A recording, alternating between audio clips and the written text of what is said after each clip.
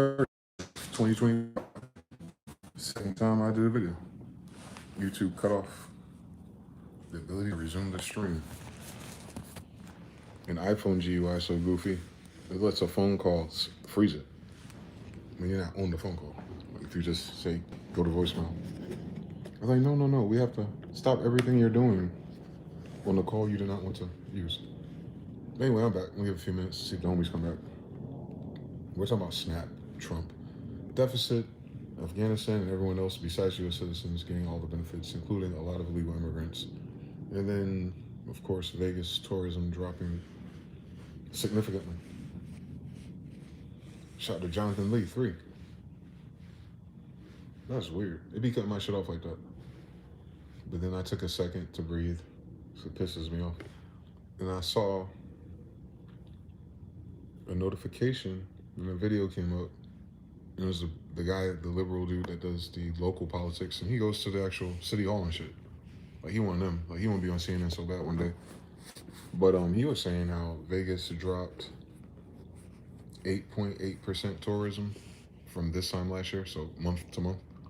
And I was like, wow. It's been dropping all year, but it's getting closer to 10%. And that's equivalent to 300,000 people.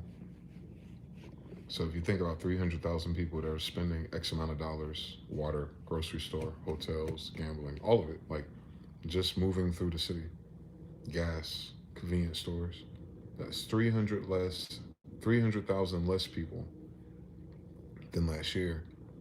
And of that, 20% less going to the attendance to the conventions. So like where people link up for business, things like that. That's very alarming. So 1 out of 5 people are not returning to those things. And if they keep shrinking, then you'll have less, you have smaller conventions, of course. And that's less reason for people to travel to Las Vegas for such things. And then it was like, he was like, because he talks to the local people and says what they've been trying to do with their budget, they get $800 million a year to promote Las Vegas. And he said it was weird because instead of them getting to the root issue, which is cost, basically for a tourist, right? But he said they basically adopted the model to blame the customers. Like, think of that delusion, bro.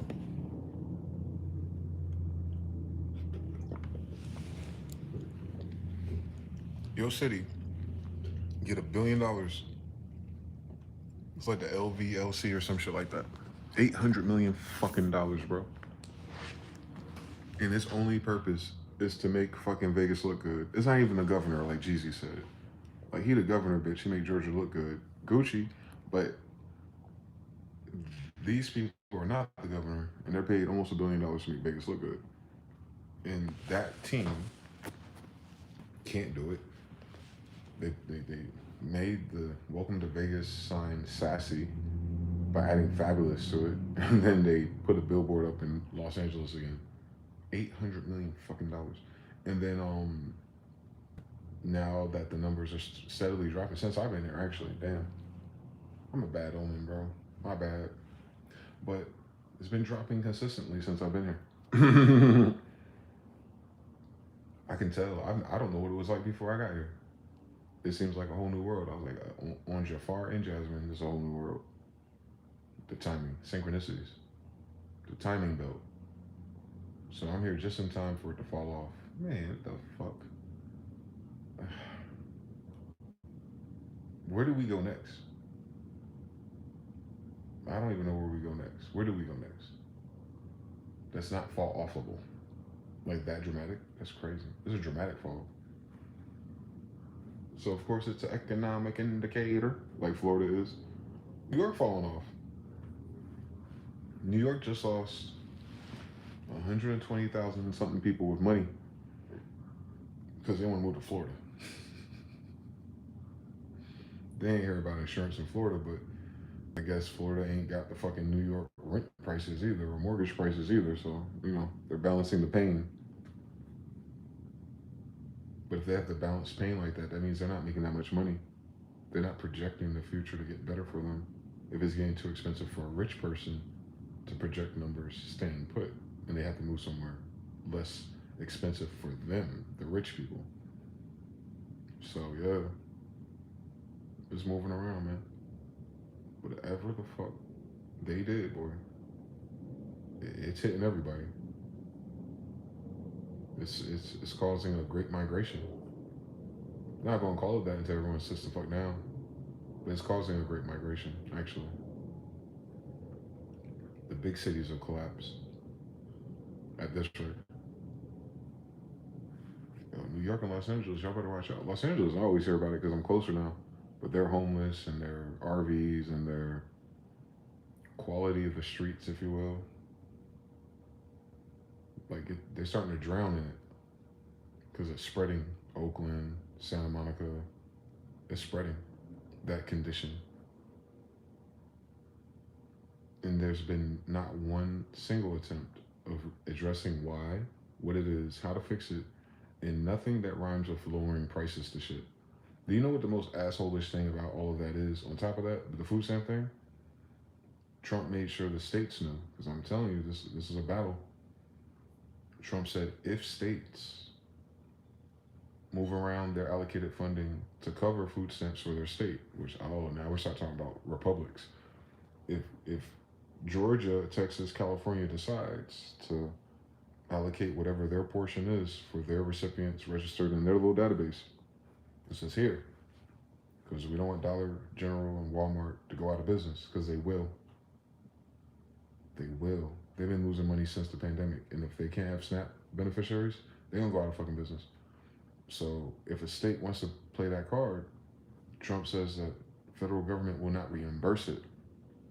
So they didn't say they couldn't do it. States that have it, who are wise, will probably do it, but there's no more federal incentive from it. But that's the weirdest thing about that sentiment.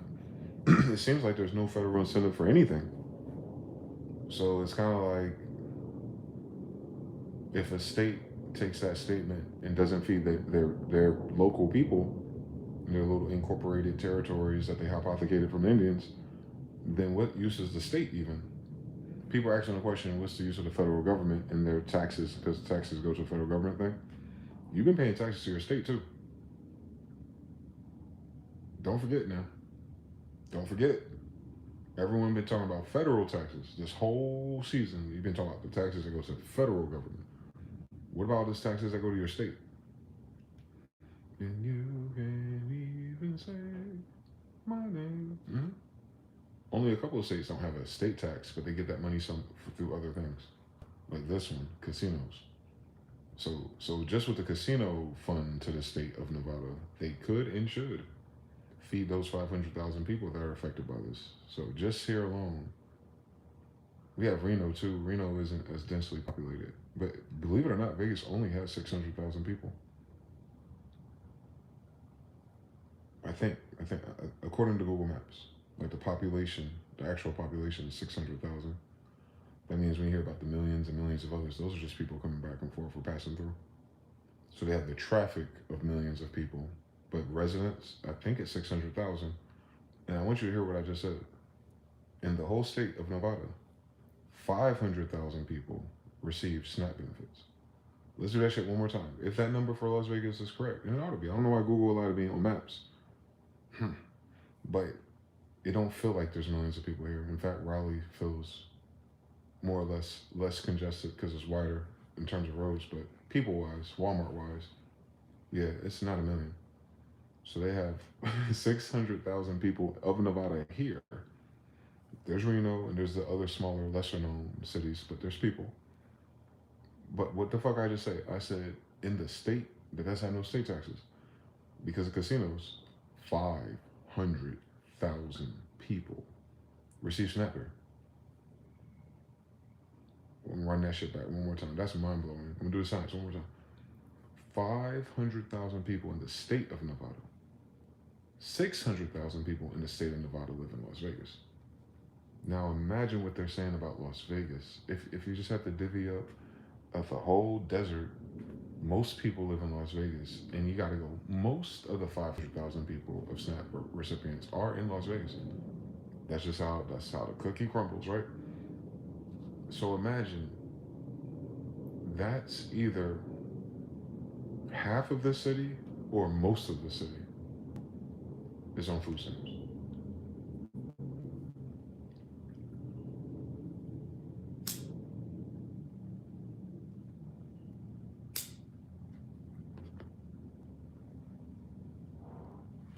the city full of casinos that make billions of dollars.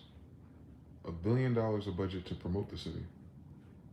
So if they're trying to figure out how they can make Las Vegas better, I bet you they better look at that fucking fund right there and put that into their SNAP program locally, boy. Because I swear, if they telling me if those numbers are correct, if this city is 600,000, if SNAP is 500,000, I can almost guarantee you, buddy, 488,000 of those SNAP benefits are in this city, boy.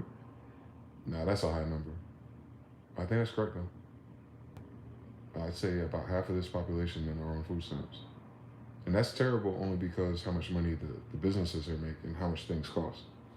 There's no state tax, but it's just so expensive. And then the pandemic and inflation, it's expensive, right? 500,000 people on food stamps. And you want to say none of them could buy food, and I'll say a week from now. What? Las Vegas will die.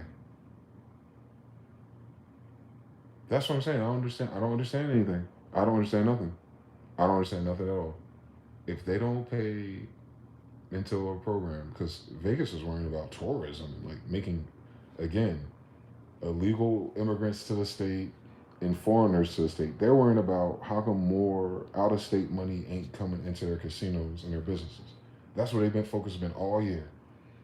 And then SNAP getting cut off, and they forgot they got 500,000 SNAP beneficiaries that live here in the state itself. And I'm telling you, it's not like it ain't that many places to go. So I seen the fucking deserts, right? So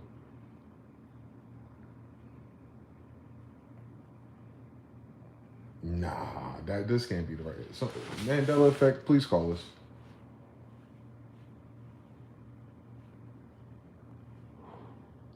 Y'all know what type of Mandela effect this is about to be.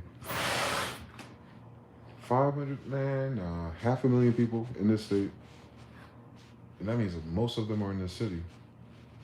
This city already, with people who, and that's what I'm saying, I'm looking at it as people who ought to be on food stamps.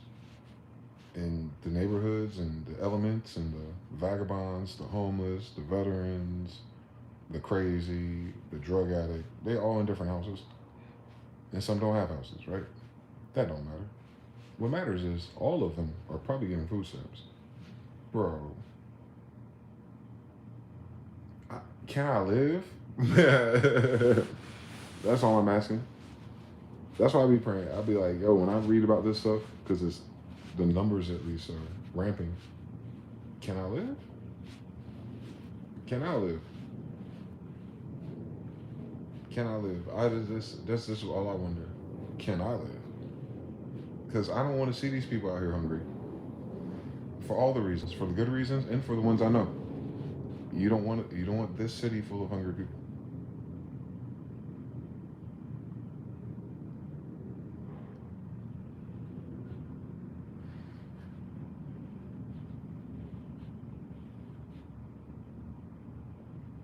The only saving grace for me, though, God works in mysterious ways, is that I'm in the social network of all the people connected to all the food banks and donation centers and things like that. So if I ever have to need something because of the local conditions, I'm already connected to the people. At least my connect know the man, not the man that know the man. At the very least, for me personally, my connect know the man. But that even ill, you know what I'm saying? That's oh man, what a dystopian nightmare there.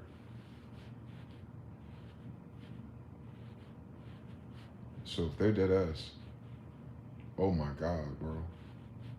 Oh my God. By December, oh my God. I'm telling you, these are some crafty people. These are some resourceful people in their own subgroups. But the other larger portion of the group is getting food stamps, so you know what I'm saying? But you got the elements plus the people with the kids. And there's a lot of kids in this city. It's a youngish, when you look outside, you see a lot of people, kids, on their scooters, on their bikes, or walking. So it's not like a retiree city, although there's a lot of retirees here, but that's not the vibe. So, I don't know, guys. That one's weird. That number has fucked me up. That number fucked me up. There must be a bigger city I ain't hear about in fucking Nevada. There's a city out here bigger than Las Vegas?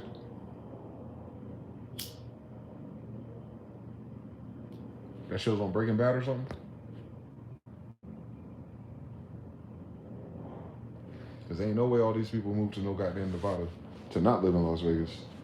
So yeah, 500,000 of them, bro. There's a population of 626,000, bro. Wrong. Please come again. And if they hungry, you know they ain't going to work. Casinos already have a staffing problem. And if they hungry, everything going to the pawn shop. Everything going on sale. If they hungry, they are this city's in such a way that they already have security at their grocery stores. Every last single store you walk into, at least on this side of the city so far. Nah, I've been to the other side too. They kind of do it. Yeah, when I do the video from the other side of town, if I walk in those buildings, there's a security guard that opens the door. Depending on what's in there or the value. Their what's that called? Their traffic. So most grocery stores, they got double blinders to get in. Like you gotta wait for the thing to open to slow you down. Same thing like people trying to leave their shopping carts and stuff. You gotta walk through that. And certain times of the day, they'll have 2 security guards, usually black guys, and they're like late 20s, early 30s, everywhere. Everywhere. Everywhere. And that's before cutting 500,000 people off the food stamps. We got 2 days. Man, nigga, please.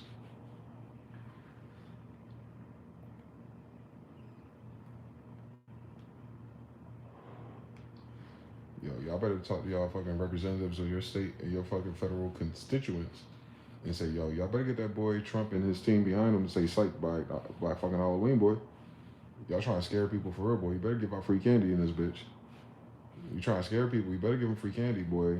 I'm scared for all the reasons, but I however God provides for me, I'll figure it out. Trust me, I'm good at something.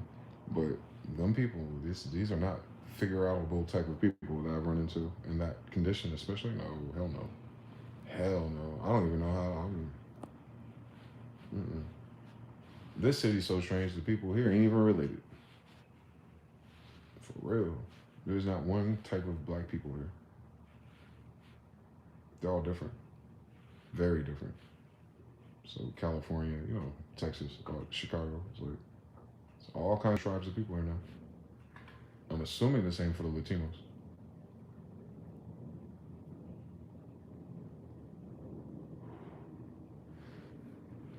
There's a lot of Asians there, and a lot of everyone else, and a lot of everyone else's who has all these other little stores. This is a New York City of the desert in that respect. So yeah, New York City, this place, Los Angeles, Chicago, Houston, Detroit, Miami, and Virginia. Remember I used to tell y'all, I can't even do that trip no more because I'm not there no more. But if I were, for whatever fucking reason, have to drive through Richmond from the south and stop at that McDonald's that's off the main US 1, I will never do that. Ever again. In the next 2 months especially, you couldn't pay me to take that trip. Nope. Nah. I'm gonna skip that ritual right there. In November? Richmond, McDonald's, It was spooky 20 years ago. I can't fucking fathom it.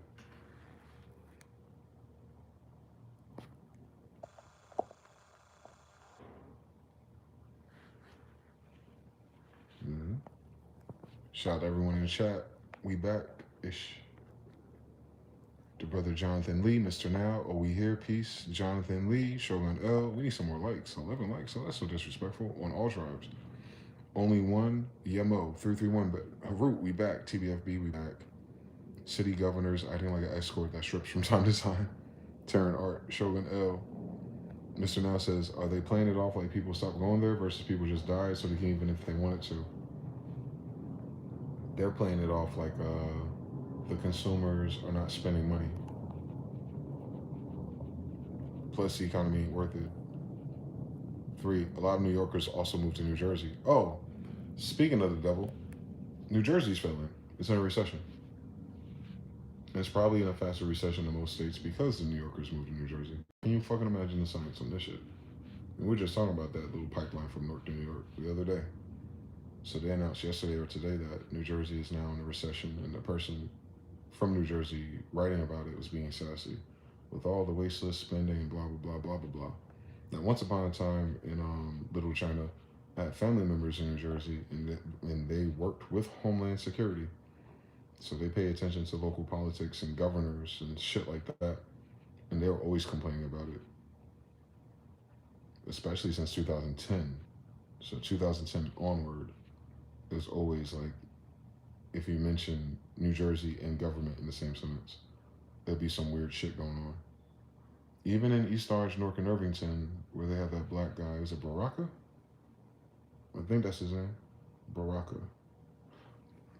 Like my family there, they know him personally, or that family personally. So everyone's kind of tuned in a little bit, but to the level they're tuned in about how things are going government-wise, they haven't been taking care of the people for a long time, at least a decade. It was 15 years now, shit. But I've heard about it. I mean, I've heard about it more recently too, continually for 15 years. So yeah, now that it's in its recession state, and like you said, you got all those people immigrating from New York and Lord knows wherever else, Virginia, North Virginia, with New Jersey and Delaware right there. So, yep, that'll cause a problem. That'll cause a problem with the housing market. At least a recession. That's probably exactly what did it.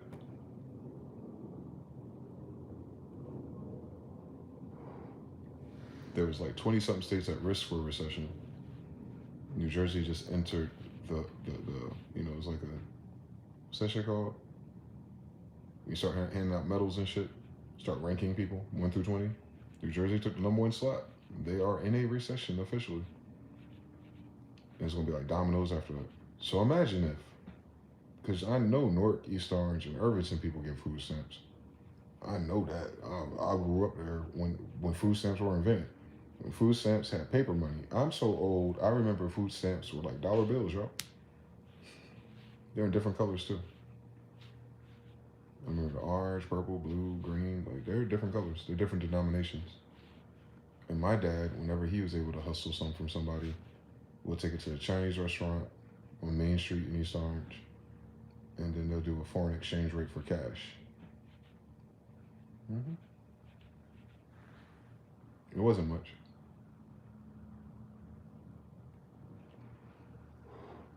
But if you adjust for inflation today, maybe it was.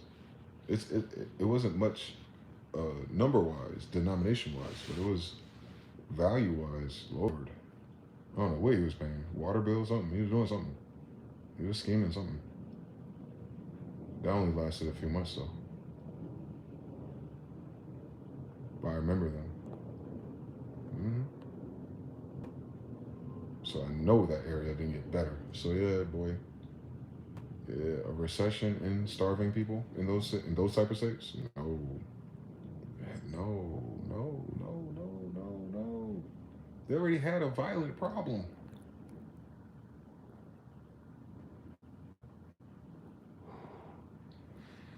They already had a drug problem. Philadelphia? No, no, no, no. Boston, the Beam? No, no, no, no, no. Minneapolis? No. Detroit? No, no, no, no, no. Tell me they capping right now. Shit, even Atlanta with all the rich people out there. Rich people attract poor people. There's a lot. You know what I'm saying? There's a lot of poor people out there who know where the rich people live. It's very easy to see. So, we had in Raleigh at least, and I never even did the science on that. Now I can. There's a problem with people breaking and entering, and they didn't cover it. Like it didn't make national news, but local news, and then just the people I knew and the stories I was hearing around 2008.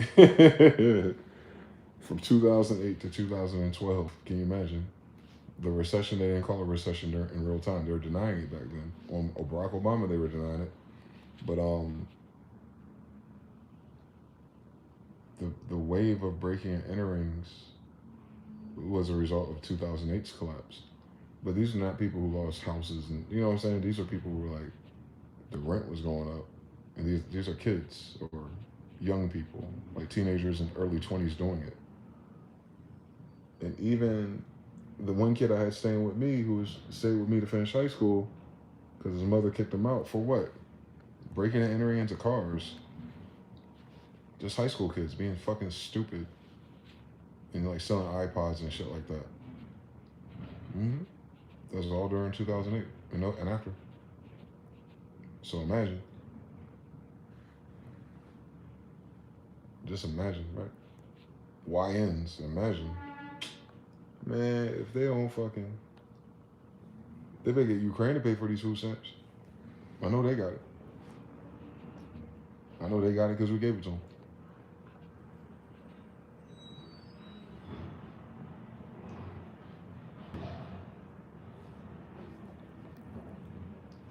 Three, not sure if it's covered or not. But they stopped with the pennies. TBFP3. Yeah, 2026, no more pennies. How convenient. They ran out of copper or something. Cali people in Texas and Louisiana. Oh, they move into deep south. Ooh. Jonathan Lee. 3. A lot of Hollywood is boarded up. I heard, especially along the Hollywood Walk of Fame area. Jonathan. Shogun L says there's 600,000 in Tulsa. Can you? I already know the story of Oklahoma. That girl out there. She wasn't in Tulsa. She was outside. She was near Tulsa. And I already knew her condition, so I can't fucking fathom her even. Georgie Porgy says, peace to the tribe and the gods. Terran, Mr. Art, Mr. Now Shogun. Salute. Jonathan, salute. Squad. Composure Son. 17 states have already approved emergency food insecurity measures. Good. Haru, peace, brother. Mr. Now says, they were given fries and a burger for a jab. They better give out the same for everybody and not jab them. Come on, dog. Amen Ra. My coworker just told me her friend got picked up by ICE here in Chicago. Amen Ra, you tell that story once a week now, don't you? You said Rome soldiers are fucking up the vibes. I know they are, because they're breaking families up and doing so, right? Anthony Sanchez, how you doing, man? Look at that, man. What the Nazi Germany led by Jewish people is going on here? This is Jewish Nazi Germany. That's crazy. I can't fucking fathom, bro. You know what's sad about those security measures? It doesn't stop corporations from closing. That's the ill shit about our new problem. It's almost a distraction. It's a very important distraction. But I'm just saying, like, even food, the Trump or whatever the fuck government shut down, that ain't the problem. Food stamps wasn't the problem. It became a problem. It's a human problem, but it's not the problem, right? That's not what's fucking up the vibes the whole time. So even if because we didn't expect that, you know what I'm saying? So even without that, we were having problems. So we got problems, and they added that to it, and that changed the social hue and the energy and the feeling that people have and all that shit, and people jobs getting laid off, on top of the fact that they're hearing about the people they were talking about needed to get a damn job so they can be on food stamps, and they talking about, damn, I can't even get food stamps. Like, that's new. That's a combo breaker right there, boy. I played Killer Instinct when I was a kid. I know what that is. That's a combo breaker. That's like a parry with 20 hits on it. I'm telling you something.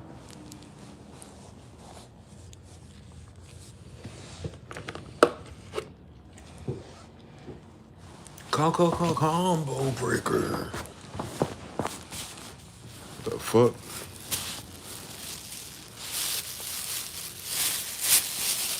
They gonna tell people to get a job? Man, that is funny, boy. Yeah. Society cooked itself with that one. Society really like cooked itself with that one, boy.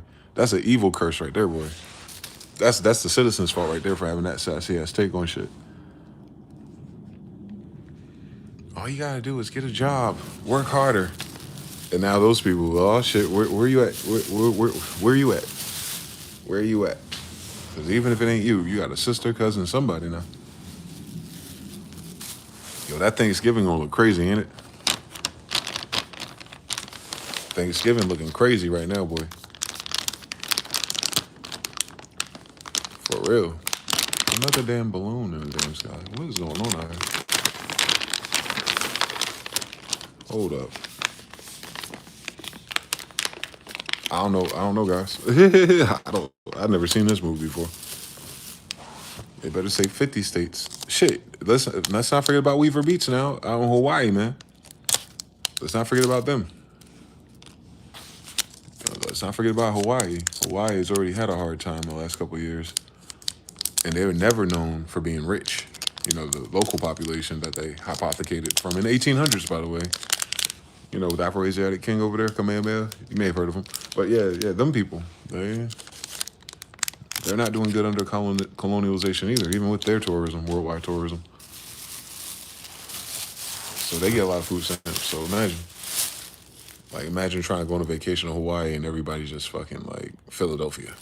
Yeah, game over. Vegas, game over. Like, because that's what I'm saying. Like, Vegas already has a problem with people coming here. Now, if you have hungry people and also with the job loss and the casino losses, more homeless people, then why would a bunch of tourists with money want to walk through these fucking streets? I'm telling you something. That don't make no damn sense. It's not even good for the optics or the aesthetics of it, you know what I'm saying? Like, for the city itself to attract people from the world.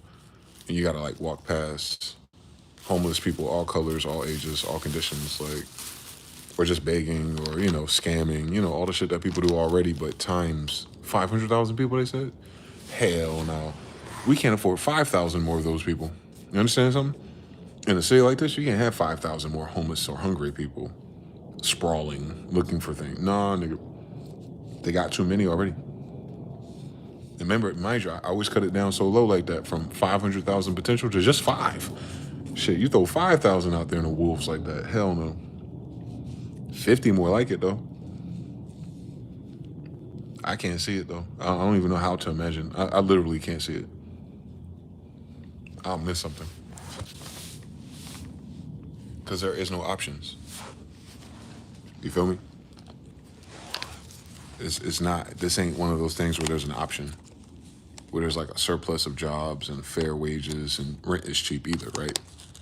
Like, so even if a person lost something and got a good job, that doesn't guarantee they can afford a new apartment either. You feel me? Like, it's that fucked up out here. You have to like really hunt, like one of the small cities or towns that are left where rent is damn near affordable, and then hope you can commute to a job. You feel me? Or hope you can work from home, or hope you make enough passive income on the internet. You know what I'm saying? You got to be like, that's such a small percent of people capable, let alone to sustain it across time as well, like to stay.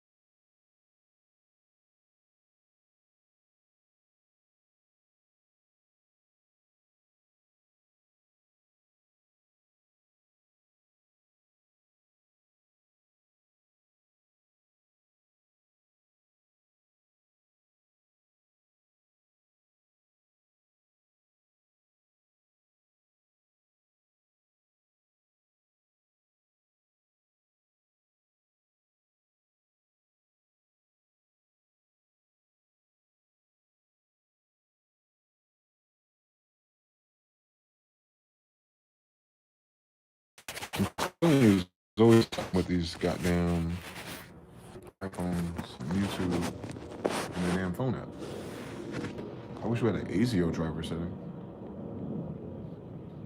But yeah, I was just saying, like, this affects the whole world because it seems like the whole world to get food stamps. It ain't local. You feel me? Like, the way this shockwave will go. It ain't like like any of the other problems that they've ever had. It's not corporate. This part of it is not corporate. Corporate is like, you know, private, hidden. It's a company name, not a person, not someone you run into. You running into these people on your timeline and on your grocery trip. You paying a bill or you buying a dress. You're going to see this reality made manifest no matter who you are. And that is a vibe killer, I promise you. Just like them dogs in the background are vibe killers. Because they can't shut the fuck up. As if their strategy has ever worked.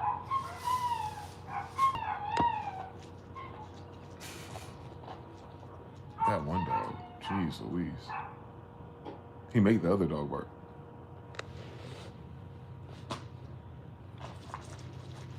Message.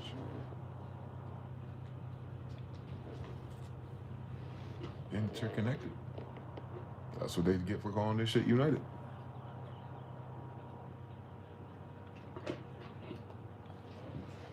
They call that shit united. They people didn't act like it, but they called it united. That means that language model is going to be a united front. It's going to be a united rebellion or a united pushback. I'll tell you that much. You're going to start seeing a whole lot of French out here talking about some we. What we got to do, we. And trust me, there's plenty of people on that frequency who are going to do it. Because they don't know nothing else. They definitely ain't watching this video, so you imagine. They're not even going to base it off the principles of what's happening. They're going to base it off of how they feel. They feel hungry. They feel neglected. They feel lied to. Yeah. That in itself is what the problem is, guys. Those ingredients in people's minds. Not what's in their stove, what's in their head, man. When that stomach empty, that mind gonna be going, and those are the variables. I don't know any other ones. Ain't no other reason why it's happening to them, right? Because they know how much they've been spending now. They pocket watching now. You had money for this then. That's all you need in a person's head. Ain't gotta make sense, ain't gotta balance. They just know a fact. Fact. They did have money. Fact. They did pay something else. Fact. They didn't pay us. Fact. This could lead to hunger or death. Fact. Now think about all the people with diabetes and stuff. Hold on. Don't forget, like, most of America is obese. Yeah. Obese kind of rhymes with diabetes symptoms a lot of times too. So if those people don't eat certain things at a certain time. And that's what the medical coverage is going up. Don't forget now. Don't you fucking forget it. Remember, Boosie fan had to drive him up some fucking penicillin, and he a goddamn rapper. Like that was last month. Someone had to bring some emergency penicillin to Boosie. So imagine everybody else is like, oh shit, I can't buy my Oreo cookies, nigga. What the fuck? 3, extreme levels of obesity. Yep. 1 million. Doggo narc rage moment. Shogun. Shiva, how you doing, man? We back. Catch up on them bootstraps. Oh shit, tearing up. Let's send the E says, Mike. We got extreme levels of obesity. So that calorie deficit plus the not being able to afford anything at any point, having diabetes is risky business. And like I said, those people will become dramatic and they will take their ass to the hospital, man. And then you gotta worry about the hospitals. I heard someone, who said that? Was that you, Jonathan? Somebody. They're saying that, no, that was Noel. He was saying in Arizona that the emergency rooms are already not accepting people if they don't have insurance at all. Like, so if you don't have insurance at all, they're not seeing you. In an emergency room, already, that's in place.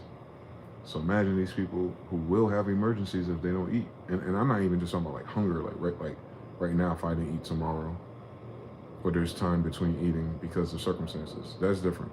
But we're talking about people with like medical conditions, where if they don't eat, their condition get weird. If they don't eat, then taking them pills means what? You know what I'm saying? Like, that's a lot. It's too many. And we can say it's their fault, kind of, but not really. The system itself offers those food choices, those options, those wages, those options, everything. Like, they're an effect. They're affected by something else. and everyone can't outmaneuver it. Because if everyone could outmaneuver it, you wouldn't have fucking capitalism. So we'd be forgetting that part of capitalism. Someone has to be poor. Capitalism is not for all rich people. It's not. It's not based on prosperity. You guys are referencing kingdoms again. So yeah. In capitalism, there's always losers, including the capitalism itself. Inevitably, it collapses on itself, right? Damn, what year is this? So I don't know. I'm praying for the best, man, for all of us in that dynamic, in that dimension.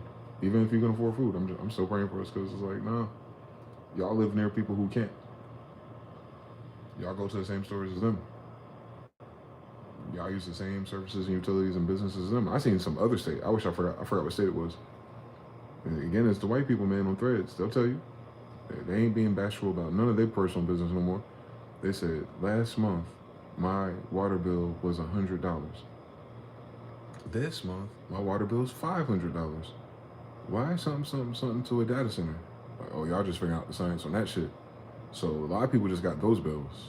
You know, the data center adjusted bills. And she said 100 to 500 on water, my nigga. Not electric boogie woogie. And that went up too. But I'm just saying electric and water. So it was one thing for electric to go up because they've been doing that shit. But for your water to jump times 5, nigga, we talking about multipliers. So she the only one speaking up. And I'm look at the rest of her fucking neighborhood. So you imagine people who ain't got jobs and paying their water bill. And people who don't pay their water bill, their water gets shut off. So you want people to be hungry and without water. Do the science, guys. Those regions right there that did that shit. Ain't got no food stamps and can't afford that water bill. Nope. No thank you, sir.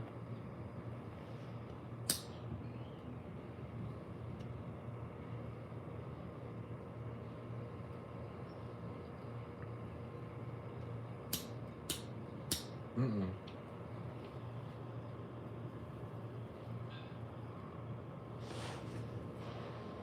And all your people in leadership, from here to blaming the consumers to President Trump, trying to work on his financial pet project to lower the debt so he could be credited for it, it seems. And for anyone else that had a side hustle within democracy and they can't no longer siphon profits for their non-for-profits, cook, boy.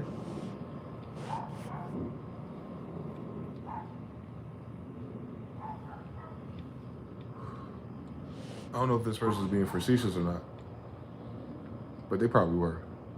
But they said a mother in Argentina told her child, make sure you finish all your food because there's a kid in the United States who's not eating tonight. I was like, ouch. Can you fucking imagine?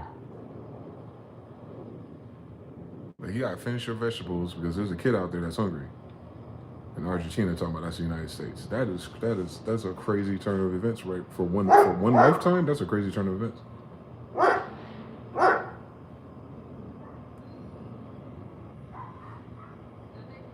Our people would say that dumb shit to us because of those crazy ass African commercials with them poor white people exploiting those African kids with all them diseases. For 10 cents a day, you could feed Eddie. How come you don't feed Eddie? You standing right there watching him starve. Like, let's get fucking serious.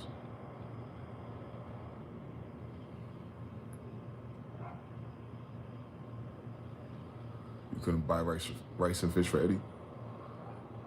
You couldn't grow nothing for him. Like, even like, what happened to just planting things for them? You just bring seeds out there. Have you fucking tried that?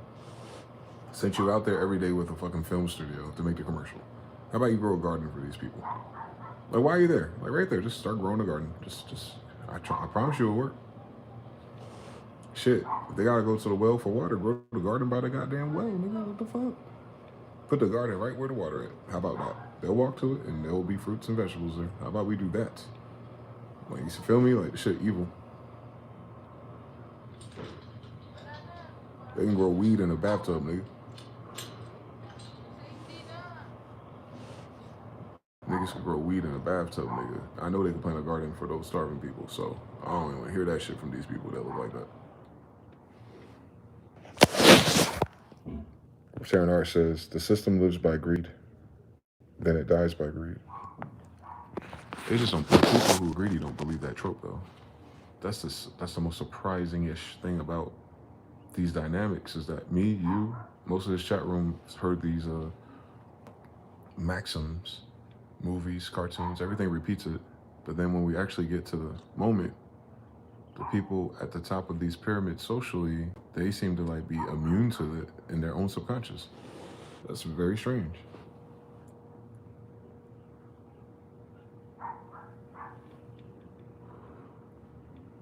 Uh, the exceptionalism of privilege and nepotism.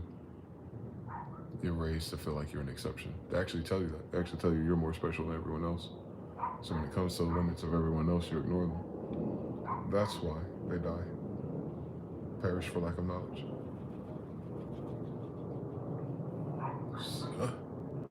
Suza.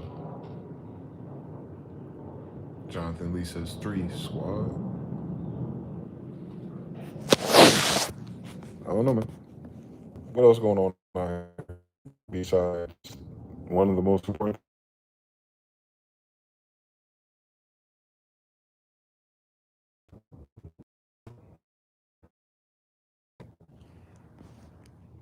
Really?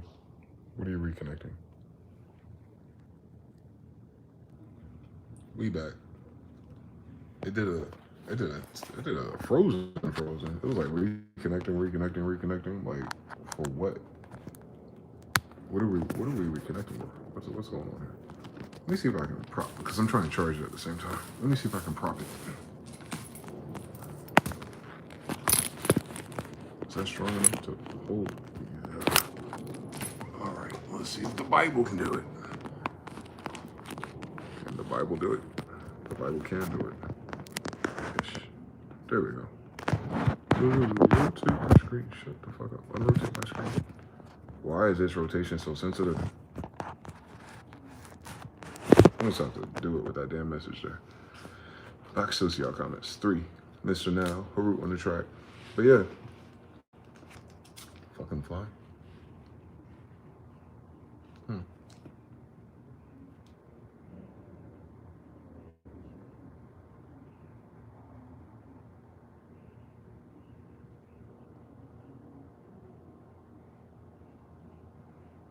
Yeah.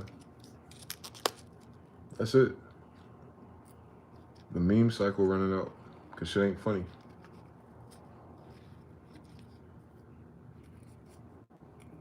Even the red pill content. I've noticed a lot more women just talking about the same thing, but more. Like further along the story. It's almost like tarot readings. The evolution of modern dating isms from the perspective of women. And it's sad. Not the discussion. Not even what they want. I don't think they want anything bad, actually. It's just the fact that you know they're never going to get it before they do.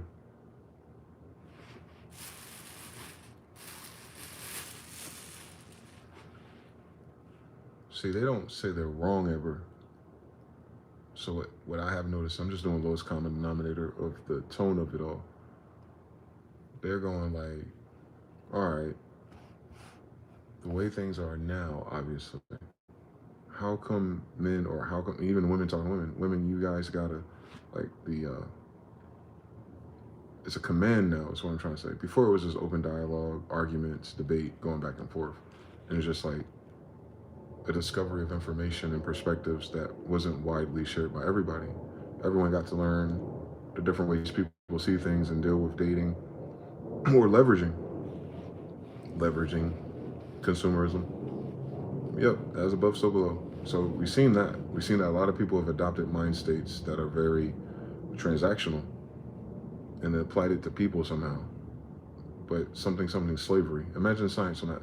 But so now that the last rounds of narratives and I guess swipes and dates are happening, the men have already changed.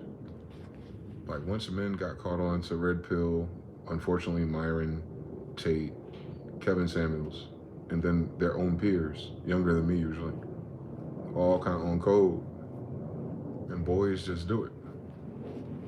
That's why so many of us know how to play 21. We're not debating on a better way of playing basketball with a few people. 21 works. It's universal.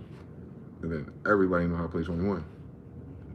So it's the same thing. Like if you look at dating or dealing with women as the game of 21, even with different local rules, like do you go back at 13 or do you go back if you miss at 15? It depends on where you live. But it's still 21, right? That's how dating is. So the boys have 21 their agendas, and many more men have just left it all together. They're in a no pill zone, no spoons and no pills. We're not even dealing with women, but more particularly modern women, which just means those of the consumer, feminist, transactional hypergamy profile, archetype. Then that's what they mean. Not all women. They mean they're not dealing with that archetype of women, which is the majority that are single. If you imagine the science on that, I wonder why, right? So they're only screening single women apparently, and out of the single women on dating, that happens online now. Can you fucking imagine? Before telephones, but they don't like it. Men aren't getting the results, and the women are not getting more. They're getting less results, less impressive results. So it's like the waters are dropping down on them. Some would say reality is hitting them, but they had a different experience a few years ago. They interpreted a lot of shoppers with high value. And now that the stores are closing, they're still shopping. Where are the other, where are my products? Where is this army of simps I'm supposed to have available to me now that I've established all of these things? White women are a little bit more direct in this narrative because I've seen the white millennial women, more and more and more of them leaning towards, I think I went the wrong direction with this shit. I'm not happy. But the ones that are still fighting for benefits, they're like, but men, this, that, and the third. And they're like having aha moments. Because no one really listened to us in terms of like a ticket that's serious. Like, if men say no, they mean that shit. They'll change. Because the things that we're changing is like, saving our money. And that's the craziest thing, like why women can't fathom what's going on. It's because it's logical. If all women who speak up for women generally in the sisterhood are saying every fucking day, these men ain't good enough, and out of the men that are good enough for me, it's transactional. Nobody wants to be a dummy. And nobody wants to be a dummy for free. Now imagine if men, logical, don't want to be a dummy and definitely don't want to pay for it either, right? And they can save themselves the same stories they keep hearing, these nightmare stories. Women be talking about their past relationships, and as men are listening, they're like, this one was a nightmare, and they never catch it. They don't value or weigh their attitude or perspective of things how a man would. So men have heard women say the same thing over and over and over again, over and over again, over and over again. It's transactional, and the point of the transactions is to make them happy, and they're never happy, and you never get nothing in return. So it's transactional. You got to put a lot of energy in. To stay in the game, you got to keep them happy. You know they're never happy, even with themselves or amongst themselves, and you don't get nothing in return. And then if you do get married and have a kid, you only see the negative side of that on content-wise, like, oh shit, this guy's divorced. Oh, this guy's trying to co-parent, and this baby mama's getting on his nerves, and and the crazy thing is, it's not just TikTok; it's your celebrity class. We talking about people with the most. So you got your NFL stars getting ripped off by baddies. You got your fucking actors, all kind of shit. It's like, so what it's in training young men to do is like to not even entertain attractive women, the archetype of attractive women who all seem to say the same thing. So then you neuralink, if a woman presents herself in these categories, she's more than likely, and this would be good math, this archetype, and this archetype always leads to disaster for the men that have it already, And I ain't got it already, and I'm trying to get there. So if I do get there, it could still be a disaster. So why even bother with that outside of having fun? And then it's not even fun for real. So it's kind of like that's what women are noticing. They can't even get men to waste their time. Not their husbands. They can't get the energy. They can't get the attention. That's what they're complaining about. Women are complaining about where are the men at? Men are like, we're just not looking for that kind of women. So since you guys are not going to change, and you know, we're playing the lottery now. One day a girl may show up. Women are like, where the men at, period. Like any man, not the girl, but the men. Where the men at? Mm-hmm. Waiting for the girl to show up. You ever played RPG before? Yeah, y'all made fun of men for playing video games. That's the illest shit about it. Men whose minds have been wired with the help of video games. That's a skill tree that a lot of girls don't have over us. And they don't even realize it. In a Matrix RPG, like, boys play RPGs. NBA 2K is an RPG. That's why they love it. Oh, fuck, what the fuck you think that y'all thought? 2K RPG.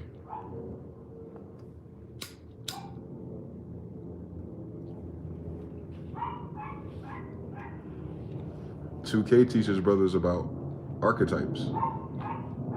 It's giving them an awareness of degrees. It's just a basketball game. You think they're just playing basketball? Mm-mm. Them boys, these men, they're playing RPGs every night. They're building up a character into a certain role or archetype. And they're learning the difference between these attributes and these attributes, these stats versus these stats, and what character is based for the position that you want to play. So then you gotta think about that, as within, so without. Like, so now they gotta think of themselves as men. Like, what archetype am I? What position I want to play? And then you just turn left, Rubik's Cube, to dating. Like, all right, what archetype is this? What is the plus and minuses, and how do I score? Do I score? Do I defend? Like, you have a lot of brothers who may not be very high in the aptitude of all things, but they have a very grand, wide appreciation of role playing and creating characters and how attributes work. Balance for an outcome. And women don't fit none of those skill trees that will give you a balanced outcome in the current dispensation of their personalities, attitudes, and expectations. It has nothing to do with money.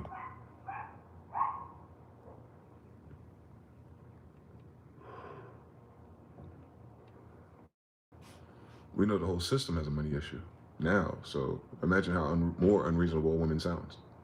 And that's what we mean. Like, if she can't read the room or the temperature of the climate of anything, let alone her whole country, imagine how much more delusional they sound. Right?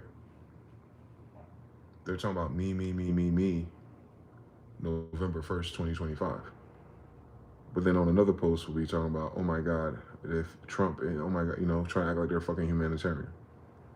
But then when it comes to men who they want to have kids with and take care of them, they're no longer a humanitarian. They're a CEO, they're a COO, or a CFO. They code switching. And it's inconsistent. It's inconsistent with womanhood. So logical creatures can see that. And to us, it looks like a personality disorder. To us, it looks crazy. To us, it looks unstable. Like, delusional is a man describing someone who they think is crazy. And men are logical, so they mean crazy in terms of logistics. Not crazy how y'all are. Y'all describe crazy as emotionally or triggered and violent. We describe crazy as you don't make no damn sense. The audacity, that type of crazy. We're talking about audaciously crazy, like something's wrong with your head. Not that you you're eating glue or something. No, crazy like, I can't believe you said that and you mean that. I can't believe you live like that. I can't believe that you expect that. Like, that type of crazy. They're describing delusion. The degree of delusion. This bitch is crazy.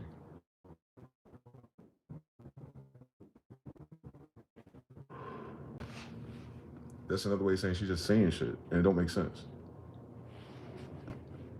She's starting shit for no reason. Starting shit doesn't make sense anyway. Starting shit doesn't make sense to men. Because men know that if you're starting shit with men, it causes a big problem. So when a woman is starting problems with a man, she didn't get the update or the download that men don't do that socially, typically. They don't initiate emotionalism and triggers in other men. That's not our day to day. But women do that every day. And that's where you start getting into crazy. It's not that a woman shouldn't be able to vent or express herself. It's the fact that they use that same model of energy in every minor inconvenience. Anytime it doesn't go their way, that can happen. So some men can experience that several days in a row. And they don't account for that. Like, no one has to deal with that, actually. It's not about love. It isn't about love for y'all. Y'all set a transactional minimum requirements for the entry, so you're gaming, and then jackpot this person, and then now they have to be subject to emotional misuse, which is abuse.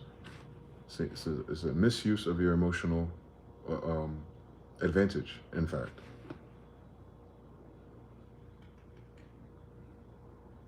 And our sisters don't seem to quite comprehend that just yet. Neither the white women. They're talking around it. Say, oh, men just want quiet, they just want peace, and blah, blah, blah. No, they don't.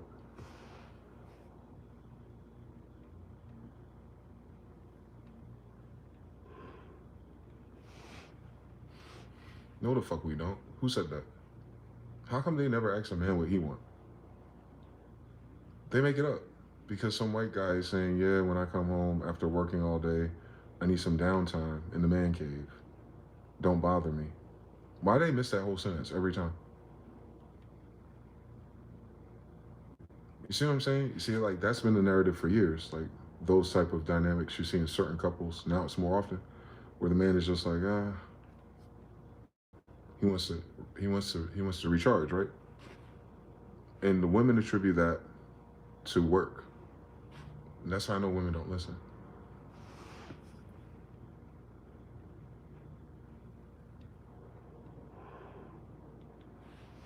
And that's why that narrative isn't talked about, because those type of men won't even explain it. I got good news for you. I can explain almost anything. What they're saying is when they get off of work, they don't want to be bothered. They didn't say when they got off of work, they didn't want to have a conversation. They didn't say when they got off of work, they didn't want to talk to you. They didn't say when they got off work, they didn't want to go to the bedroom. They said when they get off work, they don't want to be bothered. So who's bothering them? Why would he consider his wife or his girlfriend's advance to him straight off to work bothersome? That's where the conversation should start.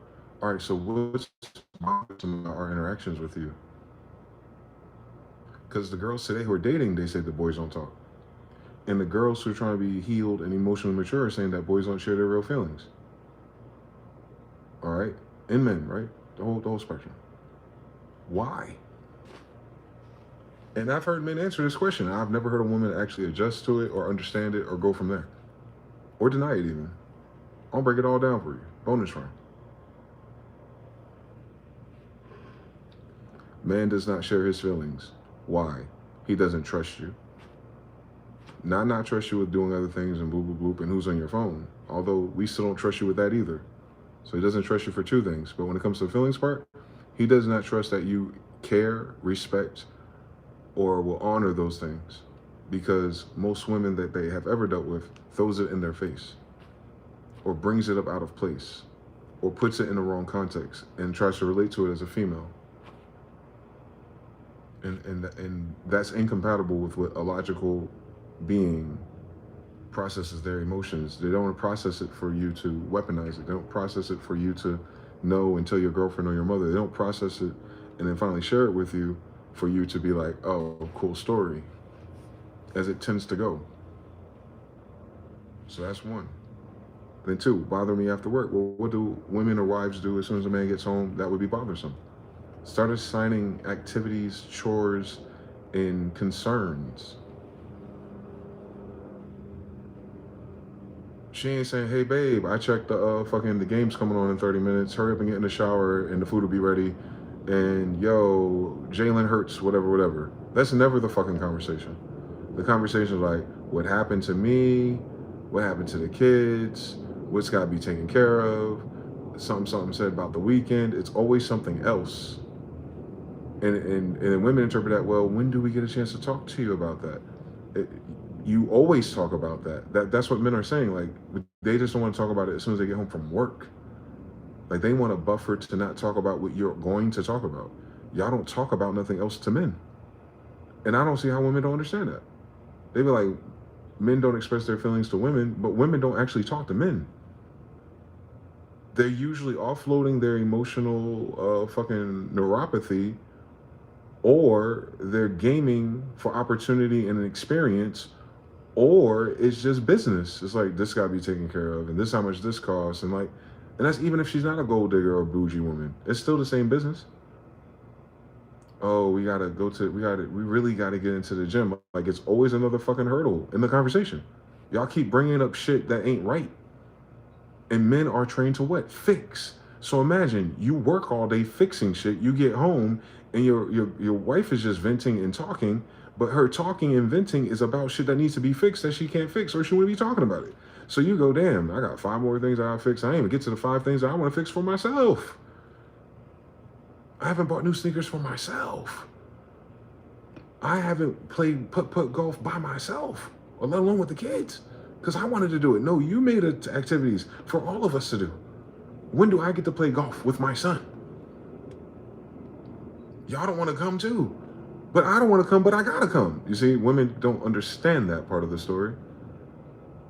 It's a weird, wicked blind spot for patriarchy. That everything you want to do, we sign up for. Everything we want to do is a protest or a democracy vote. And you're trying to figure out why they feel bothered. And then you wonder why you don't understand their feelings. You don't understand how you be overriding men's feelings by every fucking time a man suggests something and you push it the other way. How the fuck would that make you feel? We talking about people's self-awareness, emotional healing, and going to therapy. Women, do y'all hear yourselves talk to men? You're always suggesting how to do something else or better. Now imagine if every time a man talked to you, he suggested to you how you can be better, look better, or feel better, or smell better. Like every fucking time he opens his mouth. Do y'all hear yourselves talk? Do y'all see y'all content y'all make? Y'all be saying it ain't all women, but it's all the women content actually. They're always talking about men, what men are not doing good enough of. And then they tell you they've been with so many men, as if the lesson has changed or men have changed, and still expect more men to come who will finally get it right. That is the prize. If I can just find a man to get on my program and do all the things that I want, and I don't really, and you ask him, well, what does he get in return? And it's like a fucking did not compute era. For most of them, not all of them, some of them are starting to get around to it. Like, oh shit, men are humans. Can you fucking imagine that men are humans? But oh shit, men aren't pandering anymore just because we say so. Ma'am, men were never pandering. You were just taking advantage of us. Men weren't tricking. Men weren't simping. They're treating you like you were their girl. You're treating them like it was stocks and crypto. We're not talking about how men treat hoes. We're talking about how the good men treated you. Stop fucking playing like y'all don't know the difference. And you shouldn't be in both categories. So why you dating with those men anyway? Wake your goofy ass up. So you know what I'm saying? Like, so you're seeing like, I think they're gonna get it soon. Fellas, I think women are gonna hit the 3.5D with us. Like, oh shit, men are humans. Men don't like being talked over. We don't. Men don't like being told what to do. We don't. We have a whole new fucking social movement that undid the whole civil unrest from the fucking nuclear family. Men don't like working like slaves all the time and not being able to spend their own money. Ain't that the fucking reason why y'all wanted jobs? Men don't like all the shit we don't like. Yet the only reason why men are doing the shit that they don't like is because we're telling them to. As a collective. Tell me I'm fucking lying. So you want to sign up a person to do life with that is required to do all the things that you don't want to do. And you can't see how, like, the conversation about equality sound retarded does.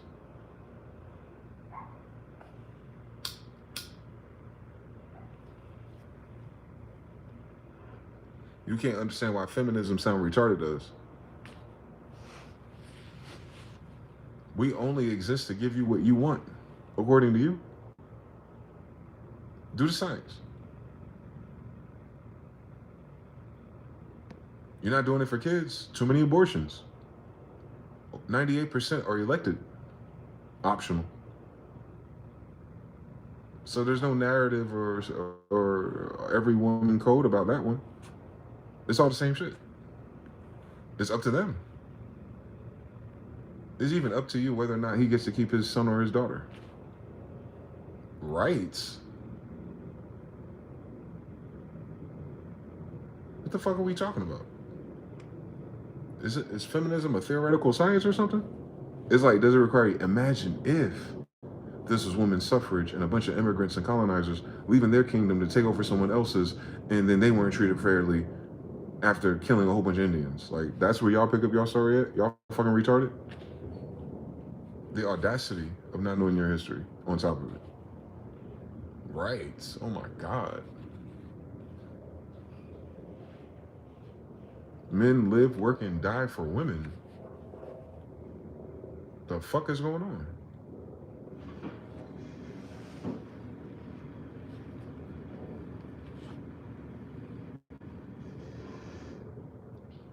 Yeah, they'll figure it out. They'll figure it out. Or pretend to. Especially all them hungry ones out there on Tinder. They'll figure it out. They don't act like they're gonna figure it out. It's gonna make sense for a little while. Because they're gonna be tired of doing this shit by themselves. By default. And I'm already telling you, fellas, those are gonna be the worst relationships you ever be in. But you might not have a choice. But what I'm saying is, as a man, as you set your expectations for the outcome, don't do that shit in a 90s movie. Because you're gonna find out if she's serious or not. I don't trust it. Per capita, I mean. Per capita. I wouldn't trust them.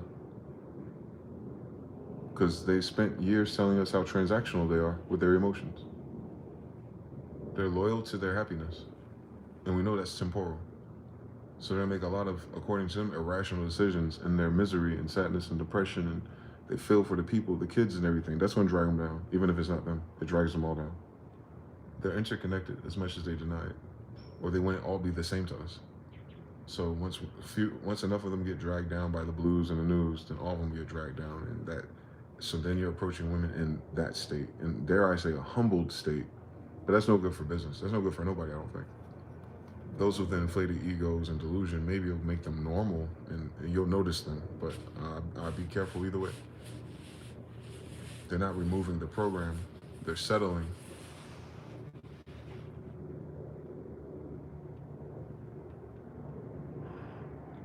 It'll cause a lot of young women and women in general, single women who are tired of being lonely, on film out.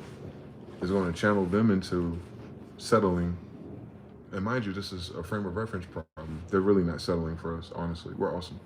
But I'm just saying, in their mind of expectations, they're lowering their expectations, which were already inflated. Thus, when they acquire stage 2, for them, in their mind, it's always going to be in their head, they're settling because their vision was so much higher.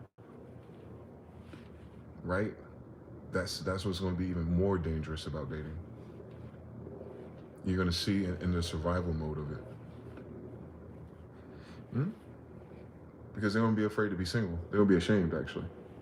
They didn't see this coming, but we did. We talked about this. But we didn't have this artificial, we didn't see how it would manifest or what time it would manifest, but we knew it would because of logic. But now I know what the catalyst is, so this is a catalyst. So in the next few months, those who are out there doing the sister girl, city girl version, persuasion of feminism today, I guess, that's not going to resonate with the sisterhood. Because 40 million, right, single mothers and shit, they're going to be stressing about feeding their children. Or they're going to be stressing about the fact that they do find odd jobs and they're busy all the time to feed their children. And those who are lazy and classically entitled will lose their children, and that'll be shameful. Because they all been on the internet, so you're going to be wondering where the kids go. So this is different than the 80s and 90s where no one can see you. You just move down south and start a new life with your grandmother. This ain't that story. So there are going to be those of those who lose their children, those of those who can't feed their children, those of those who have to work really, really hard compared to how, remember reference point, their version of working hard, they never worked hard, so it'll be very hard until conditioning.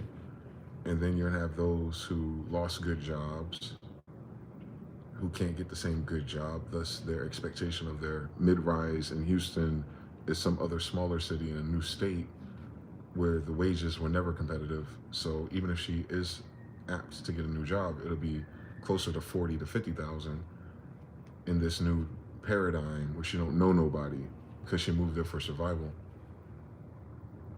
And they don't like being by themselves. So it'd be slower for them to move by themselves. So they're gonna be looking for a guy. That's what I'm saying. Y'all be careful, all right?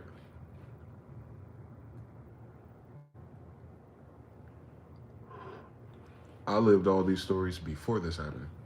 I'm telling you. I'm a survivor, nigga. My projections is based on a real Atlas report. Me. Atlas went through that shit already. I'm telling you. And it's going to happen to more. Especially with the volume of single mothers out there, right? That dating Tinder and men coming over and sometimes tricking off is not going to be reliable enough. And if they all working, they ain't gonna have a whole bunch of time to be dating a whole bunch of people and texting a whole bunch of men at one time anyway. Right? The volume is gonna get turned down on that whole play style. Even with the men not playing, it's gonna turn down even more if they're, hyper consumed in survival mode. Just the stress of moving, because a lot of these people have to move. I hope y'all know that, right? Moving is stressful. I'm a veteran, but if I wasn't a veteran, this should be stressful. So imagine a woman with kids. Imagine a woman with her kids by herself who had to relocate to a new city or a new state, start all over again. May not get the benefits right away because can you imagine a new waiting list? And then she's working because that's why. It's a friend, family, sister, someone from college. Even better stories, right? There's some good stories too how that happens. But then they're by themselves. Man, times 10 loneliness. In a new location? Shit. They might just say yes to anybody.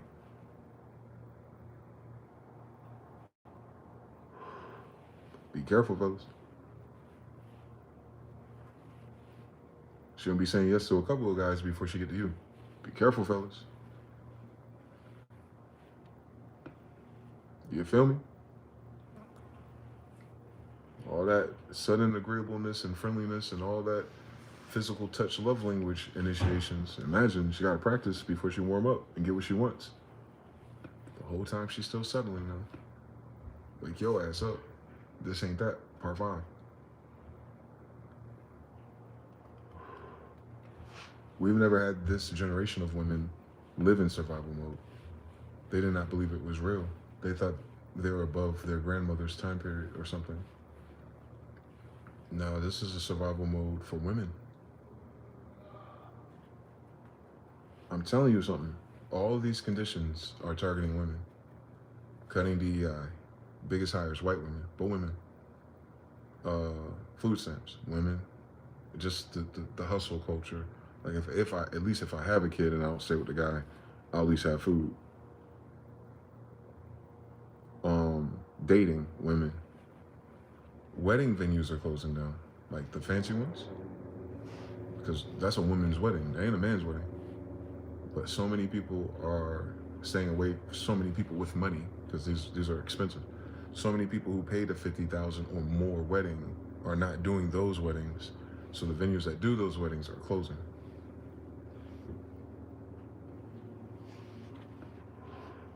Women, malls. Women, libraries going digital, getting rid of books. Women, corporate jobs. Women, welfare programs, social programs, federal employment. Women, women, women, women, women, women, women, women, women. And then on the top of all that, you realize that Xi Jinping says the West has been destroyed by Western women feminism, like a day or two ago. Like, this nigga's just dropping tweets on us. Like, who asking this dude? Like, why they ask Xi Jinping what he think? You know what I'm saying? On these issues that end up being your algorithm, by the way. Don't miss it. He said the West got a blue pill problem. China said we can never. We call them hoes leftover women. Don't miss it.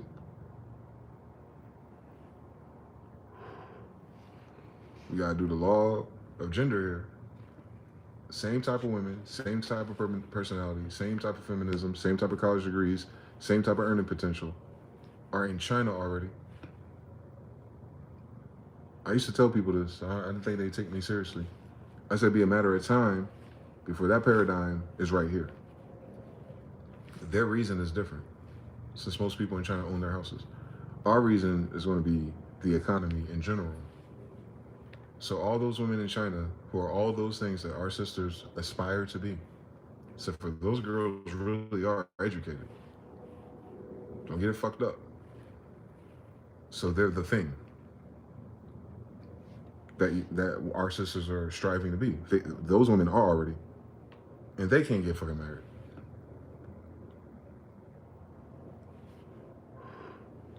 And it's posing a problem. It's posing a problem in China. It's posing a problem on the society. And so far, the shaming tactic is leftover women. They got a whole word for that shit. There's like Chinese symbols made just for that word. They call them leftover women. They have a lot of leftover women, and they sound just like our sisters. Bar for bar.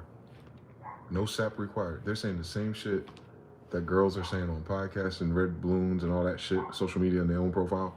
Leftover women in China, y'all, is like at least 20 years now. I'm gonna say 10 to be fair. So at least for 10 years, millennials, they've had this problem with their girls that are not married. They're leftover women. And they have the same demands and the same expectations, and sometimes worse. They're actually way more entitled society-wise than an American could ever be because of dowry. So girls out here do it based on fashions, brands, cars, and houses. Girls out there is like, can you even afford to pay my father? So it kind of makes financial sense why they would have so many more leftover women, because you literally have to pay up front, no matter how hard of a worker you are. They can't even consider you if you're not going to pay their father's dowry. And we're talking about upscale of $100,000. So they held on to that, not just for their marriage and their husband, but for their family, because you got to understand their paradigm. Remember, traditions and values and recipes. They're not a United Nations of people getting food stamps who are not citizens. So if their men go, she a nice girl and all, but she kind of old, do I really want to cough up $250,000 to initiate a family with this girl who's over 30 when I can just get a younger woman who might be from a farm? There's a lot of that. Whose dad, you know what I'm saying, 20,000, 50,000 make the club go crazy for him. And she younger. And she doesn't have all this indoctrination because she just came from the fields. Like, she's first generation into the city. And ain't it the same thing that men say? They want a younger, feminine woman who we could take her out of a diner or a restaurant. That's our equivalent. Because we're not speaking to her status and what she's about. We're speaking to her mentality. She's not going to be entitled from exposure and experience, which doesn't seem bad to an individual. Woman, of course. And men understand it. Like, no, that's not a bad thing for you to do all the things that you do. It's a bad thing for marriage. It's not bad for you. That's, women can't bifurcate. Like, the program is bigger than them. Like, if you individually did everything to make yourself a leftover woman, and that's what you wanted to do, and you manifested it, and you did that, and you worked for it, no one's ever going to fault you for that. But every man in the world, China, in the United States, knows that that type of girl is horrible for marriage. Y'all don't have those values because you walk into marriage expecting things to be taken care of by the man. So you don't ever look at it like value. You're not looking at the man's personality value. You're not looking at his intrinsic agreeableness. You're not looking at how he deals with conflict like that. You're looking at how he pays bills and what he can provide for you, and most of the time he's working, so you're not going to be social with him most of the day anyway, especially if you get a high volume man. Y'all know that already too. Whereas a man is the opposite. We're not the same, sis. There's nothing equal about us, except for that we're human. Our society and our roles are even artificial. Humans made this up. We're born from it, so we're indoctrinated, we're conditioned, we're genetically aligned to it. But this generation of people saying those old programs don't work for us. Correct. We're not in an old paradigm either, so it never could. It wasn't created for this. So this is the first generation in a long time, 1750, that has leftover women in the West, and they don't know it yet. What I mean is, what they don't know it is it's not about how they feel and how men are in our nature to be dogs or whatever the fuck they think we are as we get older, generationally, right? They got leftover women already, shorty. We know how this movie go. They got a 10 to 20-year head start on your ass. And I hope you understand what the fuck I'm saying. They're Chinese. These are smart Chinese women. We talking about people who go to high school till 10 o'clock at night people. I'm talking about people who are problem solvers, coders, math, small tools. Like, I'm just saying, like, they have a high aptitude for logic. They have to. That's what, something's just falling out the sky back there. That is fucking weird. What is this shit falling out the goddamn sky, boy? Logical, at least on paper, right? And they can't solve the problem of getting a man. You know why? They're ahead of you in every degree, on paper, just on paper, society-wise, they're ahead of you. But they cannot lower their expectations because of everything that they have acquired for themselves. They cannot partner up with someone that they look down on, whereas that's all men do. We are not the same.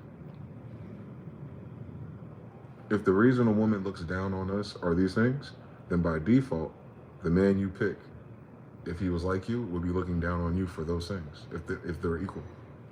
So that's what I'm talking about, the value. Men don't really look down on their women for those reasons, but the reason you look down on a man, those same reasons are true for men when they pick their wife. Everything you look down on, he would marry. That's how y'all be fucking this game up. Y'all think we want the same thing.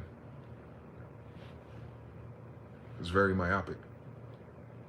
But y'all know we don't, because y'all always telling us what you want. So it's not even that you don't know that we don't want the same things, it's that you don't care about what we want. You want what you want. Our shit is negotiable. That's what's wrong with leftover women.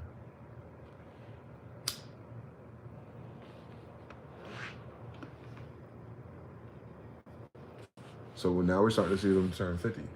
And we're getting closer. Now there's women in another generation, Gen X, that are single. There's always single women, all generations. But it's not common until now, generation-wise. This is common for this generation. In 1750, they told you, 1 out of 100 people were getting married in the colonies at that time. Pennsylvania, Boston, Jersey, like the Northeast, Benjamin Franklin time period. Right before the American Revolution, by the way, 20 years before it, actually. So you had 1 out of 100 people who could afford to get married or wanted to get married, blah, blah, blah, start a family, buy land, expand. 1 out of 100.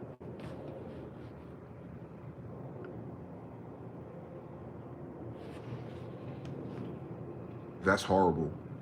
We're headed that way.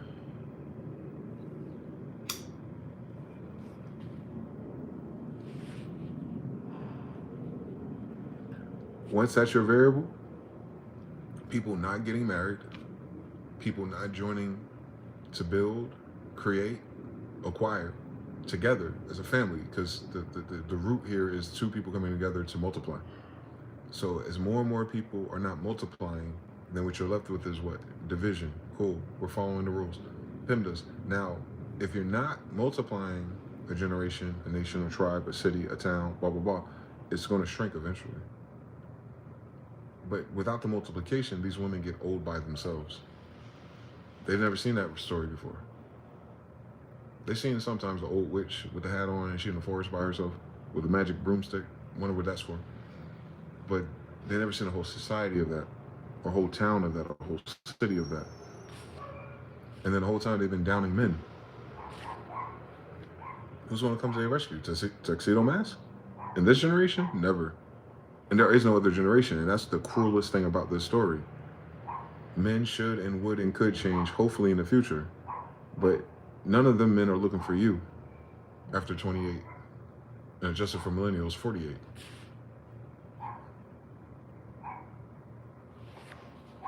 Men been dying alone at scale.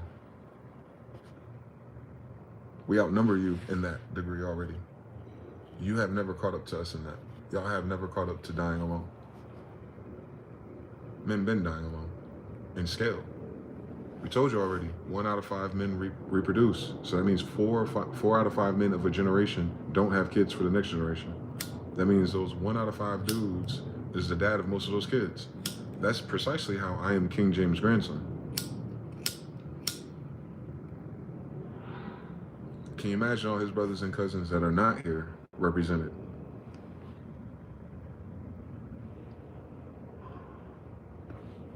Correct.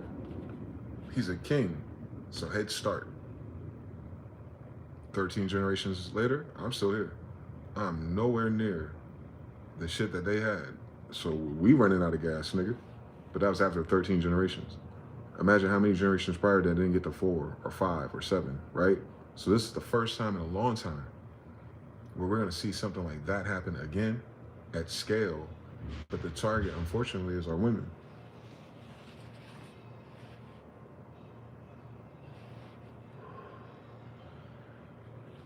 My sisters, y'all have been the target since day one. But now as a whole, I guess, since y'all all united and shit, y'all the target as a whole. White women are noticing. But they're already old. Feel me? So if our sisters get the update, that's the illest shit about time, life, and history. Hopefully, the future generations of AI that scan this shit use some of this in the future. All right, my name is DeyZan Smith, King James' grandson, on Israel. But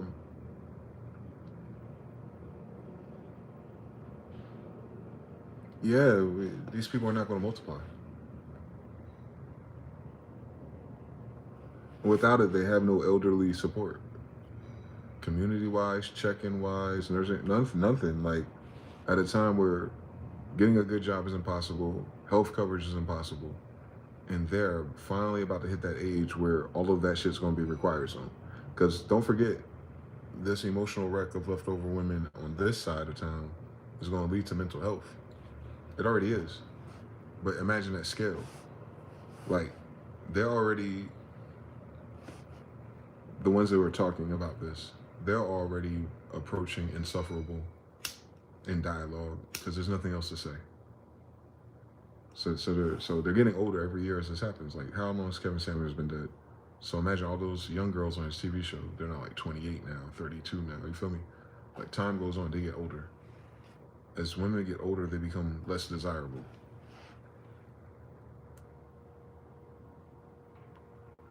That's not our rules. That's based on their choices. Not inherently, not because they're older. They said, well, I'm older, I'm more experienced, and this and that, and blah, blah, blah. For all the reasons that happen to you, is the reasons why men make you undesirable.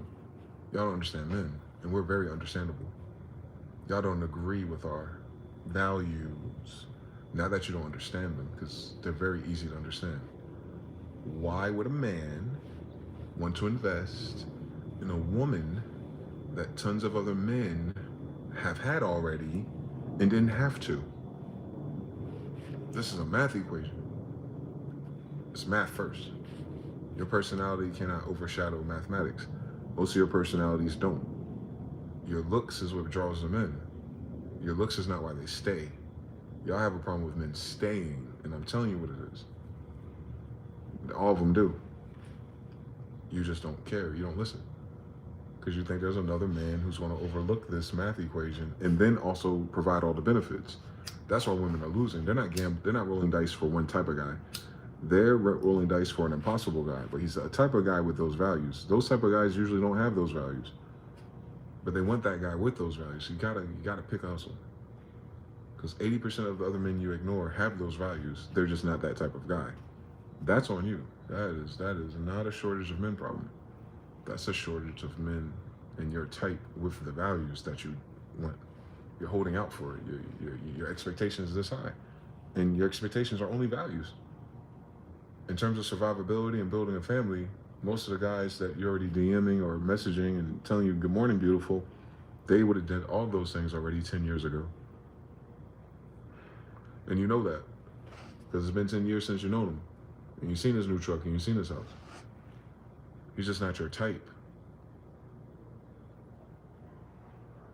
Like very Amazon-like, very consumer-like. Y'all got types in survival mode. Y'all got a type of survival. Oh, y'all got a type of family mode.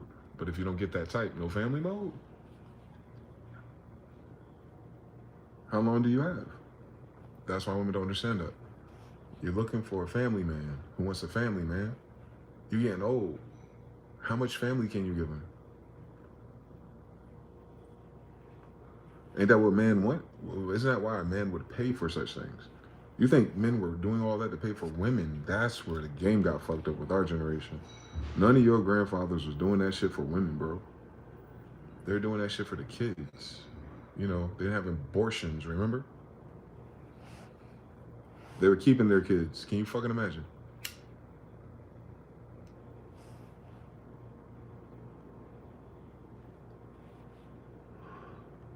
Can you fucking imagine? You have no choice but to give birth to that child at 15 and 16. Can you fucking imagine? Everyone ain't got a hanger for you. Can you fucking imagine that paradigm where it's more common?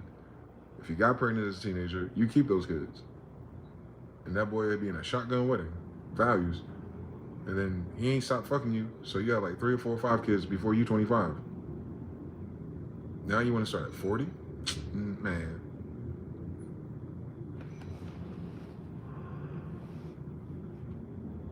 You don't have enough time to be big mama, bro. Cut it out.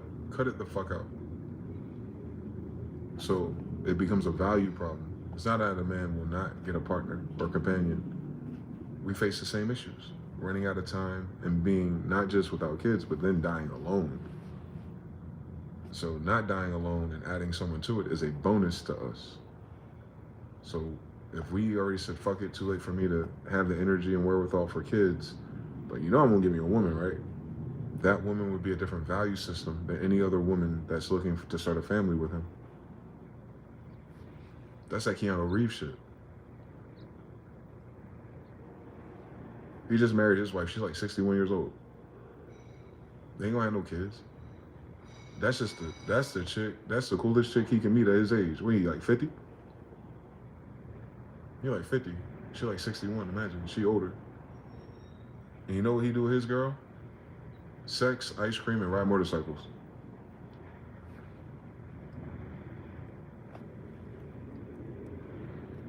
That's his life. We talking about John Wick, Lone Wolf, Neo. That's his life. Sex, motorcycles, and ice cream with his favorite girl. That's it. Game over. He 50 now. He don't need nothing else. Trust me. Trust me. You don't need nothing else? At 50? And she's still fit. And he's still fit. Man, he good for the next 20 years for real. And then after that, what would a man be looking for? Really think about it. We get older too. Time run out for us in a different way. We're not running out of time to find a woman. What if we're running out of time to find a woman we want to die with? It's a different story. It's not about what she can provide for us. Besides what? Loyalty. Can you fucking imagine? The oldest request in the book. Bitch, is you loyal? Not conditional. Not loyal when you're happy. Are you loyal? The word exists without conditions. If you're not loyal, he is not going to die with you. He'll raise kids. That's only 18 years. You got to think that's a prison sentence for a man. For context, he ain't worrying about his death. It's like, my kids will get old enough one day and I ain't got to deal with the bitch. It's like, damn. But in the meantime, I'm fucking around with these bitches. But when he gets to the other side of his kids getting old, he's trying to find a woman he want to die with. The one who's just going to take care of his goofy ass or make the house feel warm at the very least. He might even like her. They might even like each other. But, you know, after all the bullshit, he ain't starting a new family with her.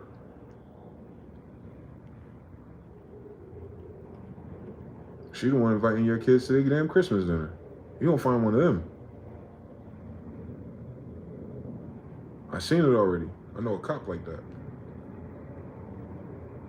I was dating his daughter, and he's in his 50s. He called me Tiny. I thought that shit was funny, but now I remember Debo name is Tiny Lester. And he got her mom pregnant in college on some college shit, so they didn't stay together. He paid child support and took care of her, all kinds of shit. He was a great cop father. But when he got older, he was a womanizer too, as you can imagine, a college dude with a kid.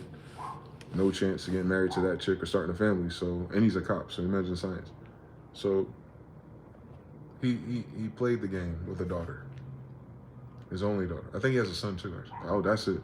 He had a son first, a hood rat, before he went to college. So when he was like 18, 17. And then when he went to college, he met her mother in college and had her. Same story. So he's like, chill. I'm just gonna become a cop and like take life seriously. But I'm still fucking these bitches. No more kids though. So now he in his 50s. And he with a woman now who never had kids, who's also in her 50s, but she's fit. She's a cheerleader coach. So he got one of them girls, the cheerleaders from high school, but he got her on clearance when she's in her 40s. And they've been in and out of each other's life for the past decade, but they never linked up or took it seriously because, like, why? Why rush marriage? We can't start a family. You're not going to have kids or don't want kids. You're over 40. I already got 2 kids. I'm 50. They grown. So that past decade of them getting to know each other was really just friendship for real. And that's the age we're approaching, by the way. So it's kind of like foreshadowing to me. Like, you'll meet a girl, if we meet women our age and older, it'll be more like friends because, like, what are we talking about? And then they didn't have this economy, so you can imagine what we talking about. But I seen the layout. And at the end of the day, when it's time for him to buy his house that I'm assuming he's going to retire or die in, he needed someone to keep it warm, right? He needed someone to liven it up, and that, women are great at that. So he picked the woman that was around the longest, not the one that he loved the most. And she was just as, like, willing to be part of it because she knew what the game was 10 years ago. Like, she won't go find another man that got his shit together like he do anyway. And that other man's probably want kids anyway, so her pool of options for a partner was limited. So when it was time for them to be like, oh shit, here we go, our back's starting to hurt, I pick you. All right, cool. And then they got married. But their story ain't gonna be like, oh, you know, we fell in love when we were 20 and we had 3 kids, and like, and this cool story of why the house is so big, you know what I'm saying? No. They were co-independent. And that's what a lot of women have set themselves up for. Him. I know who they're looking for. They're looking for him. Because they ain't got no fucking choice. Sis, y'all about to be 40. A lot of y'all are already. You're looking for him. You're looking for a man who already had his kids, married, maybe never married, but had kids, got all the partying out the way. You're looking for one of us in 10 more years. So from now to the next 10 years, whoever those guys are in your life, you're looking at them. Ain't nobody else coming. It's a generation. The younger generation is going to want their younger generation first. And you can't wait for that. You can't wait for them to get tired at 40. You'll be 60. So you ain't got a chance in Hades. You got 10 years. Telling these sisters something, they ain't gonna fucking listen. Y'all got 10 years. My generation, y'all got 10 years. I'm telling you, I'm gonna tell you something nice. And the variables and the conditions do not seem to be getting better. So 10 years is absolutely the longest time you have. If you don't find that guy, you ain't looking at starting a new family with new kids. If you giving up on kids at 36 and up, and you're like, you know, independent value for life, and now I'm getting old. I get it now. I ain't judging you, but you still gotta finish the rest of the next 50 to 60 years of life. That's what I'm talking about. Y'all forget about that part. Y'all plan for the wedding in a nice house before you're 40, and then you're 40, and you don't have neither one of them. So you gotta change. You're in a different chapter now. We are too. That's why I can speak on this. There's nothing that I'm saying to you does not apply. It doesn't. It has to apply to me. Y'all the fucking problem though. I'm just telling you so. So, of course, if y'all don't get it right, of course I won't get nothing either. So y'all forget we quantumly entangled with your fuck shit because we're men, right? So, but women, sisters, holla at a player. Like, listen, if you around 40, if you're about to be towards 40, or if your age starts with 40 something, you got 10 years, dog. You got 10 years just to find a partner. Not your husband, not Tuxedo Mask, not that celebrity, not that rapper. I mean a partner. I mean like someone who's gonna deal with your ass for the next 50 years. You already know how friends are. You already know how family is. You already fucking know. And you see everyone losing their minds. You see the mRNA effects. You see the narcissism. You see it. So I'm trying to tell you something. By the time you get 50, you kind of invisible. But you already see it now. If you hear my voice, you see the fuck I'm talking about. The men do. It's all the fuck we talking about. For real. Look at my videos. It's all the fuck we talking about. The collapse of the old society paradigm. And what does that mean in terms of our survival? That's all we can talk about. That's some men shit right there, boy. It's like our granddads used to be hunters and shit, and people had territories, villages, towns, cities, kingdoms. I don't know. It's like we had to deal with people so much that our gift is to analyze large groups of people and try to see where the sea is going to go with them. I understand something Mariner more, Hebrew. I wonder why we do that so fucking naturally. You understand everything? So I'm one of them. So I'm just telling you. I'm not guessing shit, usually. I'm not guessing. I'm not wishing. I'm using the same gift we've always had. And I have the privilege of being older and wiser and really start to like miss less if I ever miss. Now it's not about missing. It's about how clear I can get. So yeah, it's getting clearer, I guess. And like that's why I'm long suffered with the experiences, I guess. So I can mirror it. Like I can now talk about things because of these very weird, random, seemingly experiences. And I thank God all the time. Like, bro, I'm so happy that I went through that then rather than now or on the way. Like, I'm glad that those lessons are not are in front of me. I'm glad those lessons are solidified behind me, because damn, that would be heartbreaking, bro. The older you get, without realizing some of that shit that clicked for me, it was already hard for me. Even in my 30s, it's like, damn, even at 33, it was like, this is weird. But I couldn't imagine, like, in this paradigm today, how people are acting and going their own ways. And a lot of the men who are about to become single because of hypergamy genes, whether the job or she lost a job, those relationships go in two different directions. You already know it. Come on now, stop fucking playing with me. There's gonna be a lot more single brothers. And if they're millennials from these jobs and these situations, and they escape through the pandemic matrix some fucking out, when they single for the first time now, boy, you starting to see them. Niggas coming out of jail doing content, talking about all the kind of shit. Like 40 and up boys who ain't never been single for a while. Oh man, wait till they find out what's outside. Not all of them was cheating. There's a lot of them who was trying their hardest, and it didn't work. And then they think they're gonna find something just like it or better. Wrong. That is the wrong paradigm to live in, champion. If you're looking for better out here, that ship has sailed, buddy. Based on those variables. Those are not the variables anyway, but I'm just saying, like, what you were used to, your conditioning. You thought what you're conditioned to expect, you think there would be a better version or outcome of it. What I'm saying is that whole box, throw it in the trash. That's not saying that women are trash. And that's not saying they're bad. There's nothing but these type of women. That ain't what I'm saying. I'm saying the way we were programmed as men, millennials, that paradigm in which we exist, like you had to dust yourself off and try again for the same thing. You can't even do that. Can't even do it. And you're not going to find a match to do that. That's what the problem is. So men adjust a little bit faster. They'll get wise to it. They'll see enough of the videos and do the stupid dates and try and figure out what's wrong with bitches. And they'll talk to their homies, childhood friends, and relatives, and get the same picture that they didn't apply to them until now. You understand? So now that they have to apply it to themselves, they don't go back on Kevin Samuels' channel real quick. Give them about 6 months. But after that, man, they ain't doing that shit ever again.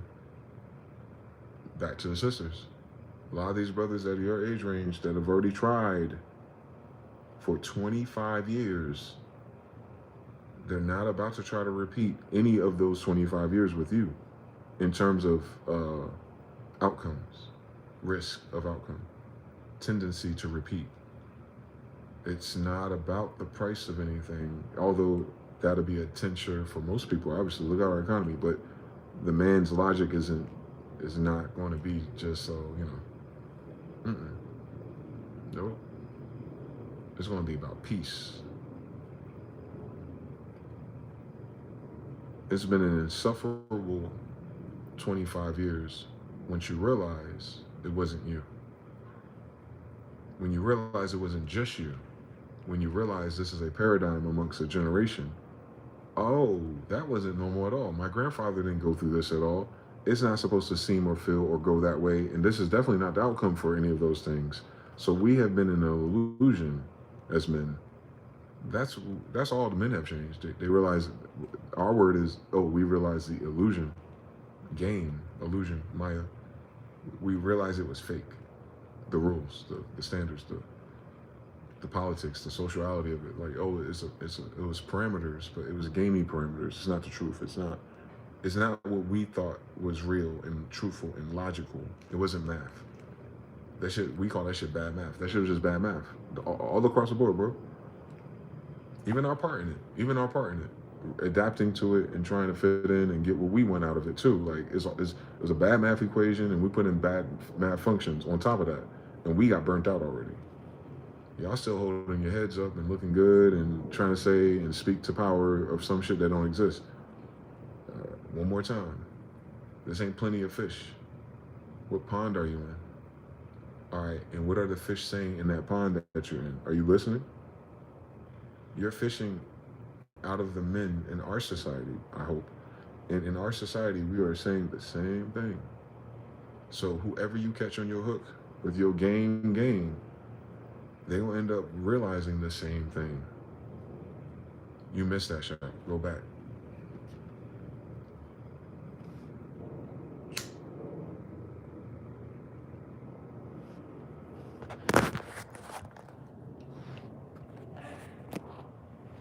Tune in the Crystal, Composure Slim. Yes, sir. Noel, I see you. Noel says a lot of them going to do that. I don't need a man. Yeah. Even if you mute it, man. Amen Ra, Grace left our women after civil rights. I think so. Noel, you just got to manifest what you want, Queen. It don't take that long to manifest a good person. TDFB 13-3. Noel says leftover warriors. She don't love you a long time. That too. There's no incentive if she's not even sexual anymore. Noel says, here for the whole apocalypse. That's crazy.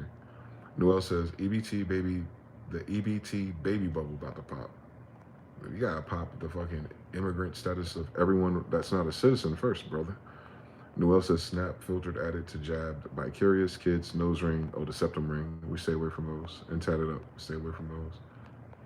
That's but it's an Amazon filter. You make exceptions, of course. Noelle says she about to put some miles on her mattress.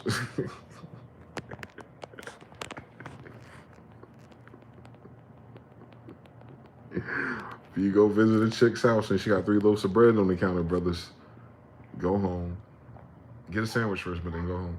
Mr. Now says, no one prepares you for how quick 17 to leftover is. It's a crazy content theme. The fuck wrong, Mr. Now? From 17 to left, no one tells you how fast the transition from 17 to leftovers is, bro. Something wrong with you. Kevin Samuels told them they had to 28, and they vetoed 28 and said 38, and we gave them to 38, boy, and 38 is here. Game over. That was with the bonus round. That was with the grace of inflation of time and how we look younger, older. So we gave them 10 more years already. We already passed 28 with them. We at 38 already, baby. I'm sorry, game over. We're not playing that game no more. If you're 38 as of this video or anything close to it, no men close to that age is playing that game from 28 with your ass, because we we literally cannot. It's not a boycott. It's survival mode.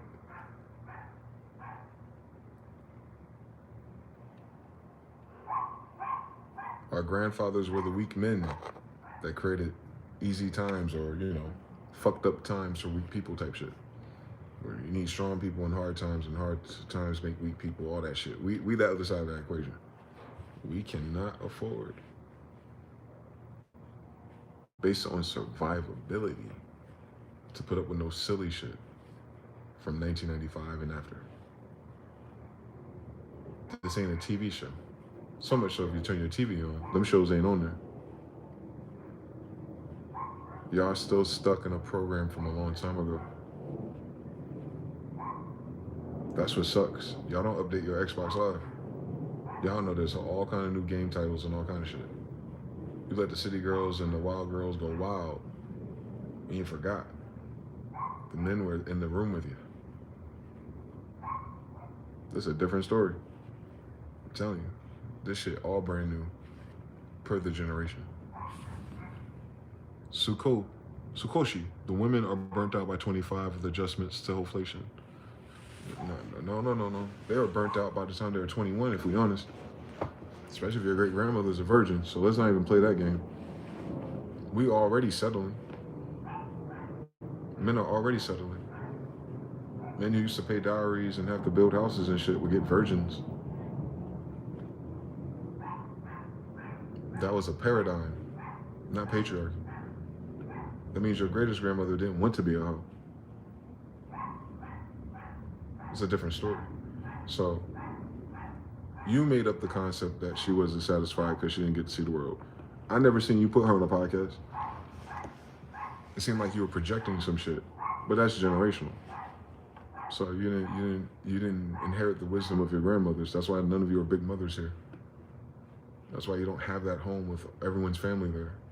That ain't your spirit. You have a different purpose. Cool story. But anyway, 38 and up now. Whatever your purpose was, if you got it, thank God. If you didn't, how are you going to survive? Hopocalypse. Hoflation's at a K-turn now, boy. That means the amount of hoes is growing in disproportion to the amount of men willing to deal with hoes. So you got way more hoes and you're losing tricks. Tricks are not stagnant. Tricks are not growing. No, tricks are going backwards. There's less tricks than before the hoes started, is what I'm saying. We're on a K-graph with the hoes to the tricks. And I'm talking about mentalities. The same thing, as within, so without. You can just check the streets. The strippers ain't getting money. Listen, all men are dogs. All men looking for hoes. No, they're not, sister. Stop waiting to excel. That was in 1995, girl. That was goddamn 30 years ago. Today, in this economy, where we're at today, at our ages, at our big ages, men are not throwing all their money at the strip club. Or strip clubs would not be closing. Or strippers would not be complaining. Strippers would not be migrating to OnlyFans and all these other places if the money that men were using to trick on women frivolously through their sensuality and their lower natures, if that was still being, worth doing for men, then you wouldn't be your hoes wouldn't be struggling right now. So if your hoes are struggling, you regular women, whatever that means compared to them, are cooked.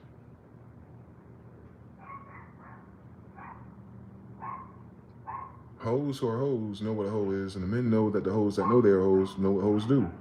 So if they're cooked, so are you.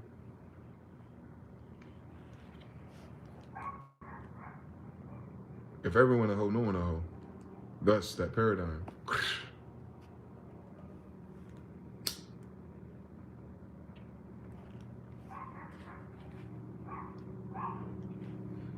If everyone acting like a hoe, then no one a hoe, y'all.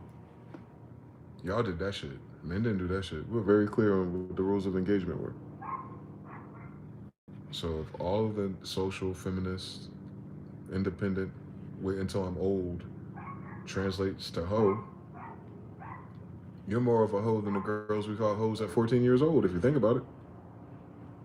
Tell me I'm fucking lying at 34 and over. If you grew up in our generation, if a girl did anything, you starting rumors about her being a whore or a slut or something. It'd just be like 2 or 3 dudes. Y'all are old now. Y'all way more than a hoe than she could ever be. Same time of generation of people. We remember what a hoe was back then. So we've lost track of the value of what a hoe is. If everyone a hoe now. Anyway.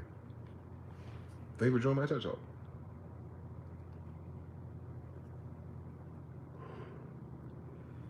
If you had those 2 or 3 baby daddies when you was a teenager in high school, everyone would have called you a hoe. Adding 10 years to it don't take the hoe away from it. Adding 20 years to it don't take the hoe away from it. In fact, it adds hoe inflation to it. Because we're counting all the other times you didn't get pregnant too. We ain't stupid. We do math in school. What the fuck? So imagine if one girl got pregnant at 14 years old, everyone looking at her sideways in this generation. And Lord forbid the generation before us. Boy, Scarlet Letter be damned. You wouldn't hear the end of it. There was no one simping or trying to save those either, hence the government. So 90s, we got reconditioned. And then by the 2000s, mid-2000s, we normalized that shit with bitches in college. Can you imagine? The educated ones signed up for this shit. What was the education for, sis? How did you sign up to get smarter and wiser and more money and then become more of a hoe in the process?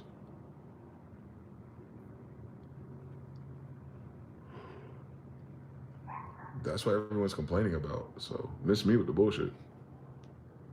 Every man you ask him, ask your brother, ask someone that you known since the beginning of these words that we learned. Ask anyone who's over 30. What do you think about modern day women in dating today? Are they hoes or not? Y'all don't find a problem with that? I'm talking about y'all ain't got a, what's that called? Public relations, Olivia Pope for this narrative? Y'all gonna change the meaning of the words. And we wonder why no one knows what the meaning of the words are. Connotative linguistics. Signed to you by feminists. I know. I figured it out a long time ago doing history. So, it ain't no Scooby mystery to me. That happened back then that led to this. It's happening right now. Where we going to next? Nowhere higher.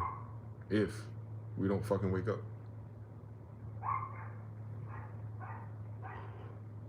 Especially the survivors. Those who plan to have kids. If you don't wake up. If you ain't planning to have kids, don't worry.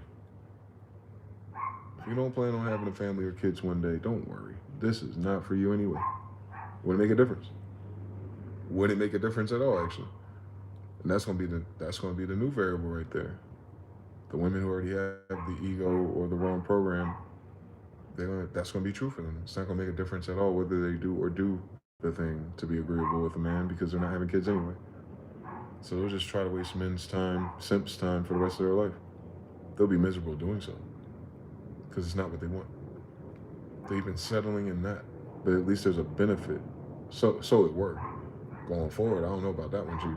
The benefits package is gonna get smaller and smaller. It might just be a loaf of bread for real. She might just call that man on the phone and say his name is Muffins.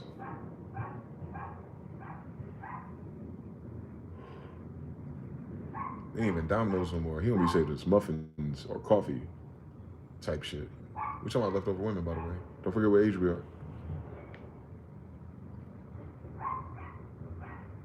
I ain't talking to no future generation. They got their own set of variables. Our program broke. They didn't have our program. They were born after that program. So a lot of this, it is going to affect them, but it's not. They're not going to play the same game, though, because they got time. They'll learn by 28. Shit. They'll learn by 28 what you haven't accepted at 38. That's what's beautiful. Because of the internet.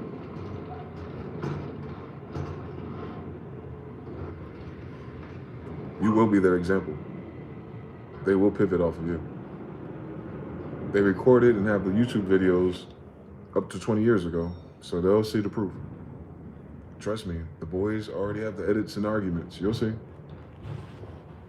So those girls will adapt accordingly to survival under these conditions, especially. They ain't got a lot of time to think about it, actually.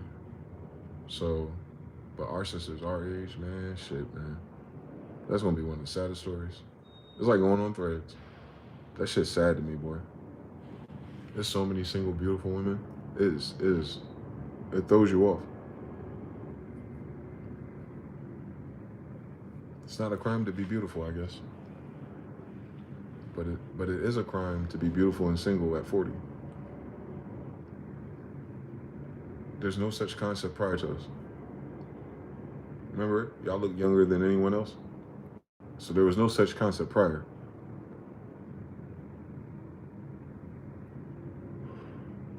Y'all are first of a kind. Beautiful women over 40. Y'all are the first in a very long time to still be beautiful over 40. But you're single. That don't make sense in nobody math class. So that's a red feather or red stripe on the neck to any man that sees you. That's why it's evil. Time is not your friend. Don't matter how you look. A man is going to prejudge you. And not judge you like say no or push your way. We're men, not ladies. But when a man judges you, he's going to try to see, like, on guard, basically. Like, he's going to filter his experience to you through those variables. Because he's got 25 years of experience now. Hunters, 25 years experience hunting deer. Like, you know, they know deer, bro. So, by the time they get to you, looking like you do, they're gonna be sniffing out what's wrong.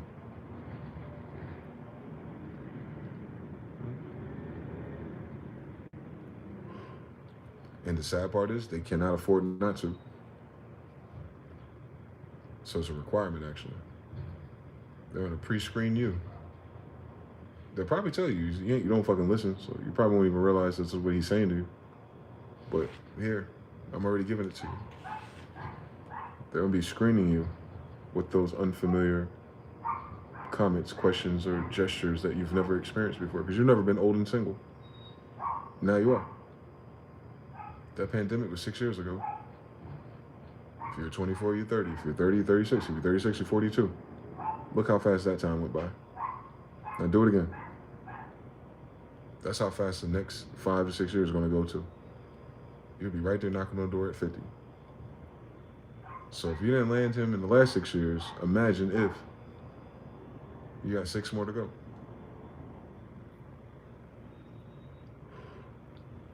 I hope y'all don't think we bullshitting. I hope y'all don't think we bullshitting. Men are tired. All ages. But this ain't a message for all ages just yet. It's a cautionary tale for all ages. But this is very millennial. I talked to some Gen X girls. Let me save you the gory details. It did not get better with them, but that's a generational thing. Us at our age will never meet a woman at that age that's not a Gen X, right? So they're different generation, different program. And their program is wild, actually. They are tired of working and people and their family by 45. I meet them closer to 50, where they're already cut off from most people and by themselves and in limited contact with like their immediate family, usually living in a different city. They always live in a different city, actually, than their main family. And one I knew had a kid still that was old enough but still around. And that was like her only, out of many kids, that was her only kid that would deal with her.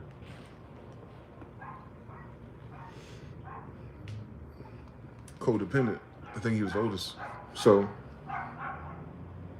they don't grow up.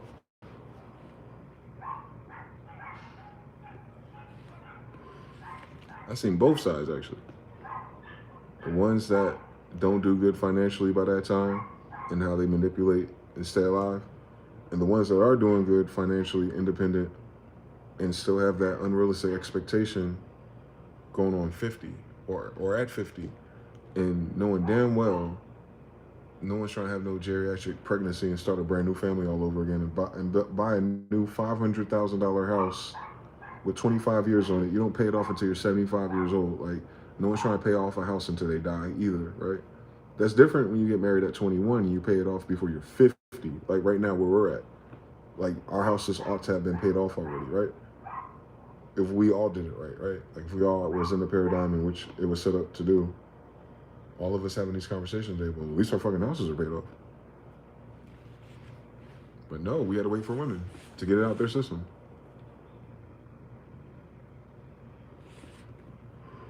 So much so they beat us to the house part. So now what do we do? Do we sell your house and put it towards the new house? Do I just buy a new house and you move in and you keep your other house and you rent it? Airbnbs? Like, damn, that's a whole nother side business. Nothing wrong with it, but look how Airbnb is doing. So it's going to be a loss soon. Property taxes soon. Like, come on, stop fucking playing with us.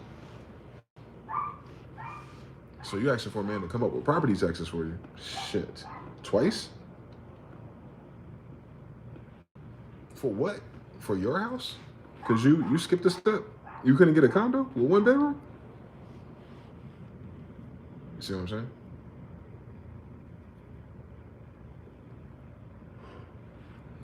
Universal law. Sis, if you beat the game without the man, and then now you beat the game and you're looking for the man, then you're not looking for the man that would have beat the game for you. You understand how science works? Like atoms, protons, electrons, like what kind of fucking molecule are you building here? You did all the things and got all the things that a normal man would have eventually over time provided for your mother, grandmother, great-grandmother, hopefully great-great-grandmother, right? Someone in your family got it right. But you did it already. Thank God. The opportunity was there to do so.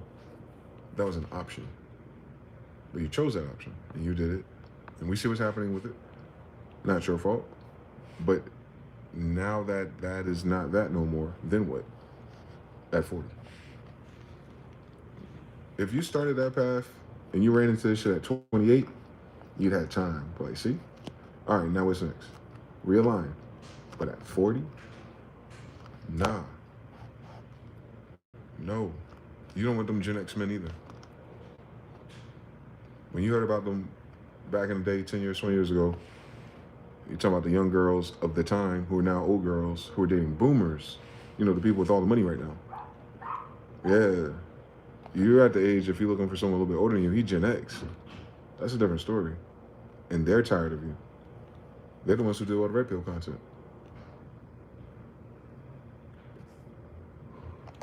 So you have no one to date above you. Gen X? Come on now. I'm 40. Gen X, the generation before me. You looking for the older guys? Ha ha. No, you're not. You ever seen the Angry Man podcast? He Gen X and married. Then you looking for a boomer. Makes sense. Hypergamy. A boomer? You with a boomer? As good as you look with a boomer from that time period. Yeah, shut the fuck out my face.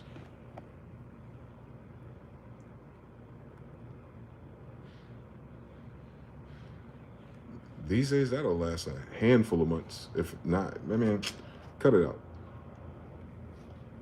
If he got money to trick, trust me, he tricking. Cut it out. They old men now. Those are the players back in the 90s. They old men now with money. Cut it out. You're not looking to marry one of those. Cut it out. Cut it the fuck out. How that story gonna go? At least he pay your bills? Cut it the fuck. All them boys would have paid your bills. You needed them to have more money than paying your bills though, which is weird. Trick Daddy Boomer, he ain't gonna have more money than paying your bills. You're gonna start getting expensive. And he gonna be like, you too old. Them boys are vain. They way more vain than our generation. Where do we think we get all this meanness from? Where do you think we learned how to snap jokes from? That was Gen X. They're older than me. You feel me? So they're Gen X. They're vicious. So imagine y'all like arguing. Yeah, get you a Gen X. Someone 50 and over if you want to. Go for it. Shit. Then that leaves you your own age mates, which had a whole different program at the same time. Very evil that they did that to us. Two different programs at the same time. And then you have the generation under you. Ha! That goes against all of your standards, values, and morals at that point. So you're just saying shit at this point. Then you're gonna look like you desperate by everybody else. Because they all know the rules too. Cut it out. Yeah. I said 10 years. And that's just me trying to be reasonable.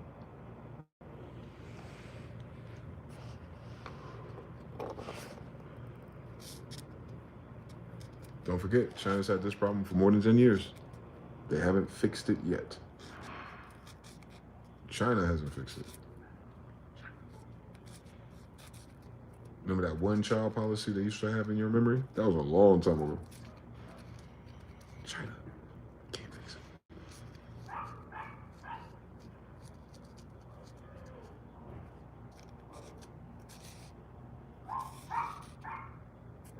Now imagine if men get passports. I know I already heard you. Stop it. Men who get passports who find other millennial women who have been in this predicament we're heading into the whole time. They'll be more agreeable by default. But then the problem is with Western men, they learned all the red pill shit.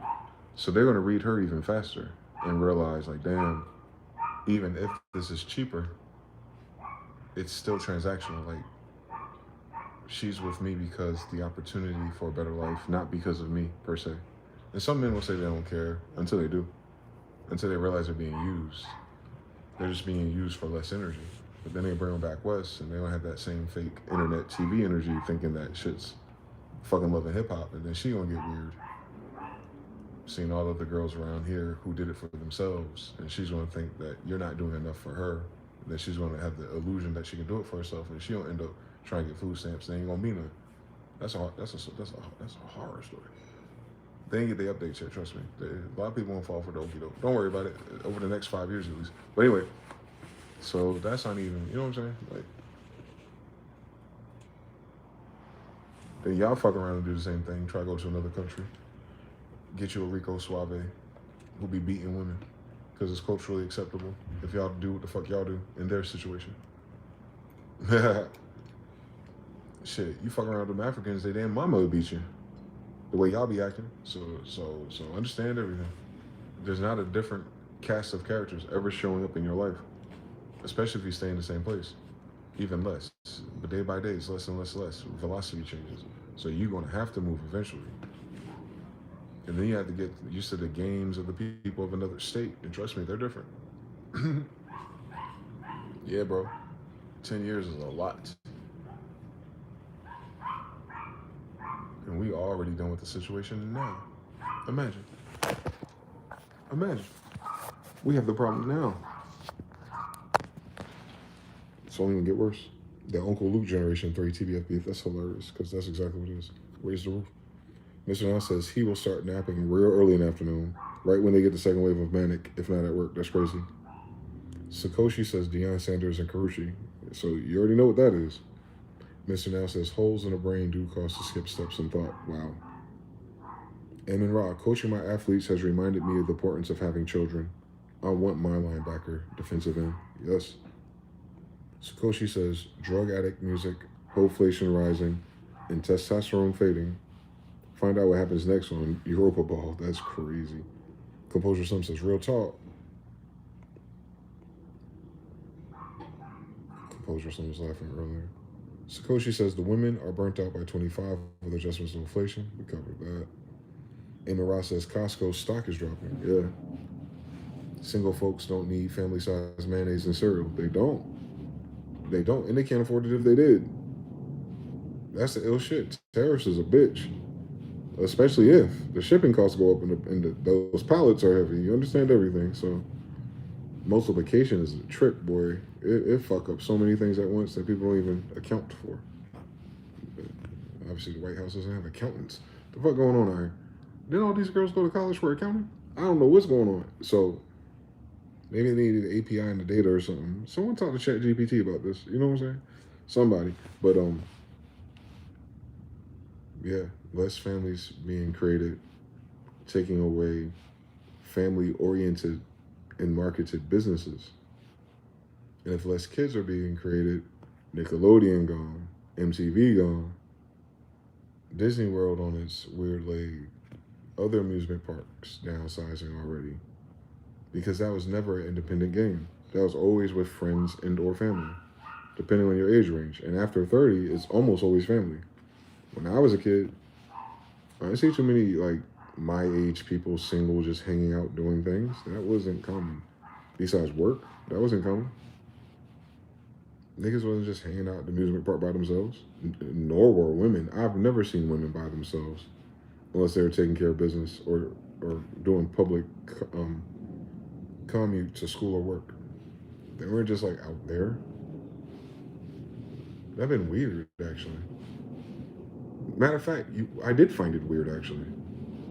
I knew a babysitter named Dolores. Such a goofy woman. She had like an Eartha Kitt type of energy to her, and at that time she was definitely 50ish. And she was dating a young guy that was a single father, and I met his daughter, Sade. Weird story, but she was older than him. He was like early 40s or late 30s, and she was like doing the cougar thing in her apartment. I don't know where she worked, but she was paying for her own apartment, but she was entertaining him. So I don't know if he was tricking or not. But I remember he dropped his daughter off with me one time when they went out.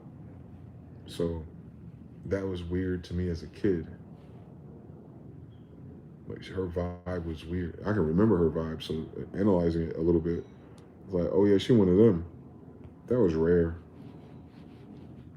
That was rare. What was more common was men and women together. Can you fucking imagine? That was way more common. There were single mothers, but there's way more people outside, like at grocery store, like at ShopRite. Like the men would be there. You know, you see a lot of single people out of, like old people, like over 60. You see a lot of single men like that outside. Old men by themselves. Old men being homeless by themselves. There wasn't a whole bunch of old women single or living alone in an apartment. That wasn't common. Even if she's not single with a partner, she wasn't alone. Now they're alone. We see the content, so we don't know what that looks like in 10 years. It's never happened before.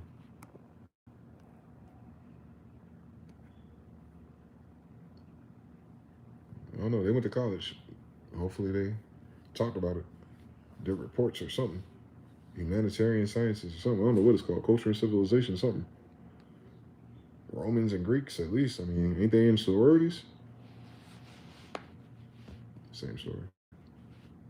Some people just be saying shit. Quantitative linguistics. 28 and 26. Oh shit, shout out for the likes. I remember we started with 11, now we here. Started from 11. Hold on real quick.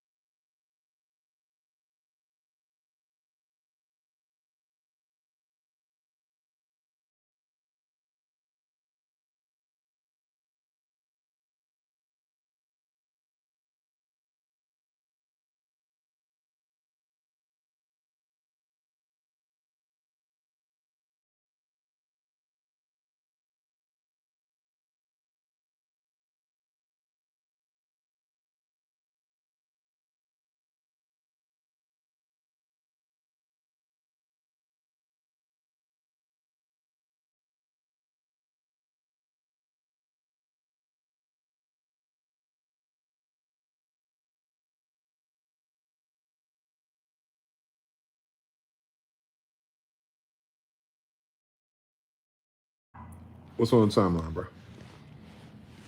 Someone hit that refresh real quick. What are they talking about? They talking about Donald Trump Mama House? Shit, it's almost 4 o'clock. Is time speeding up again, or is it still moving slow for you? Shit, yeah, 3:25.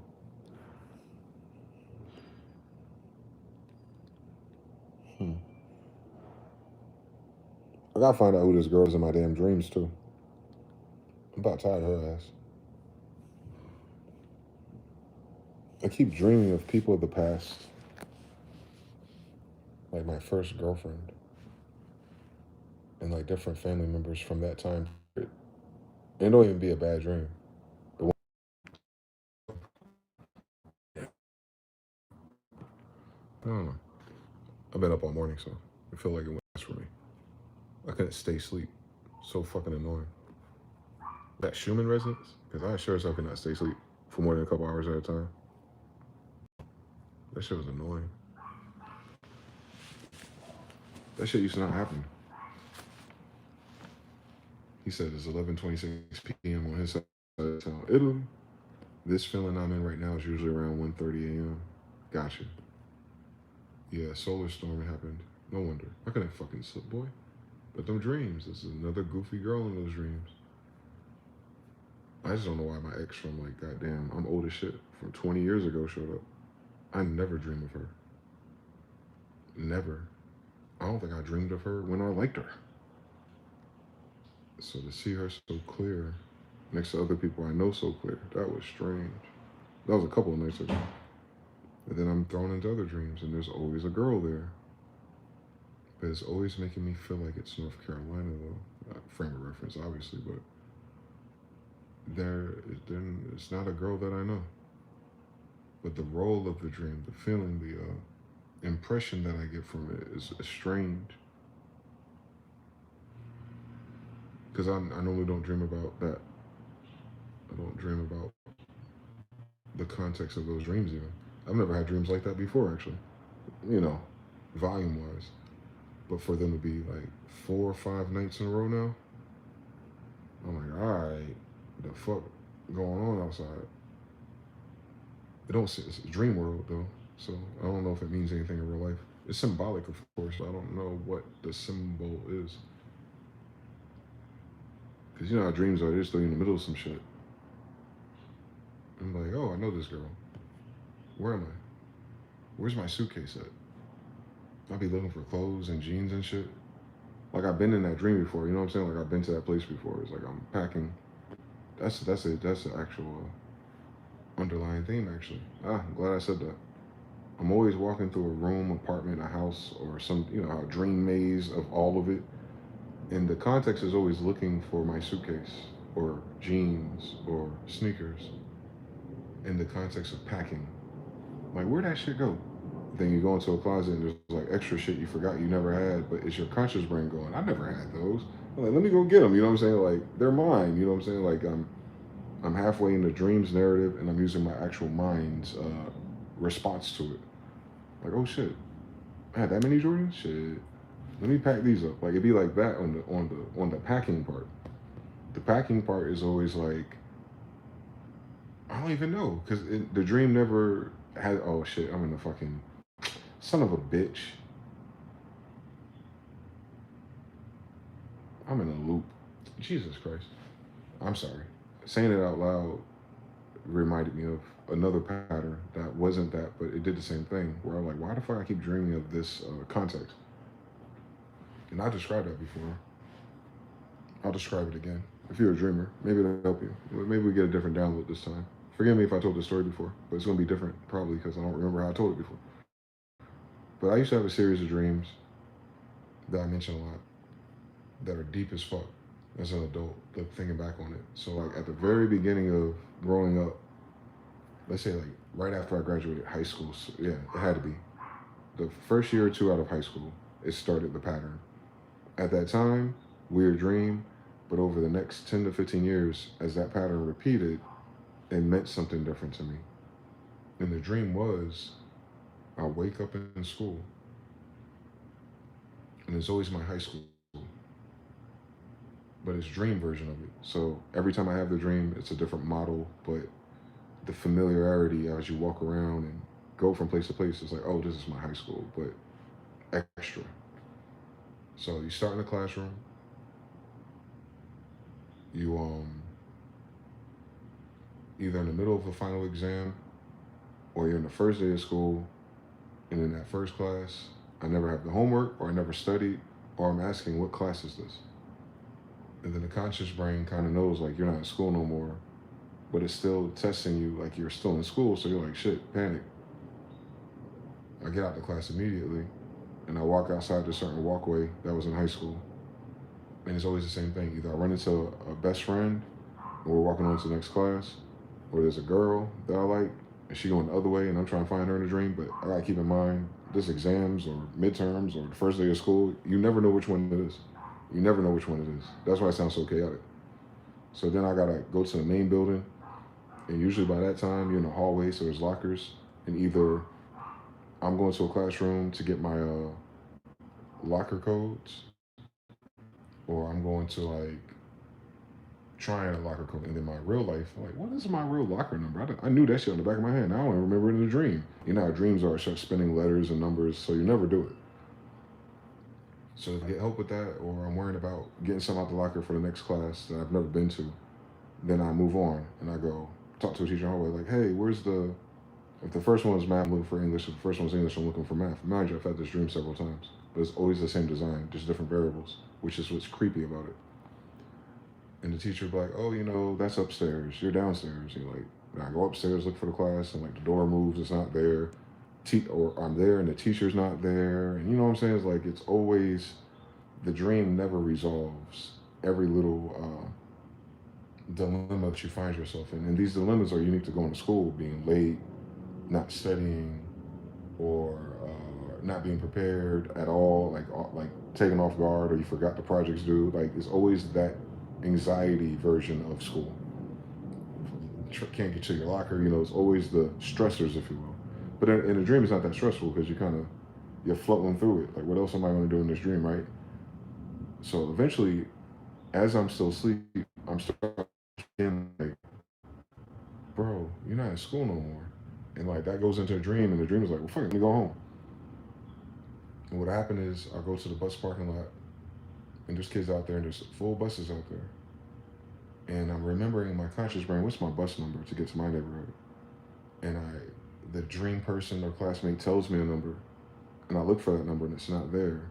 And I'm like, oh shit, maybe I missed that one. Um, the last time I had that dream, the bus number was there, which was crazy. I think it was 10:45. But anyway, so what I end up doing is I get on another bus with a friend to get me closer to my side of town. And then that'll happen. And the first 2 or 3 times I had that dream, it took me to Pennsylvania, where I spent the summer with my grandfather. And then somehow I'll walk down the street or get a car ride. In the next instance, I'm back in Raleigh. Dream talk, dream speed. So I always get back to my default number from when I was in high school. And it'll be dark, like time progressed through the dream. And it'll be nighttime, yo. I'll be walking down the streets, and it'll give me my old neighborhood in dream version where things ought to be somewhere, and it'll suggest it to me. Like, oh, if Sonic is over there, then I gotta make a left. Anyway, so you're starting to wake up and you're looking for your house, like the whole point of the dream. And the illest shit is, in the middle of me looking for wherever this moving apartment or house was in real life, in the dream, I stop and I realize, like, yo, I don't live here anymore. And it does that inception thing, and you start to wake up. So the first time you had that dream, it's like, what the fuck? But by the time I was like 33 and I had that dream, I'm like, bro, cut it the fuck out.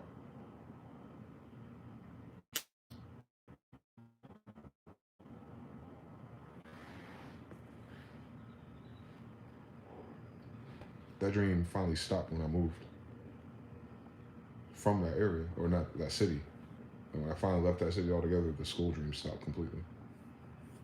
Until this year, a few months ago, when I got here.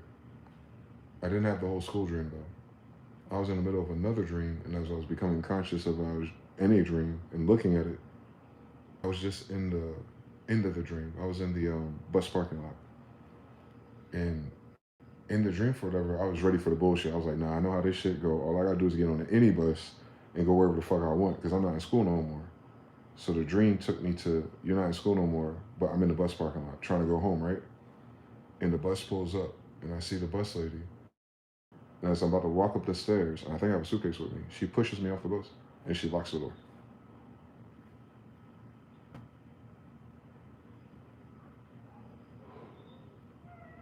And that dream was like 2 minutes. That segment was just like 2 minutes. Usually that dream's a lucid dream from day to night over the course of however long I'm asleep, right? Probably an hour or less, right? But the dream time is like a whole day.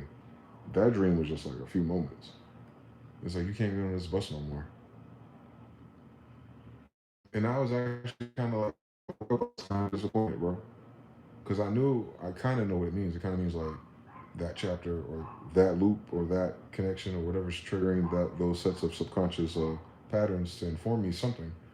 Like as the progression of that dream has happened over 15 years or more, actually, it's like, bro, nah. Not only are you not going to these classes no more, you're not even getting on that bus no more to go home. I was like, damn, is this goodbye dream? Like, is this goodbye to this dream right here? Like, did I finally like get kicked out of the school and out the bus in the neighborhood too? Like, am I finally gone? And mind you, I'm in Vegas compared to where that dream typically takes place. I was like, damn, lock the door to the game. It's the fact the bitch pushed me out the bus though. I think that's why I was starting to wake up because it was like, yo, you trying to block me? You trying to lock me out? Like I was looking at it like it was real life. But when I woke up, I realized like, no, this is a node in a longer dream. And it's like, nah, finally.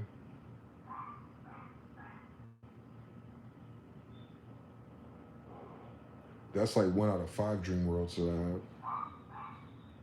Yeah, that's like 1 of 5 themes of dreams that I have. And I started having different themes of dreams and that's what's crazy about life, man. You don't know where you're going or what's going on, but then when you have certain dreams, and then you move or you end up in a different season of your life, and you wake up and you're like, bro, didn't I dream? My dreams were kind of feeling and looking like this years ago.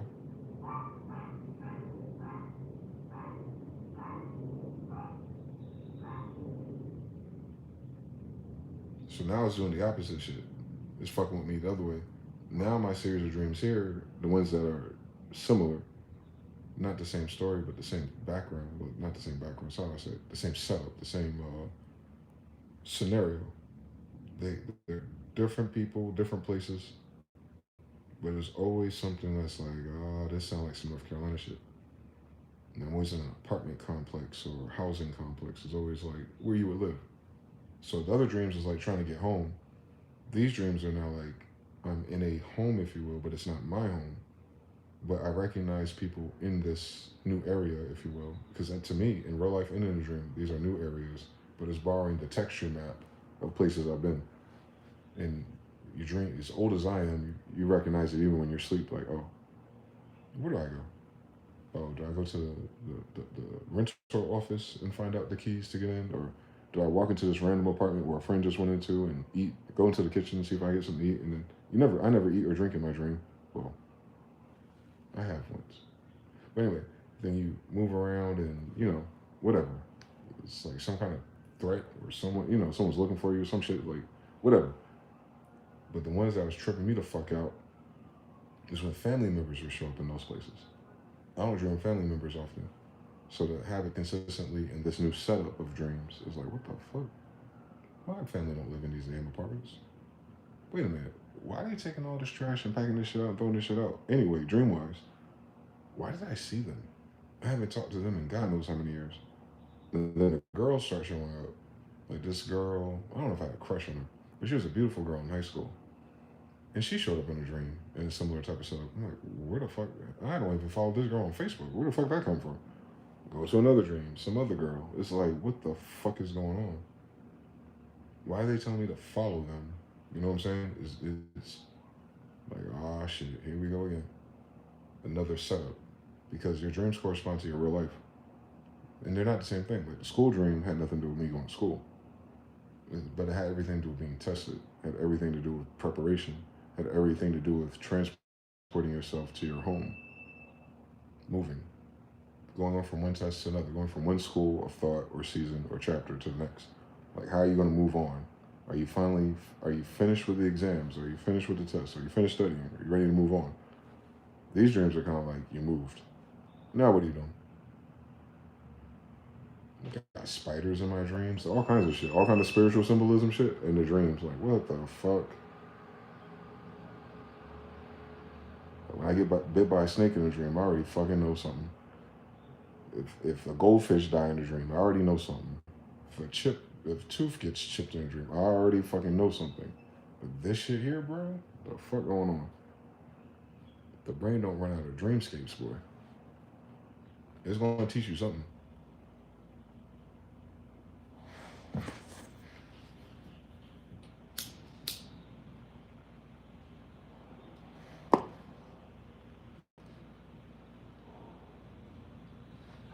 So I've been paying attention. I still ain't journal yet. I'm fucking up. I was supposed to journal 3 days ago, about 3 days ago. I'll do it today. But I share that to say to you, I want you to notice, like, even in me describing that, the Bible, if you read some of those prophets, you notice like a lot of their interactions with angels or God, if you will, is in a fainted, face down dream state. So they're describing quite literally visions to you.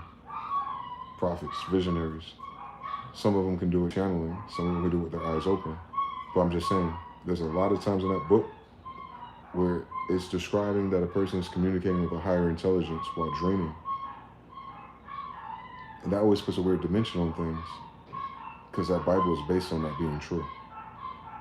Like what you learn in the dream happens to affect the reality that you're walking in. Even in, was it Daniel? The other one. Translating the dream of Nebuchadnezzar, a king's dream, right? So the king of Israel, king of Jerusalem, he has a troubling dream. I think he's Babylonian, occupying, whatever. And he doesn't know how to translate his dreams, but he knows it's an important dream. It must have been lucid to him.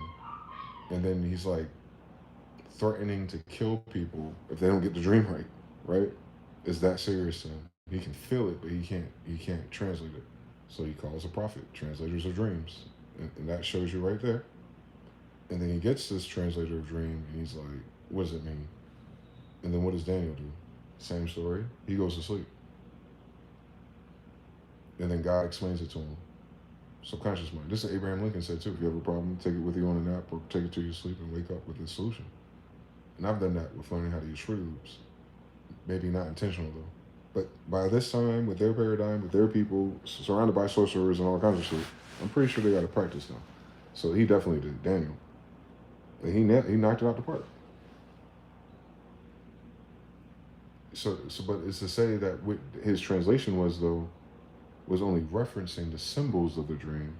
The symbols of the dream wasn't the message itself. And that's that they call it occult symbolism, but occult just means hidden. So you have a hidden language in your subconscious. And only you can really decipher it. That book and those people, they're closer in bloodline traditions and culture, so you have the same type of superstition about a butterfly or a snake. Whereas when we're a more mixed society and we have different ancestors and different influences in our blood now, it's just shit, man. You don't need fucking ChatGPT for some of them symbols, unless you keep the dream journal. And in the dream journal, you keep the regular journal where you start to see the patterns emerge, like, oh shit, that kind of sounds like a sequence. Oh, that's kind of reminding me of my dream sequence. Is that what my dream said to me? You don't know.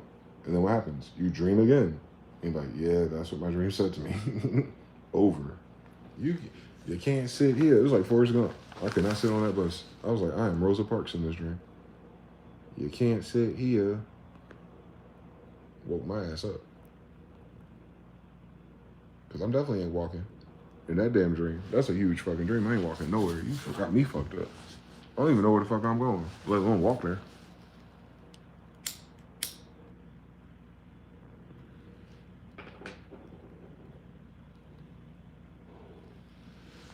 So whatever you do, don't sleep when you're asleep, squad. 10:45. 19 completion. Oh shit. Yep, increasingly more women in dreams for quite a while for me, Mr. Now. Taryn Art says I've been getting random earring in my ears. Me too for the past week. But that's no that's what do they call it? That's cyclical for us. But it started again. I think Mr. Now said he started hearing the bell sound again last week. I'm just getting the regular short burst, white noise in the left ear. TDFP3. Yeah, so yeah, dreams put you on the shit, boy. I told you, nigga, in my dream taught me how to read in my dreams. I was like, my mind is fucking blown. Like, someone showed up in my dream and told me to take a deep breath while I was sleeping, like while I was dreaming. Like, he was talking to me like it was a real person, but I knew I was sleeping. And somehow in my sleep, I followed his steps, and all of a sudden the dream stayed. And I was able to read, and like, I was excited that I could read in my fucking dream, bro. He taught me out of nowhere. Like, the dream wasn't even about that. And this guy showed up right before I woke up. And I was like, shit, the dream is over. I can't go nowhere. All the gates, all the doors, you know how dreams are. And two people showed up at the end of a dream, bro. As soon as I'm about to wake up, two new people in the dream show up. That wasn't there for the whole dream. They don't even match the characters in the dream. It's some tech support dudes. I wasn't in a tech support dream. I was on a fucking, like, a Call of Duty type of port. Like, you know, ports with the gates and the fucking storage containers type of shit with a security kiosk. Like, I was at one of those, and it was nighttime and no one was there and I couldn't get out yet. You know, nigga either gonna wake up or jump the gate somehow magically in a dreamscape. But before I can decide, this white guy came up from behind with a Mexican kid. When he's in his 40s and the Mexican kid was in his 20s with lanyards and shit, dressed up like they do tech support. So, simple, tech support, obviously, nerds. And this older nerd was telling me, like, oh, I'm gonna stay a little bit longer. And that made me ask him, what the fuck, how? And he said, oh, I know why you waking up. He told me what I was doing wrong. It was physiological. It's physiological, too. Physiological. How the fuck you say that word? Physiology? Physiological. Physiological. How do you add the extra O to the G and the LO? Hold on. Physiology? Physiology. Physiological. That's an extra consonant. I don't like that word. But that one right there taught me how to breathe while I was asleep. And then the storage container had a door. They walked in first. Disappeared. I'm in a white space, like a fucking dentist's office or doctor's office, waiting room, but oversized. And it's like a board with 4-letter words.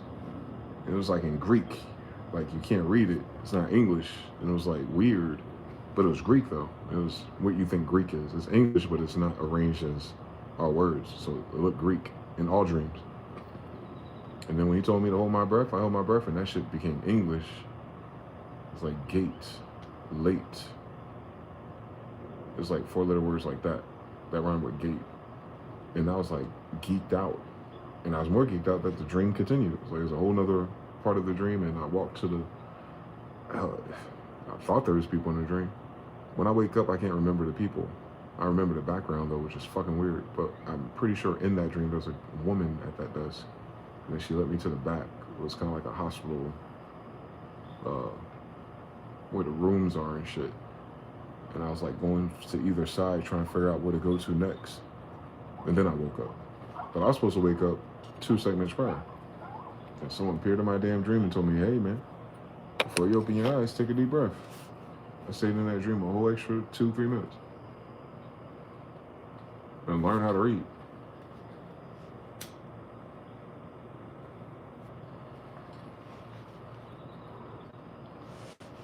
Ain't the first time they taught me something in my dreams. I guess that's what I'm saying. And imagine all the dreams you don't remember, yet you still learn something. Because it's your subconscious mind, after all. So yeah, don't sleep when you're asleep, man. I feel like that's where all the magic happens.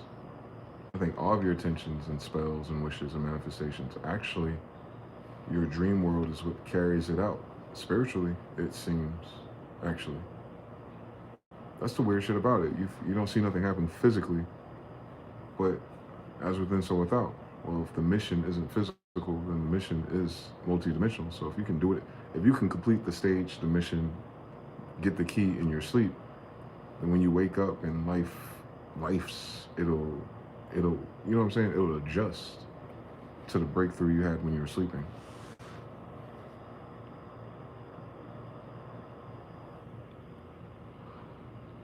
And the same is true in the wrong dimension. The nightmares, the looping dreams, the bad dreams, they're kind of teaching you the same thing. Like you actually have to beat that dream if you don't know by now. You know how you beat a dream? You beat it while you're awake. So you come up with a solution or the logic or you settle the difference of what's bothering you while you're awake, aka in the heart. And then eventually, in one of your sleeps, when that same type of dream appears again, you'll get through it or it'll move on to something else. And I'm saying that from experience.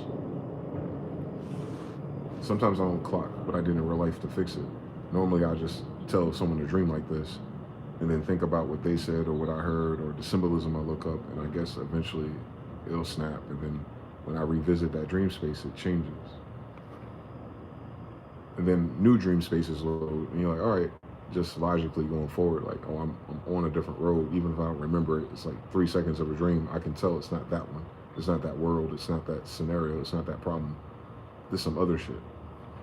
Then you have a random lucid dream every month, and you're like, oh shit, this is some other shit. And that's where I'm at now. It's like, oh, I'm in a whole different fucking. I got not a problem. I don't want to call them problems, but I have a new puzzle in the sleep space to solve when I'm awake. And the question that I'm coming up with now, I've had this dream fucking 5+ times in small increments. It's like, oh nigga, where you packing up for? Where you trying to go? Like, these are questions that the dream presents. Like, you're looking for the clothes. I guess I can buy some new clothes, right? I mean, maybe that'll solve it, right? Just buy a new shirt or something. But I just went to that Walmart and I bought me a new shirt and a little small duffel bag for the cheap. So it wasn't just the act of going to the store, I guess. Like, pack up your shit. Well, I just did. Like, why have dreams about packing and moving when I just packed and moved, right? So it's kind of like, I gotta figure out with the dream version of me, who's this damn girl and what's she trying to say or where's she trying to go? Because there's always a lead. It's always like, she's always around the corner towards the end of the dream. She's always like, one time I was in a mall and I was trying to get a ride and like a guy on an e-bike drove by and I can't go nowhere for some fucking reason. So I need a ride and she drives by in the car, but she passes and she goes to the way out of the mall parking lot onto the main street and she turns right and I start walking because now there's a path there. And as soon as I get to where I can see her, I see her turn the corner, and I'm thinking like a person in real life. I'm like, I ain't chasing no bitch. You know what I'm saying? Like, what the fuck she doing? Like, why is it always around the corner? And that version of the dream, that element, just the element of like going somewhere, seeing somebody, and then pursuing whatever is happening in the dream, and then they turn the corner, and then they're not there, right? Like, you know, it's like you never quite get in the same room. You never get the answer. You never get to the next, you know what I'm saying? You never solve it. So it's like, oh shit, I'm in a fucking real life loop then, nigga. What the hell is that? You feel me? And I'm pretty sure once I land on some type of math on type of that, I'm gonna have that dream again. It's gonna go to a different segment, and then the tone of the dreams overall is gonna change. I'm like, I did it again, damn it. I did it again. So get used to that shit. If you haven't started, that's what it is. It's like a Nintendo DS. You got the top screen and the bottom screen. A lot of people are skipping their top screen missions. And that's why shit ain't like, that's why like manifesting or magic, I guess, dare I call it that, since all of that's metaphysics. The degree of which you wield your mind is limited until you complete those tests, by the way. That's what I've learned. They correspond to your, I don't know what the word is,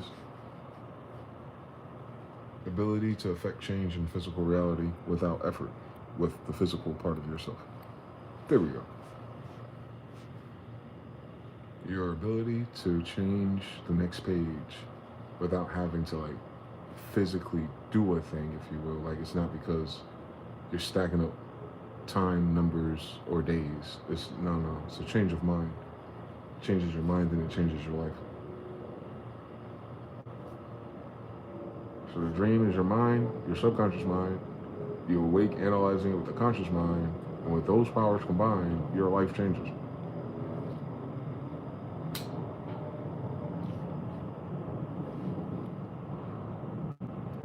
That's how people be knowing certain seasons and shit of their life are lessons. Because dreams make it seem like you're in school, quite literally. So be it. Shit, run with that. It's like a school, similes. But the school is like you. It's not the school of life. It's the school of your life. That's why, like, you know what I'm saying? It's not universal. It's not everyone's not in the same class, gear, or lesson, or stare on it. It don't have to be. It's just yours. Like, it's your version of reality. It's your life within the life. It's your meta reality. You definitely control that. Don't let no one take that power away from you. You may not control the global variables of everyone else's shit, but you definitely author and co-write and co-pilot your own local variables. You can get the fuck up, say fuck everything, and start over tomorrow, and it'll work out for you. Like, if it comes to that, that's what I'm saying. Like, that's how much gift and power you have. Like, it ain't over until the fat lady sings. I don't hear no fat bitches singing, so dreams kind of prove that to you.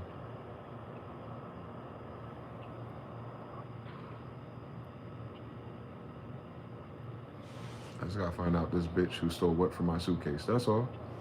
Something like that. I don't know what she doing. I don't know what the suitcase got to do with it, but something with her in the suitcase. That's all I know. Packing, traveling, new apartments, mysteries, hiding. And it's mad at other people too. That's the thing that's weird about it. It's not like she's my girlfriend in that dream. It's just a girl among people that stands out on some Matrix shit. Girl in the red dress. That's all. Where the hell is she going? And where the fuck are those jeans at? The fuck? Those are fly, nigga. The fuck? I just had them in the washer. Who shit is in this washer, bro? Dreams are always changing on you. That shit annoying, boy. Low key, I want to fight whoever makes my dreams.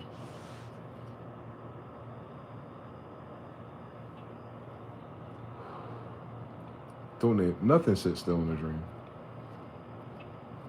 You turn around once in a goddamn dream and turn right back around, try to look for the same thing, and that shit out. And the rare chances you have a dream that's loose enough where it kind of fixes, like it doesn't change that much, oh my god. That shit weird as fuck. Like, yo, this is the same road we were just on 5 dream minutes ago. This road's still here? This road still leads to the same place. That's crazy that that's stayed the same. But when you looking for something, this shit ain't there. Come on, dream. Cut it the fuck out. But if that's a different road, then the characters in it, there's a high chance degree that when you're sleeping, you're also dreaming of other spirits.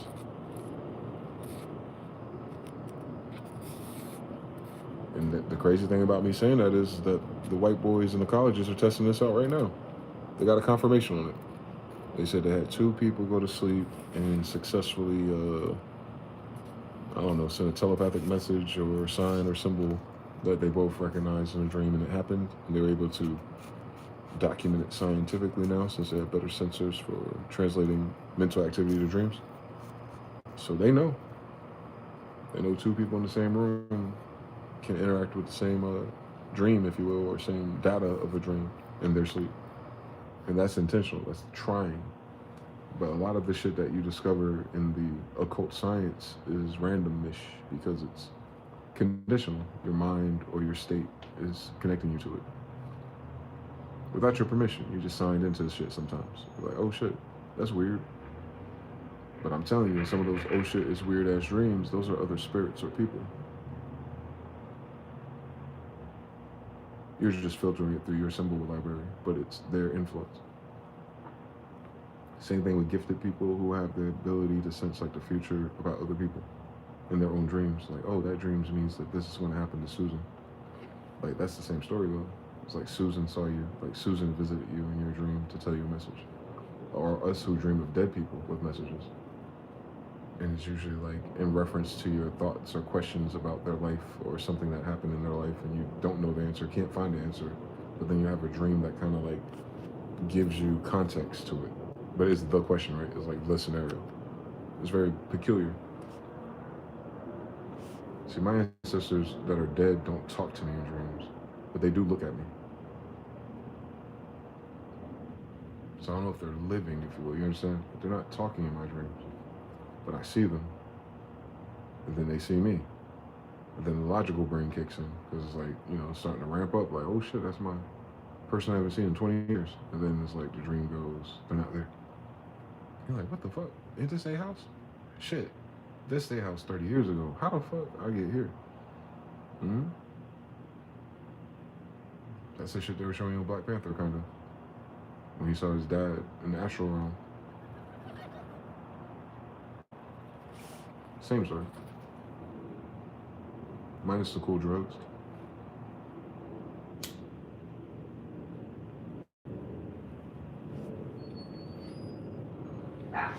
And don't let your ass do mushrooms one day. Don't let your ass do mushrooms one day. I'm not advocating it. You consult your mushroom professional. But I did, right? My mistake, right? My mistake. I did mushrooms a couple of times over the course of 5 years. Like once a year. Once every, oh. Damn. How many times? Mushrooms trippy. They be talking about weed make you forget. Now mushrooms make you forget some shit. Hold on.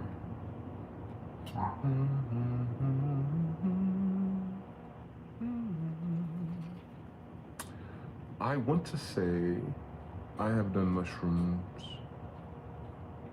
on at least 4 different days. Yep. And every last single experience was different. It's never the same trip, nor is it ever the same amount or way that I consumed them either. Had them raw, had them in smoothies, whatever. Shit, it's still mushrooms at the end of the fucking day. Mushrooms are the real thing. They are real, bro. Mushrooms is what people think weed is. That's the hilarious shit about life. People would be freaking out on weed, be actually describing mushrooms. I've never experienced what those weirdos, their rumors about what weed does to people. Now that's mushrooms. You got the wrong drug. Someone lied to you.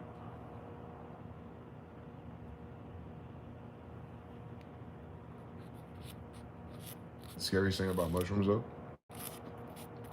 what they hint at when they change your filter on life, because you're awake on mushrooms. You're fully lucid. You're in control of your body. At least if you take a fucking retarded dose of it, which, why the fuck, we're black people, cut it up. But if you take the suggested amount of mushrooms, less than 5 grams at once, then it alters your reality through your brain, like your active senses. So it changes all of your senses at once, in different ways too, different tweaks. Your eyes will respond away, your ears will respond away, touch, and then the nature of the quality of your thoughts and imagination itself. That's the creepy one. Like what you tend to imagine when you're on mushrooms. It's like, what the fuck is going on? Real life. People who take a lot of mushrooms, that's when they start seeing this shit outside. I've seen the shit outside they be talking about. I see it start to happen, is what I'm saying. Like you start to see it. Like if I drink one more of these bitches, this shit gonna be groovy for real. And I'm not ready for groovy. Because I'm not quite sure what the fuck I'm experiencing before groovy. Let me master before groovy. Let me master less than 5 grams first. Because less than 5 grams, boy. If you ever had a bad weed trip, or it's not even weed that does it. It usually be the edibles or the Delta 8s that do that. That like have a grip on you and it's like a bad trip and ain't nothing you can fucking do about it for like an hour or more. That's mushrooms. You're not shaking mushrooms. And I'm not saying I didn't have a bad trip though. I'm just saying like, if you want to get out of that feeling, mushrooms like, you're gonna sit right here. This shit ain't going nowhere. That might not be true though. I haven't been brave enough to like walk around on mushrooms to where the stimulus changes that feeling. But when it got your ass and you're just sitting there stuck, and you'll be stuck everywhere longer. If you go to the bathroom and it takes you a minute or 5 minutes to use the bathroom, you'll be in the damn bathroom for like 30 minutes. Just because like the towels are moving. I was in the bathroom washing my hands, about to do something, and I looked in the mirror. Be careful with that shit too. I saw myself though, so I didn't see nothing weird about me looking at myself, but I knew I was high. Like I see it in my eyes, like, oh shit, nigga, you not here no more. What's going on? And I looked at the fucking tiles, and they look like fucking snakes moving. Like, like, like for real. Like not even like. Nah, I can't even explain that shit to you. You just gotta do it yourself. But you know it's not snakes. You know what it is. Like I'm smarter than the experience, so it's like, oh, these shapes in the tile resemble snakes, and as I look at them, they fill in the missing curves and the missing lines, and it takes the shape that could be a snake, it makes it a snake, and that's a cool fucking story. Artists do that all the time. Like when you lose focus of your vision and you kind of see things. It's like that, but on mushrooms, it's enhanced. It's like instead of being blurry or faintly snakes, like oh, if I squint my eyes, I see it. It's like now my eyes are wide fucking open, and that is a perfect representation of a snake. Not only that, that snake is moving, but it's fixed in the tile. So it's like I'm looking like if you're looking at a tile on the bathroom floor and you see all those patterns, imagine the experience is like those patterns are connected as like a graphic or Mid-Journey. If you've seen Mid-Journey render, it's kind of like Mid-Journey, but when it stabilizes, it looks like you're standing on top of like a glass aquarium type of thing, and the snake's moving under the glass. So you're not threatened. The snakes aren't going to jump out. It's not hostile. It's just a shape. It animates the shape into something that seems vivid. And as long as you know that, you're good. Then I was watching a TV show like that. I think it was Halo. And all of a sudden, I was like, these are the wrong colors. I played a Halo video game. So I know the TV show, just the aesthetic of the TV show, I knew they didn't use those colors. But I know Halo, I was like, those are not those colors. So the augmented color spectrum, it rewrote what colors were. It made everything warmer and brighter, but a different color. Like if your eyes wasn't focused and you kind of lose the intensity of a color, it does that, but smoothly, like in HD, without the stigmatism or line blur. I don't know how to explain it. You just have to, you'll understand it once you do it. But yeah, so if a mushroom can taint, you will, the flavor of colors, taint the flavor of shapes, and taint the more impressive one is your hearing. I love that one because I'm a music person. I haven't made music on mushrooms yet. I'm fucking up. But it's almost like it gives your ears the ability to zoom in. And if you're a producer, you already do that. Like you can listen to a song and hear just the bass while everything's going on. Or you can like focus on the hi-hat pattern, although there's kicks and snares in a way.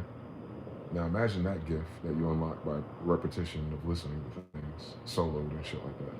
Now imagine your ears go, nah nigga, fuck that. I can zoom in on sound. Like if there's a sink in the distance of the hallway and it's leaking, like drop, drop, drop, you can hear that shit in your ear. Like instead of it being like a reverb and it's down the hallway and it's muffled, it's clear. Like you can focus just on that sound and it that's what it is. Mushroom is a frequency upscaler. There we go. It upscales your hearing. It upscales your vision. It upscales you closing your eyes and having imagination. Like if people say they don't have like a colorful imagination when they're lucid, like I am right now, I don't have a colorful imagination. I can imagine things, but they're not like crystal clear pictures like an artist describes. And because I dream and remote view sometimes, I can tell the difference. So like my visual cortex is limited normally, like awake. But on mushrooms, no mistakes. That shit is bumping. That shit is colorful. That shit'll take you to a vision. Like there's no delay. No breathing exercise, just close your fucking eyes and something's gonna start to happen. So if that's the case, mushrooms allows you to be dreaming while you're awake. And I think that is fucking pretty fucking intense. But people who do too much, that's something different. I'm too black for that shit. I don't like the description with it. I don't like what they be describing. I'm like, I'll be honest with you, Chief. I'll be honest with you, Chief. I don't think DMT for me. I'll be honest with you, Chief. I mean, the throwing up and diarrhea of ayahuasca already is a no for me. But even if like I was confident enough to like be cool with throwing up and shitting myself in front of a bunch of strangers, just the fact that your ass is checked out of life for 15 minutes at least, and that shit can seem like years. That's the part that got me. I don't mind suffering for 15 minutes. I've suffered for years. But I'm talking about like you on a trip so crazy and you need people to make sure you don't fall off the cliff while you're on it. Like those are you're there. You need a guide. You need a friend. Like when you need a fucking friend to do some shit like that, I don't trust people that damn much. I'm too big for you to stop me from if I want to go off the cliff, nigga, I'm going off the cliff. You can't stop me anyway, right? So I don't want to be in that position where someone has to stop me or contain me until the fucking wild ride of 100 years in Greece is over. You feel me? Like, and that depends on what you see there, right? And I know I can see some shit because of who I'm related to. So imagine, nah, we'll wait, we'll wait, we'll wait. We don't have that step by step our way to a hero dose of mushrooms first. And even then, I'm not doing that by myself. You know what I'm saying? You need like a, you know how you have a designated driver? You need a designated trip specialist too, damn it. Not even for like your health reasons. Not even like you die or something. It's never that. It's more so like when you come back to life, come back to reality, and you did too much. Like that is like, nah, I'm good on that. Or if you're around people who are untrustworthy and they let you do too much and you outside in traffic, like, nah, I can't do that. But the experience itself, I don't think people can even begin to understand what life is until they experience different versions of what life is. That's just me though. I'm not suggesting anyone go do these things. It's not for everybody. I understand it. But for me, that shit changed my view of reality. It actually helped me. It helped me. It answered a lot of questions I never asked.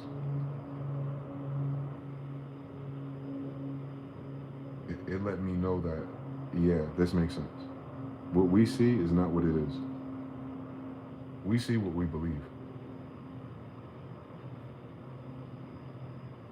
We don't see what's there. We don't see half of what's there.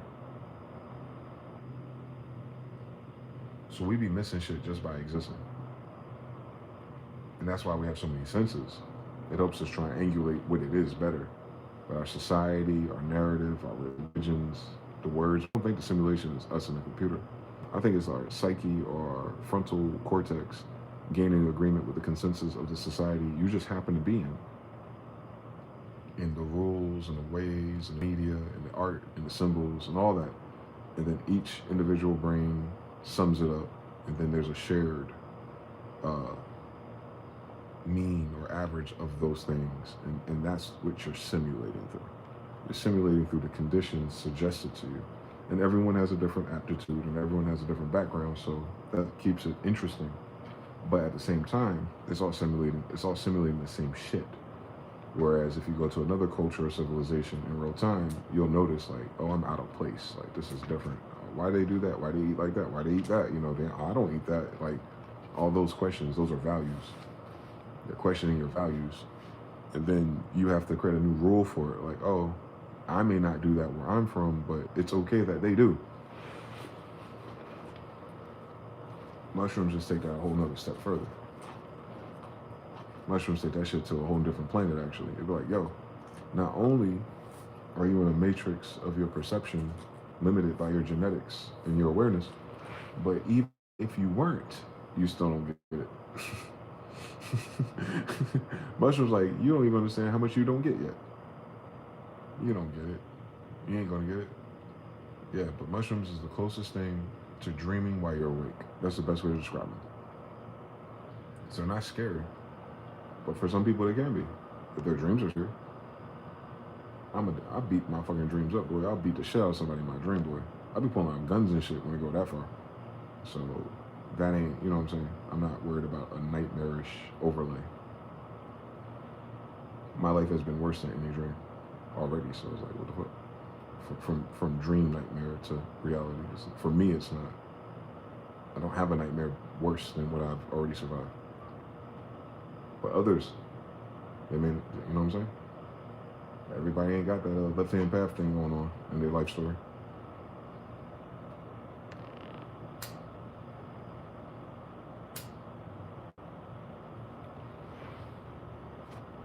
Lord knows I do. I ain't even choose that. They chose me. Left-hand path landed on me. Cleans your cleans your first brain, the gut. Terrence McKenna, strain fire. Wow. You've made music on shrooms? Man. Don't want to turn into mid-journey. It's just like, it turns your eyes into mid-journey. It really does. Track addicts. Mr. Rizla says, man, it's a grove. That's when I take a walk out in nature. Peace Tribe, 3G, my max. It was enough. Oh, 3 grams? I won't work up to 5.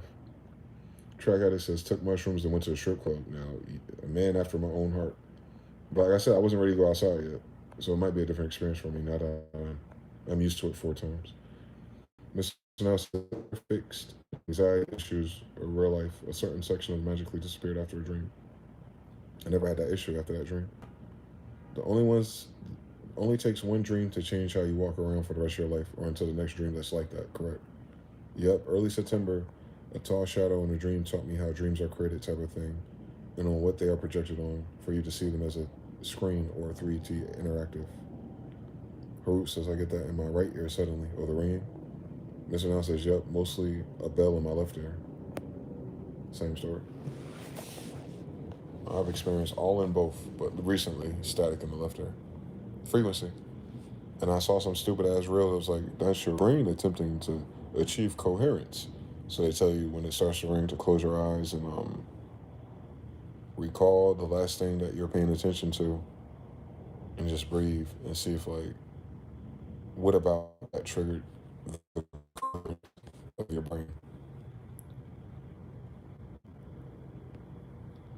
The left and right,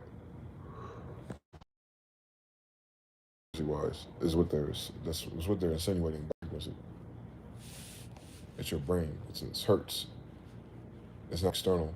But then there's some of us who have clairsentience, and some noises are external. And it's like it zooms in. Like I said, thank God, like I said, maybe mushrooms unlock that. It's still random though.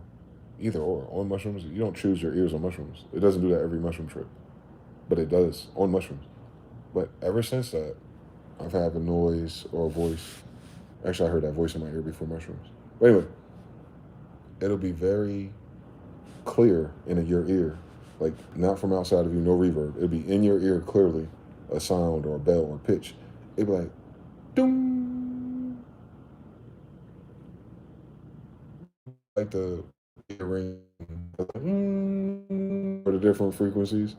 It'd be like an actual bell, like an instrument, like a notification, like ding, in a fade, just like an audio program. Like, what sound font is that? Did someone ring a bell on this bitch? And but you know it's local. You know it's in your ear. I'm like, all right, bitch. That's already there. I've never had that so clear multiple times. I guess maybe I have, but it's multiple times this year. It's been a bell. That was in North Carolina. Out here is just static again.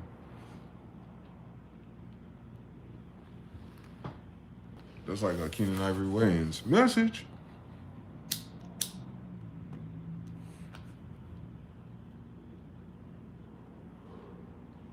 Hello, Mr. Smith. Gabriel is calling you. May you please pick up? What is going on? I got some other shit that I know too. This one's harder to prove because people be lying. But maybe this person's thinking about me. Or maybe this person is looking at something that's me, right, on a profile or memory in the photos or something like that. Because it hits you like, if you're not lucid, it's like I wasn't thinking about nothing that led to this thought. And I'm definitely not trying to think about it. And for the rest of the day, there's no other new thoughts that I'm going to think about that would even connect me to this person. Why am I thinking about this person? And I think that's what that is. I think that's, telepathy or quantum entanglement, or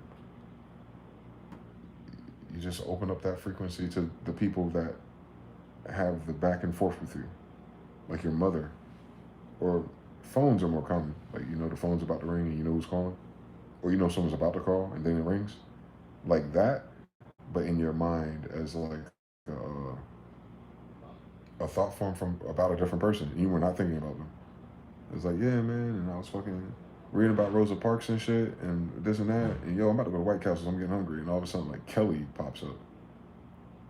And I wasn't thinking about Kelly. Me and Kelly never went to White Castle. The fuck did she come from?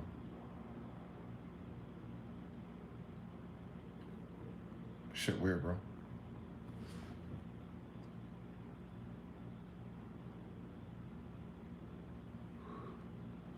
And I'd be like, if that's what that is, I send my thought back. I'm like, stop being a goofy bitch.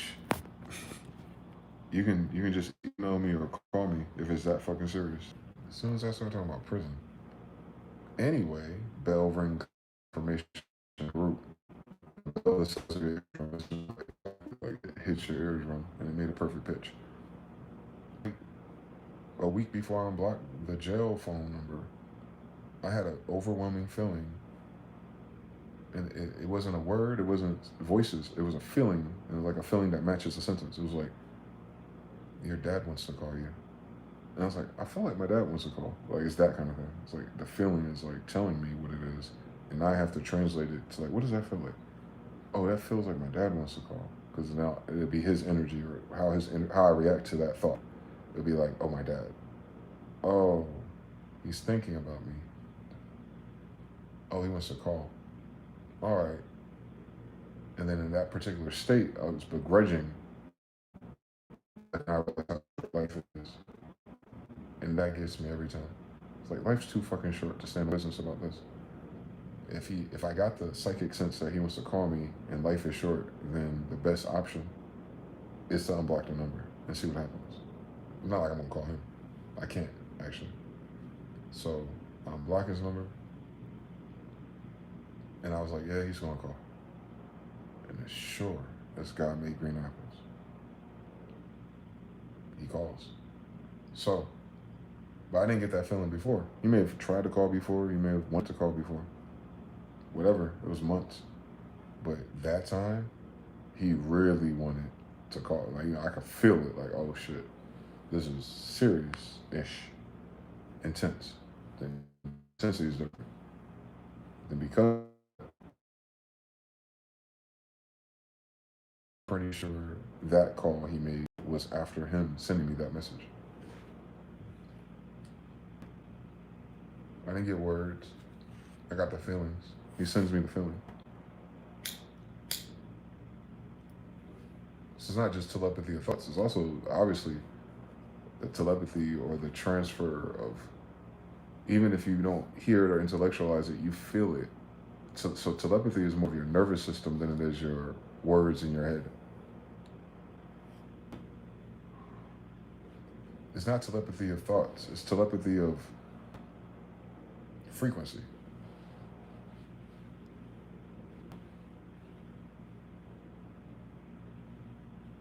You don't know what they said in their head. You know what they're talking about because it matches the frequency of what you would think about if it was so.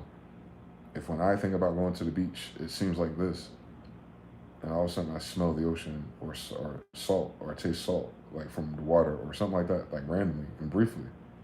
I'm like, someone in this bitch is at the beach planning a trip to the beach or something because I'm not at the fucking beach. It's like that. You're matching, you're synchronizing with the frequency. It's not, all of our senses are frequency. There is no such thing as sound. There's no such thing as vision. There's no such thing as, feeling per se. All those are the effect of the instrument versus the signal. But it's all signals at once. Even signals we do not decode with our brain or senses. Those are there too. 5G, LTE, Wi-Fi, X-ray, gamma ray, they're there too. Frying our asses. So like, that's how the sun is frying us. It's frying us through frequency, not how hot it is. How hot it is tells you it's even more intense, but the frequency, the color of the sun is conditioning you, or your aura at the very least, your biofield, on math and science. That's what math and science is doing that. So if the sun changes his mind, it'll affect your ass. You understand? But if you change your mind, you affect his ass too. Understand everything. And if we all change our minds towards each other, it affects everyone, although we say we're independent and we're not affected by nothing. That would be humanly impossible not to be affected by anything. For an instrument called a human body that's affected by everything, that's frequency. They may not be offended by that frequency, thought, or form no more. They may be able to ignore, push down, or absorb such things that are below them. But they will know that that formed, right? They'll know, like, I know what that thought or feeling is, and I'm over it. It's not undetected.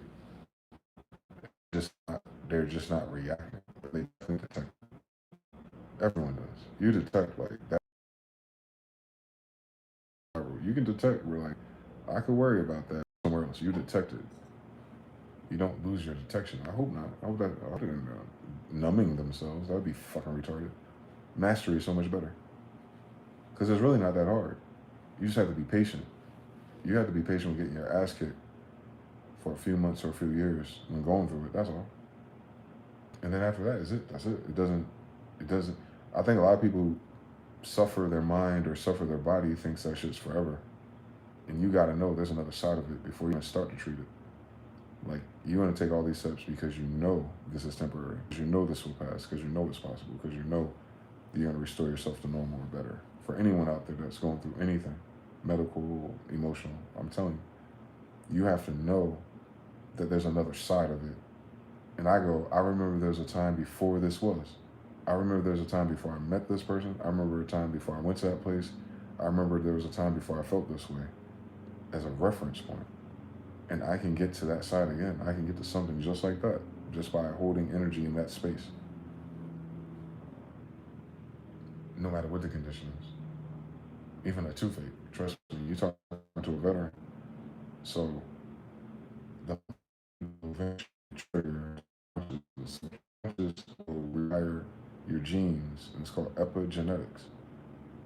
So you have an immense ability to override automatic processes that your body has that you don't even know. It's not taught, it's not discovered, it's not important. Whatever the fuck, big pharma, medical facilities, you know how the shit goes from. But when you get to the other side of real life, of the real human part of you, the sense itself, nah, this shit is programmable. Hence why mind control works, which is why government works, which is why democracy works. It's nudging people. It's speaking to something in them. Honestly, like, why does anyone give a fuck? But that's the answer. It's because humans are wirelessly connected. More commonly, close in proximity. Everybody ain't got a wide area of effect, maybe. Everyone's aura or biofield isn't like, the size of Manhattan, if you will. You can feel when those people walk in the room too, can't you? That's what you're feeling. Your biofield being shifted by their biofield. It's magnetism. So if they feel larger than life, that's their magnetism. Like, I'm talking about physics.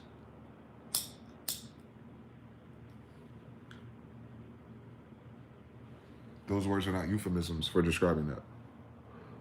Those words are literal. It's called magnetism because it is magnetism.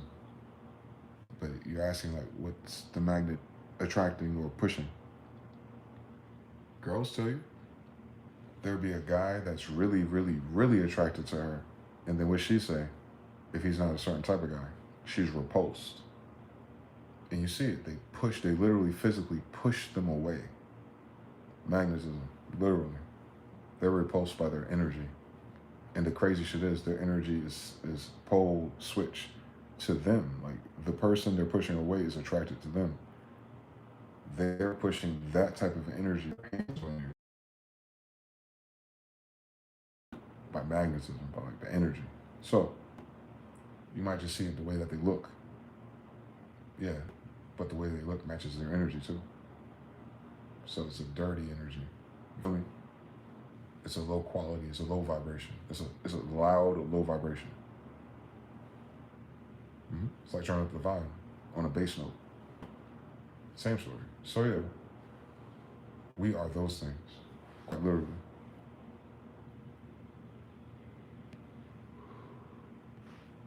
So they be trying to make it seem like this shit's secret or like some deep ass mystery school. You know the asshole shit about it is those concepts only exist if the mainstream society denies it or hides it or burns it. So its secrecy is consequential, not the intention. None of these things are intended to be made secret or for the select few. These gifts come standard. Our inability to operate or have a word or language model to address them or acknowledge them or to create outlines of them to know that it's something different than just feelings, that's a societal failure of some very evil, fucked up individuals who wanted to keep such things to themselves. And not just for themselves. Remember, the sin in that equation isn't that they're greedy for themselves. A lot of times the people who do this don't have it. So their greed is that they don't want you to have it. Not that they want to have it only. No, it's worse. It's they don't want you to have it ever. Like it's that kind of evil. It's not like, stealing all the food and keeping it in your refrigerator or what chipmunks and squirrels do to each other. It's like, nah. Let's say the squirrel stole the hidden cachet from another squirrel and then prevented that squirrel from gathering anything new ever again. It's like that. So the spiritual thing is only a word because they separated it from our default state. Then they added church in the middle, which regulated it or tamed it or gave it the narrative of church gave that same sensibility and outlet, and they left it at heaven and hell.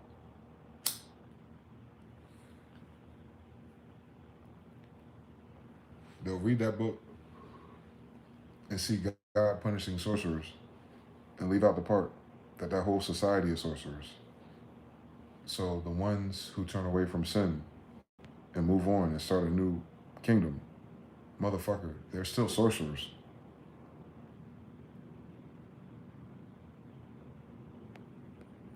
Those Hebrews were sorcerers. God punished them for sorcery. Their kids that survived, yeah, they're still sorcerers. There's nothing else for them to be. There's no other fucking reference point. From Jesus to Aaron, there's no other reference point. So obviously, they'll use religion to say, well, anything in that subgenre is evil and it'll take you to hell because God doesn't like that. Blah, blah, blah, blah, blah. And it's like you missed something here. You missed the whole thing here, my dear. How could God not want or like that? I'm talking about the category of all things sorcery. How can God punish you for all things sorcery in that context if God is giving all these people sorcery?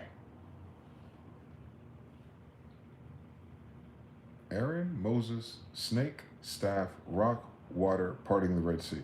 My brothers, my sisters, it don't get no more sorcery than that. I played every Diablo video game. That is under the umbrella of the skill tree of sorcery. You gotta be a sork or a paladin at least. They don't even want to be paladins for real because those are the crusaders for God and shit, but they got magic. And then you got like warlocks, all kind of other different shit. But he's normally in Diablo is a sorceress. She the one that be doing the firewalls and the storms and the blizzards on Oya and on Ogun, Odin, and everyone in between us, and Zeus the thunder god. Oh man, Moses went to the mountain, had a voice of thunder. Can you imagine? Elemental god, and on top of that, like an elemental god would be like against sorcery. And an elemental god requires you to present sacrifices to an altar. Can you fucking imagine the prerequisites for such sorcery is for a fucking altar to exist? Have you ever played a video game? There's always altars in there. And then at that altar, the book is detailing certain types of burnt offerings at this altar, and Malachi 3:8, put it in my storehouse where my altar is, in my holy of holies place. We talking about rabbis who are direct descendants of Levi and Aaron, and that's a whole fucking school of sorcery. I could have sworn all that was sorcery, bro. I could have sworn that altar and those sacrifices, that's sorcery, bro. I don't know what the fuck we talking about. Y'all talking about the degrees and the intensity of sorcery. No. It's nay on more wishes. Motherfucker, them niggas are sorcerers.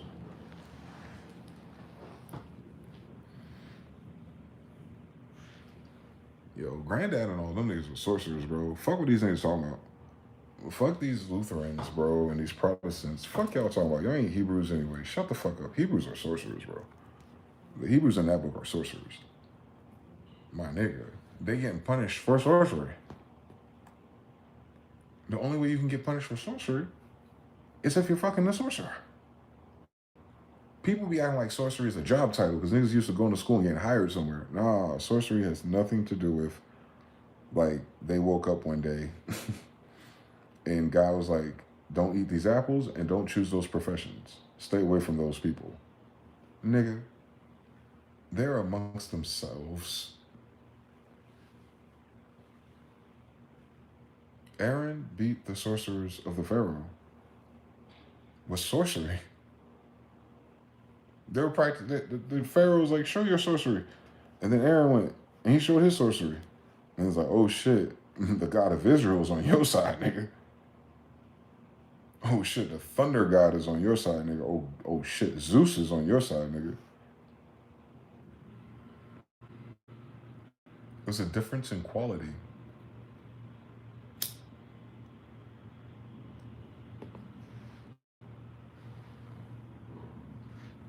Elijah and the bones, sorcery. Everything he was teaching his mentee, Elisha, sorcery. The whole thing is sorcery, bro. I'm talking about the genre. There is a difference now. There is a difference. There is a difference between what type of sorcery they were doing to get punished and the type of lifestyles that followed it, which gives you the quality of what the problem is, since it's always multiple infractions.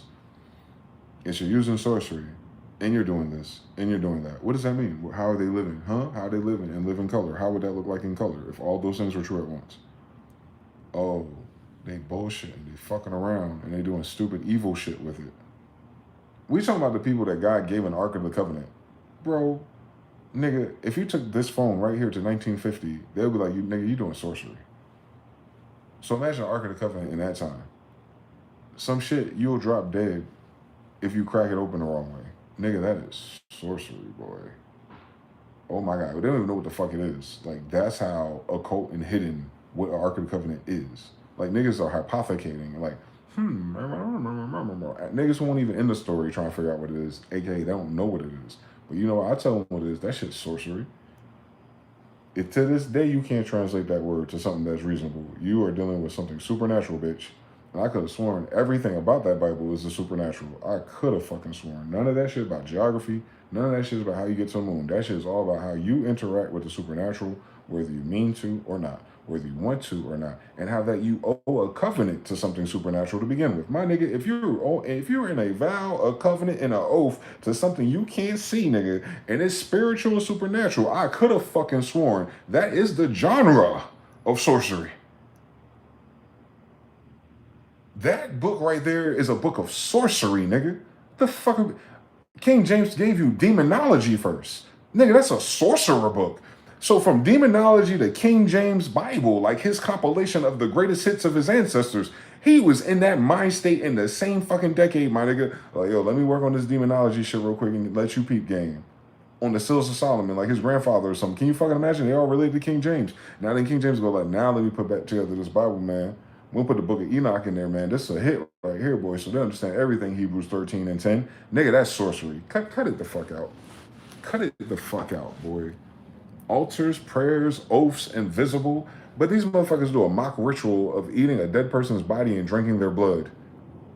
And condemn sorcery. Get the fuck out of my face, necromancer.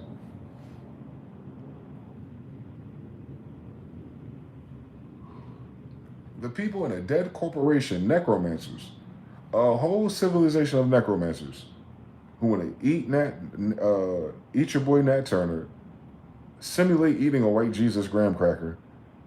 Everything's a fucking damn. Even Thanksgiving itself is in the Bible, boy. That shit coming up in 25 days.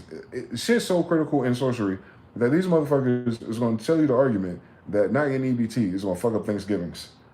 Thanksgiving is in the Bible, my nigga. Cut it the fuck out. On Indians, my nigga. Come on now. The Jews. Come on now. The pilgrims found us and they had Thanksgiving with Jews. Can you fucking imagine? In the Bible, right? Yes. That's how fucking common sense this shit is. But, you know, we have a different narrative. That's sorcery in itself, right? rearranging the genders, the polarities, and meanings of words in order to change someone's perception of their environment. That's sorcery by itself. Government is sorcery if you really think about it. If they're trying to put you under mind control, is that not right? Mockingbird, is that not all right? MK Ultra, is all that not under the same fucking genre of sorcery? Because what the fuck do you think black magic is? If a motherfucking could tell you something that's a damn lie and you treat it as a fact and it fucking alters your whole fucking reality so far, have you noticed something, United States of America? That is absolutely sorcery. The fuck?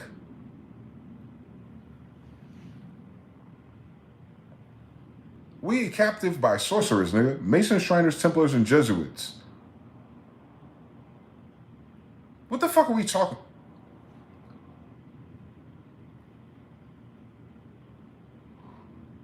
What these motherfuckers think a rabbi and an imam is? Niggas. But shamans healing the earth. Shut your dumb ass up. On a spiritual journey with a soul contract. Fuck I'm holding a fucking black crystal, nigga, emitting frequencies we cannot detect with our body or eyes. Sending messages in damn near real time. Talking to you in a cave in a desert, nigga.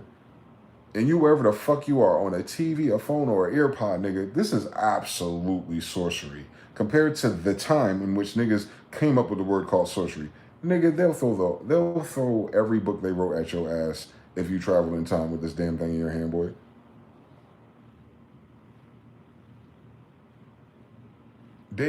Solomon will be like, you know what, nigga, you got it.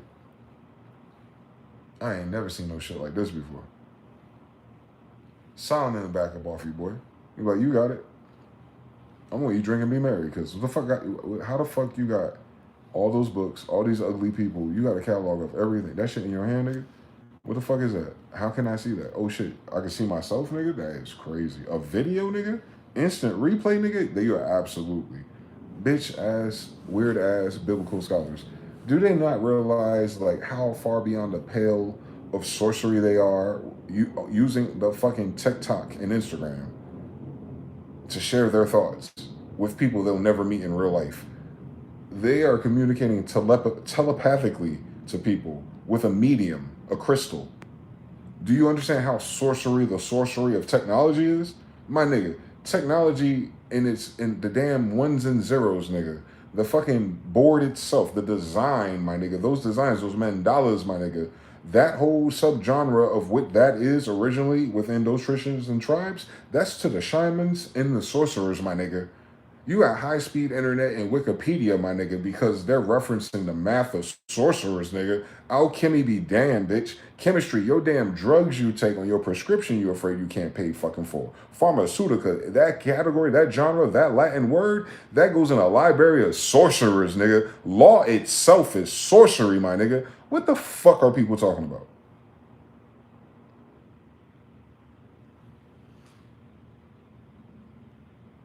So anything right now about our society could have been the sorcery they were practicing that God frowned on. They say something about magic wands, nigga. Well, come on now. Tell these people to get realistic. Motherfuckers got iPhones. Talking about God judged Israel because of sorcery. Shut the fuck up. What kind of sorcery, bitch? I'm pretty sure the writer and the people that were affected fucking knew which one it was. Since God was like, yo, you better quit. Cause these ass whoopings won't. I bet they figured it the fuck out. Don't they figure it out in every other chapter? Like, oh shit, God wants to chill. Is that God judged your faith by your work? So you actually made a turnaround. You stopped doing that bullshit. All right, that's what the fuck I thought, nigga. That don't mean they stopped the other forms of sorcery they did, bitch. You got an iPhone now. We ain't never stopped sorcery then. This bitch is made out of crystals. Cataloged by the Levites, my nigga. In King James English. Stop fucking playing with us, please. On Lapis Lazuli. Stop fucking playing with us. Sorcery. Niggas with armor made out of the most crystal witchiest crystals ever. Your crystal witch exists because she clocking crystals that fucking Israelites put in their fucking armor, my nigga. Cut it the fuck out. On the fucking crowns themselves, on moldavite and gold itself, my nigga.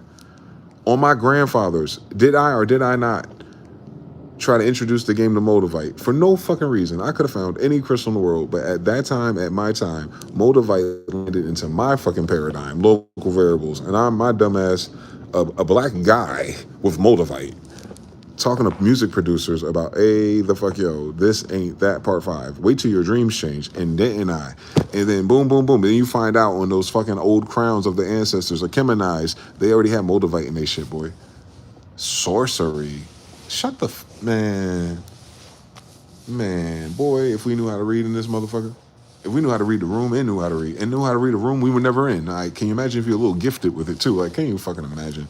Like, some shit would just make common sense. Fucking man, even that goddamn orb they hold with the cross on it, the gold shit. Do you see the crystals on that bitch? Sorcery, nigga. You think they were stunting their values, nigga? Do you see how much gold that is? They don't. What the fuck? What is adding a sapphire gonna do to? What the king gonna do? Sell it, nigga? He got a QVC card, bitch. Shut the fuck up. He ain't selling shit, nigga. The fuck? He didn't care about how much that shit cost, nigga. He knew what that frequency was.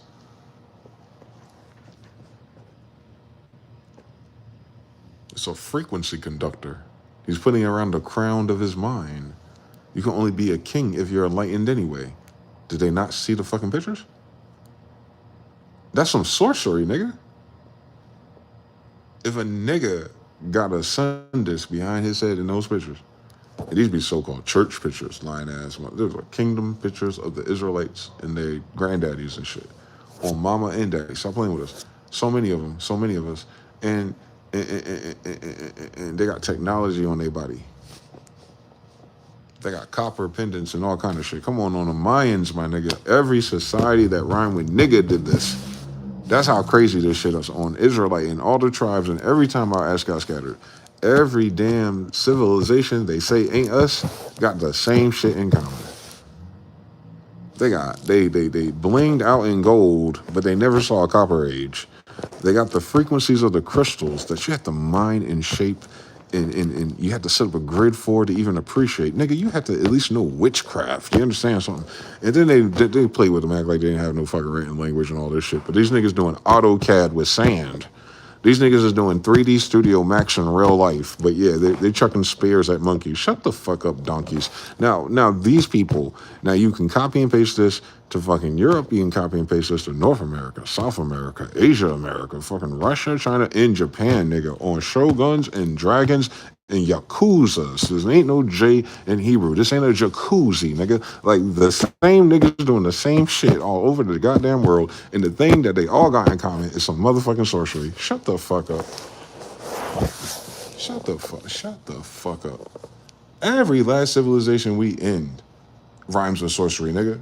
Mayans, oh my god, sorcerers. Atlantis, oh my god, sorcerers. Genghis Khan. We talking about Mongolia time period, nigga? On Zoroaster, sorcerers. Cut it out. What time period our ass don't exist? The damn America's book, the first book written by a foreigner about some fly shit that they starting to figure out over here for the first time in their human history. They're like, yo, they also give towards tampering and the worship of the devil and all the sorcery and all the shit. And yeah, a lot of them are spiritual mediums and shit, and they deal with the dead and shit. He described all the Americans that he ever heard about so far, right in his first book about the Americas, that every nigga he ran into was a goddamn sorcerer. Is it not fucking written, nigga? That ain't a Bible. That's an almanac. In the almanac about the people that they're running to in the Caribbean, my nigga, you're like, yo, they give way towards sorcery, similar to the times of Zoroaster, which it was commonly displayed outside. We're coming to America for the fucking first time, and they're still doing the same thing just fine, nigga. They came here. They invaded America when it was sorcerers, nigga. What are we talking about? Where the fuck do they think they are, bro? How many times is it spelled out? We ain't dealing with the 3D, nigga. Ew. Why would you need a god? Are you serious? It don't even add up. How they find a god, nigga? What are we talking about? A God that they speak to when they sleeping. What are we talking about? A God that be appearing with spaceships. Oh my God, check out my channel. Like, what are we talking about? Within the fact that I'm a UAP whisperer is normal. Nigga, if any of y'all ancestors that didn't know us saw me talking about, yo, come on outside, watch this shit appear in the sky, and they never been on a plane before, they gonna look at me like, oh, this the devil. This nigga make meteorites appear. No, nigga, those are UAPs, nigga. They're like flying disc and shape-shifting manta rays and shit. The more I describe it, the more sorcery it's gonna sound like to these niggas. Like, this nigga described a fish. I'm like, bro, but I'm talking about technology. So if I was in the book of Ezekiel describing technology as animals, I told y'all asses in 2015, I seen a shape-shifting manta ray, nigga. Was it a manta ray, nigga? No, it's a UFO, UAP. And I'm from the same people in the same damn book, nigga. What are we talking about? On Ezekiel, I described Ezekiel in real life. What are we talking about? That ain't sorcery, nigga. That's normal. Like, that's on the other side. That's on the plantation, agriculture, work and die side of things? Or is that some other shit? What the fuck they think going on with his kids, boy? On Solomon's grandkids? What the fuck you think we got going on, for real? Stop playing with us. Who the fuck else could I be in this story, for real? Nigga, my life like Sherrigoff from Oblivion, nigga. You know what Oblivion is about? If you've never heard of this game, it's an awesome fucking RPG, by the way. If you've never played RPGs before, go ahead and get you Oblivion and then Skyrim. But get Oblivion first. That's really what it set the tone for your ass. And that's a whole game about fucking sorcery, nigga. And all of his references is our history, nigga. From the Daedric Princes of Hell, nigga, to Sherrigoff, motherfucking Papa Legba of their lore. The motherfucker that fucks with reality, Mr. Mandela Effect himself, my nigga. A son of a god, obviously. One of them. Right? So, like, our whole book, man, you can't make the Diablo video game without a Bible, nigga.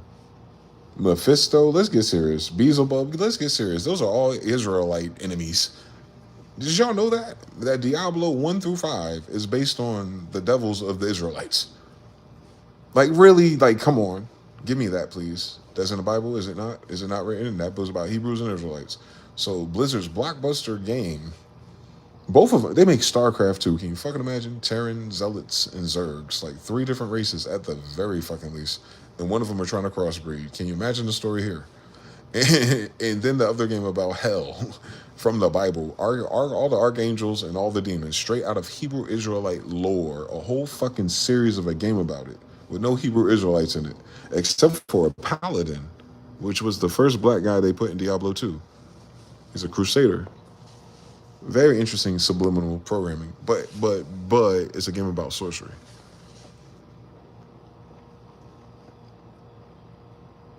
And all of those games come from the Bible. All the games about sorcery refer to the angels and demons of the Bible. Not of another story, not of another belief system, not of something else from another planet, but the beings that are represented by Israelites and Hebrews who wrote the Bible. In our story, they're referencing Afro-Asiatics when they go to sorcery. Is it not written? Is that not what it is? If it ain't what it is, I'm wrong. If that shit ain't based on the Bible and the Bible ain't written by Afro-Asiatic Semites or Hebrews, then I'm wrong. But if it is, because it is, and it is, then all that shit that they love to entertain and play video games about, again, is about us.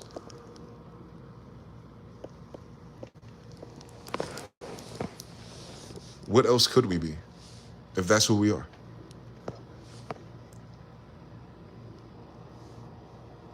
How would God expect us not to demonstrate and be what we are? God wasn't stressing about you can do these things with more. God was stressing about their source and what they were doing it for. And more importantly, what were the results? Are you keeping my commandments and my covenant, or have you lost your fucking mind again? Nigga, by default, my class is a sork. It don't matter what sword I get.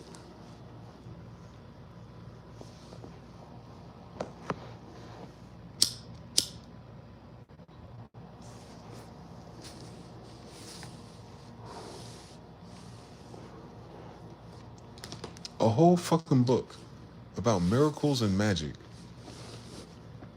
And they think that God is something other than sorcery. What is going on, dog?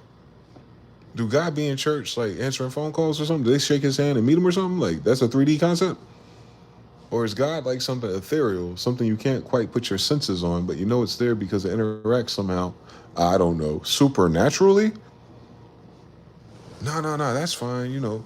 Dealing with invisible gods that are not proven by physical science or anything in the narrative actually with any human, because we don't sure as hell don't act like it. But if I do subscribe to a belief through a religion, through a 501c3 registered with the federal government of all known things, and their Stolen Library at Alexandria, Virginia, don't sleep on the Library of Congress saying the same thing, right? Anyway, built by Tartarians. That would be us, so that would be our library, Bruce. But anyway, so you go through all that part two, and then they go, nah, that's not what the Bible meant.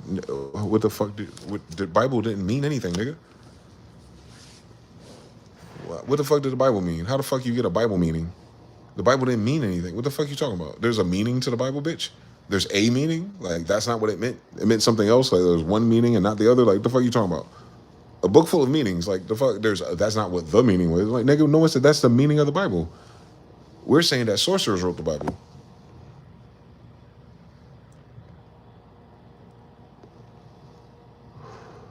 We talking about niggas who create languages and math and map stars. Well, let's get the genres right. There is no Walmart and there's no Microsoft back then. So there's niggas hunter-gathering, and then there's niggas writing a Bible. Do you understand the difference in polarity here? We're talking about from hunter-gatherers, Bronze Agers, and then these niggas in this book are doing the things in that book, and there's a nigga writing about that later during the Bronze Agers. Like, can you fucking imagine those people writing about people a long time ago even? Like, do the science, nigga. It was sorcery for them a long time ago. You think they just it just got worse? Do you think it's passed down genetically? I heard that's what the whole book's about, by the way. A bloodline of fucking sorcerers. Can you imagine? Can you fucking imagine being a bloodline descendant of Solomon and you're Jesus? You're walking on water, healing, and turning water into wine and doing all kind of cool shit with fish nuggets, and niggas still can't duplicate that recipe to this fucking day. And then he gonna tell you what time, what star, and what zodiac sign age of Aquarius with the water bearer down the street. And he gonna talk to you in that tarot real quick.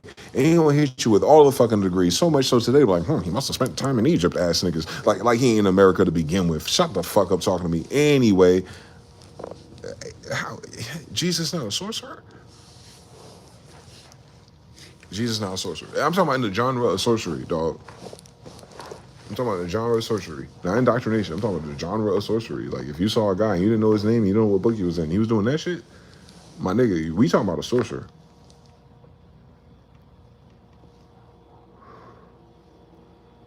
He knew the niggas were trying to set him up before they set him up, my nigga. My nigga can see the future. Oh, we talking about a sorcerer, my nigga. Fuck we talking about? We nigga on a 40-day fast. We talking about self-affliction. We talking about ritual sacrifice. That's a ritual, nigga. A sorcerer? If you just saw a random guy talking about, yeah, I'm gonna not eat anything for 40 days like a madman just so I can hear the voice of God again.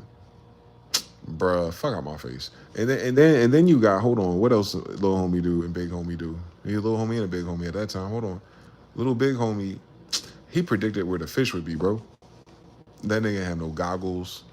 That nigga wasn't even a fisherman for real, boy. They say he a fisher of men. The nigga's a damn lie. He's an expert fisher. Because this nigga told expert fishermen, like, yo, take your ass back there and throw it on the right-hand side, my nigga. Use your right brain this time, nigga. And they caught more fish than they ever caught. Stop disrespecting our grandfather, boy. Like, he's the illest fisherman, boy. He don't even need a boat, and he tell you where to fish at. Come on, dog. Sorcery. He healing niggas remotely, nigga. He's healing girls on Wi-Fi, according to them. The whole time it's really their damn father that healed them, you know what I'm saying? But I'm just saying, like, in their own interpretation, like, this nigga got Wi-Fi healing abilities. You could touch a nigga's robe. Those sorcerers wear robes. Anyway, so you could touch this nigga robe and be healed.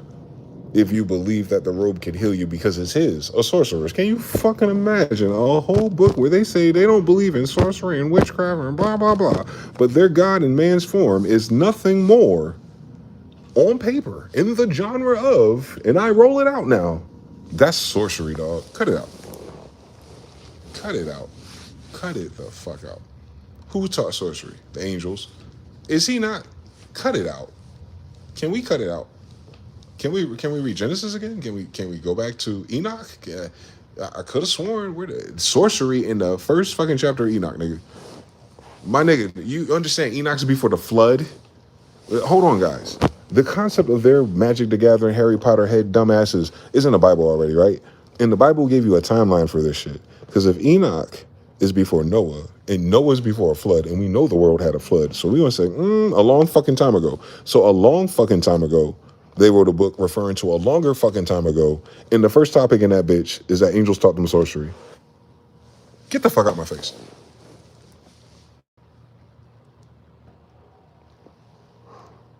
How these niggas keep getting sorcery anyway, ass niggas? Who's teaching them sorcery? The white man? Shut the fuck, man. Who? They're not supposed to do sorcery. Then where are they getting it from? What? Where are they getting it from? They went to school with Moors? Shut your dumb ass up. They went to school with Zoroaster, with Aaron? Shut your dumb ass up. They went to school with Buddha, with Jesus there? Did you see the story about Jonah, Isaiah, Danielle, and everyone else who does the same fucking thing? Cut it the fuck out. He raised his fucking cousin from the dead. The nigga was dead for 4 days, y'all. Lazarus was dead for 4 days, y'all. Jesus only dead for 3. Do the science one more time for me. The first thing he do, out of jail, California dreaming nigga. He stepped on the scene, he see the hoochie screaming nigga. He went to his aunt house and his aunt was like, yo, Lazarus hasn't moved out that tomb in 4 days. Jesus walk up like, yo, Lazarus, get your ass up. And what did Lazarus do? He got his ass up. To anybody else in that room, they just saw sorcery, nigga. They don't know he the son of God just yet, nigga. Would it make a difference? Like, oh shit, he's a sorcerer, but he's the son of God. He can do sorcery, nigga. What the fuck are you talking about? Who else could do sorcery, nigga? Stop playing with us. Who else could do sorcery? If it comes from angels, aka gods, little g's, whatever. As if that makes a difference in your goofy man. They be acting like they know the difference for real. They don't know what the big one means. So imagine the little one's like, oh yeah, that's not the supreme. It's a god though. Don't miss that. You're gonna miss it. I'm a jealous god. There's other gods, yo. But what does that mean to the writer? What does that mean to the intended reader? Stop making idols and worshiping these things. But then the idols can't do nothing. But somehow there's a God with a name somewhere. Where'd he go?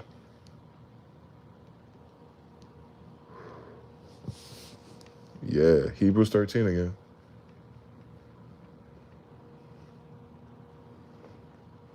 God didn't say, oh yeah. God be saying, oh, yo, your gods are cute, I guess. Can they do what I do? Nope.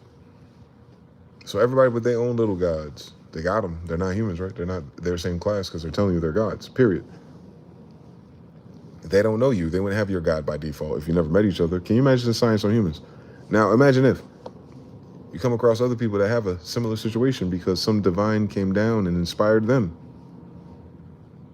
And then you show up and you're like, which God is yours? Oh, the God of Israel. And they're like, oh, shit, nigga. You gotta go.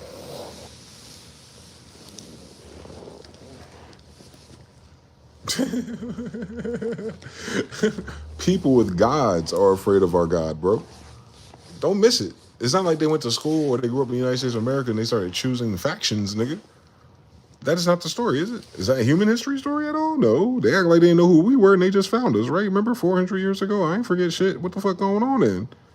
Why the fuck would we have anything that line up with them if they never met us before? Hello, wake your ass up. But you know what we always got no matter where we go? Motherfucking sorcery. Prophecy. Healing. Divination. Architecture. Math. Science. Magic. Natural herbs. Herbalists.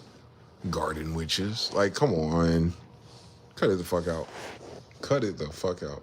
Fucking heathen ass, pagan ass, society ass, can't read the Bible ass, and then they want to sit here and turn around and go, with all this sorcery and they damn black crystal, cut it the. It's different though. Yo ass moving a goalpost on some shit you never read or wrote. That's witchcraft. The fuck. You doing spell work for real, nigga. You be making shit up as you go, and you want me to believe it. That's evil. That's bad intentional spellcraft, if you ask me, bitch. If you take the shit literal like we did.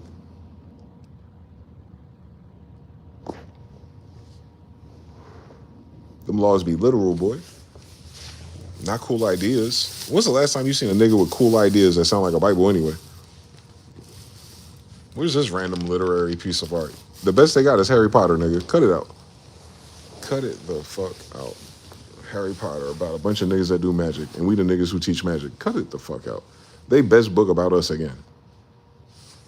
The fuck? The fuck is going on, boy? They talking King James English, nigga. Don't talk to me. That whole movie about people who talking King James English, you gotta start with my grandfather, boy, and he is not a white boy. So if they got spells in Latin and King James English, they borrowed it from us. Again. English is our language. Latin is our language. Moorish Latin is what you call Spanish. Again. All the magic that their magicians do today is in our language. Again. And they translate it to English, our language. Again. All of the magic that fucking exists here is in an Afro-Asiatic language. So how the fuck would we be banned from doing magic? That sounds like some Inquisition ass shit. That sounds like some Salem witch trials ass shit. That sounds like some bullshit from a church that can't fucking read. What did God say? To pick up that snake, make it a staff, hit a rock, and split the fucking Red Sea. That was a very specific spell to me.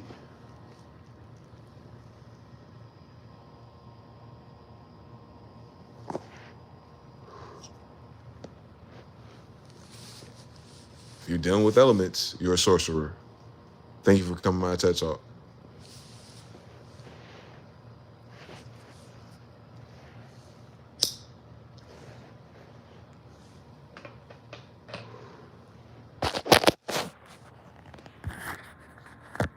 True or false? Harry Potter, the Irish actor with a Zeus scar on his forehead, in the same spot I got a scar at because I was running too fast. Harut says 3. Evil Spirits, Value Spinners, Miss Penny. Oh, she gave me the Space Invaders joint. Jonathan Lee 3. What the fuck else is there to do to keep trying to mass sorcery possibilities in between shifts in the climate corporate social class? 3-3-1000 Feathers. Song.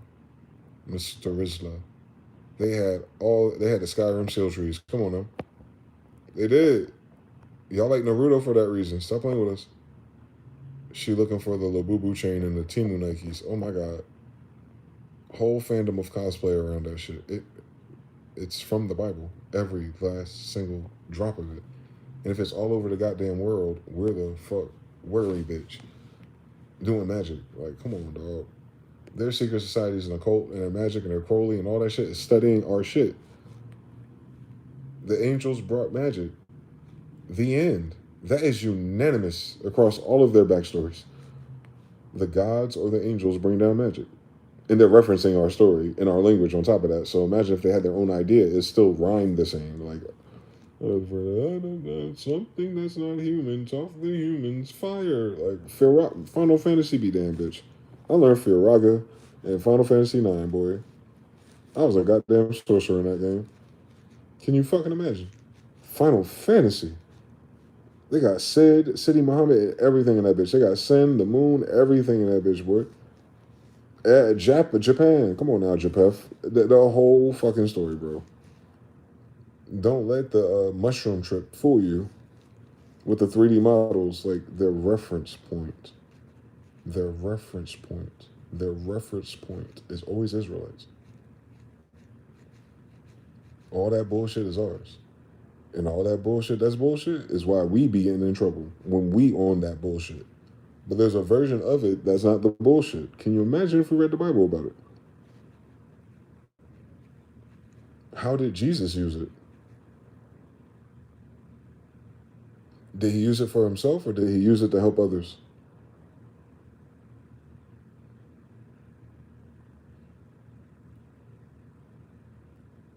Did he start a business? Did he turn a profit? Or did he use his gifts as gifts for others? We don't know the difference in shit. A world talking about setting intentions. Get the Get the shut the front door. You will do these things, sorcery, and more sorcery.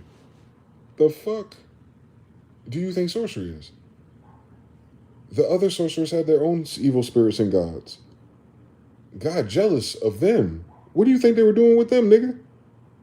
When God says I'm a jealous God, what do you think at that time period the other people with the other gods were trying to do besides sorcery? Let's wake this shit the fuck up. You think they're trying to figure out a cooler way to go to Sunday school and behave themselves when they go back to work on Monday?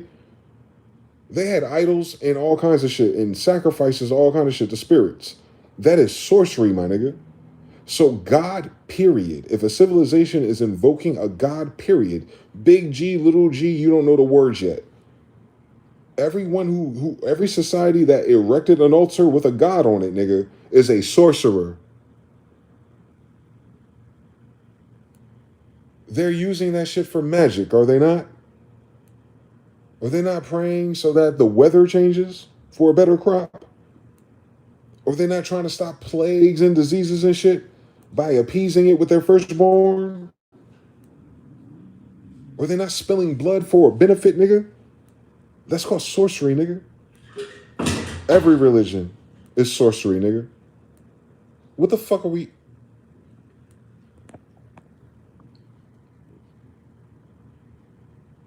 American Christianity is just sorcery without magic in it.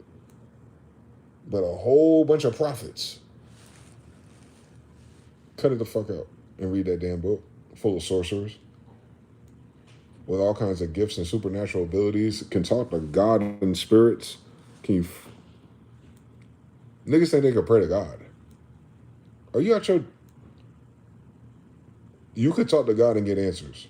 Shut the fuck up. Sorcery. We talking about practice? The belief of believing in a God is the belief that you can communicate to one. What under the normal spectrum of humanity and hominids and Homo sapiens is that categorized as something other than divination? Suggesting you can pray to an unseen entity and that it can answer you. I'm talking about Aladdin and Genie, nigga. You say you go to school or church or religion and you believe that you have an unlimited genie on standby.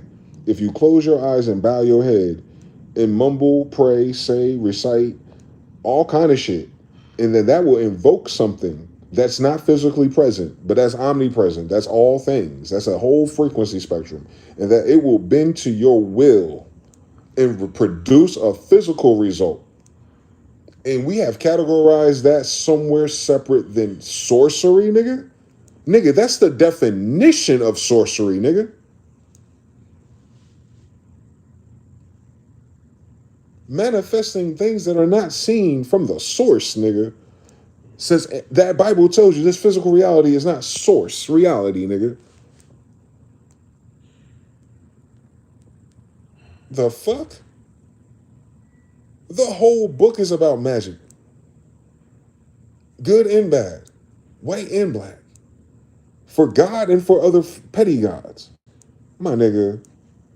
They healing people without instruments and beds and tools, nigga. That's sorcery, bitch. Wireless healing, nigga. Wireless healing. But it's demonic if you try to read about books about how to be telepathic. But your ass can pray for somebody in a different house and God gonna make them better for you. Like, you got so much pull, you can talk to a God of everything. And it can run a fucking errand for you. Are you fucking serious?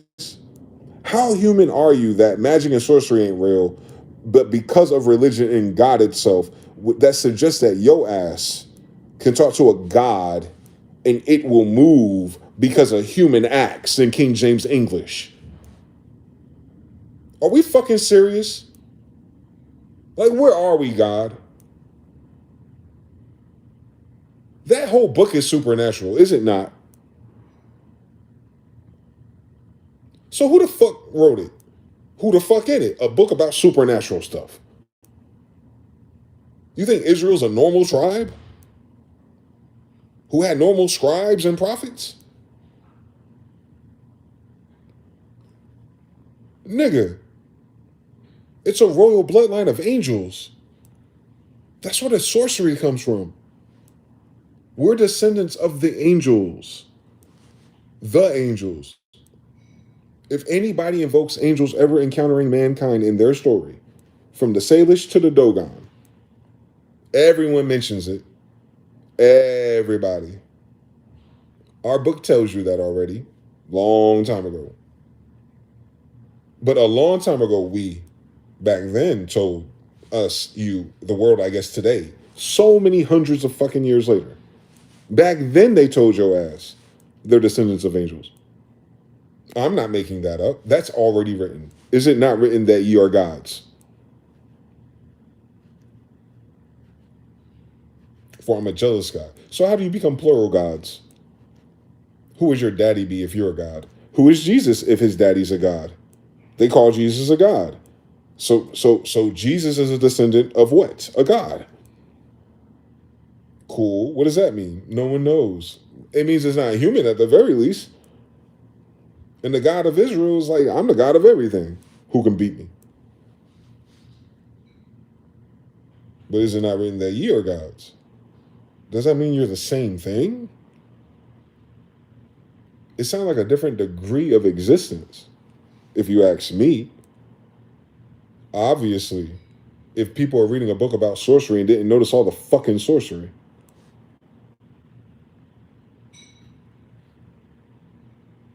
Yeah, boy. We're colonized, occupied by people who deny us our birthright, our blood right of angelic sorcery. What do you think the witch trials were for? Because we didn't know anything? Why do you think that shit went underground? Why do you think there's secret families? Why do you think there's boule and eastern stars instead of open air everywhere? Just like the Bible said we were, in open air. Just like the America's book said we were, in the open air. So up to the 1600s, my nigga, from the Bible to the 1600s, open air, magic, sorcery, mediumship, everything.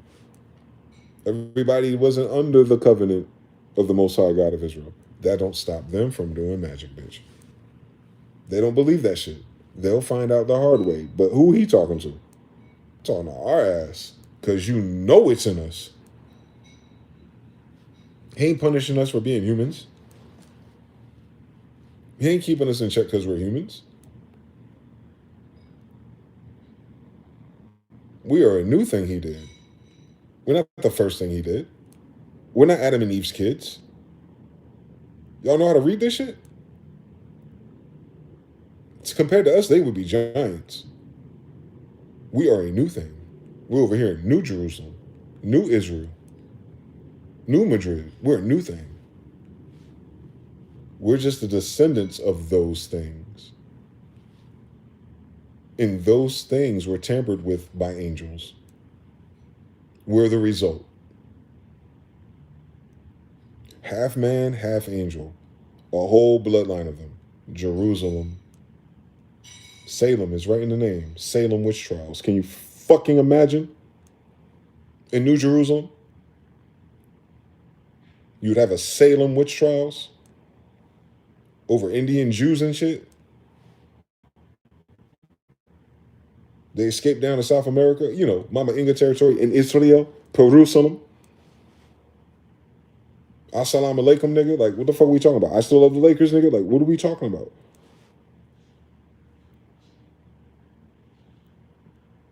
A witch from Jerusalem. Right in New Jerusalem. Can you fucking imagine the science? That is the history, too. Ain't that a bitch?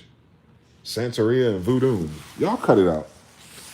Y'all cut y'all bullshit out. Yo, damn grandma, damn jar witch. Where'd she pick that shit up from? Cut it the fuck out. Y'all swear to God, everything from Africa, and a white boy came up with that theory. Goofy ass people. A theory. Out of Africa theory. That means it's not fact, nigga. It wouldn't be called a theory if they proved it. It's a narrative. Based on a monkey bone, goofy ass. Maybe you are from Africa, because I know you ain't us. If you ain't figured this shit out yet, you ain't no damn African.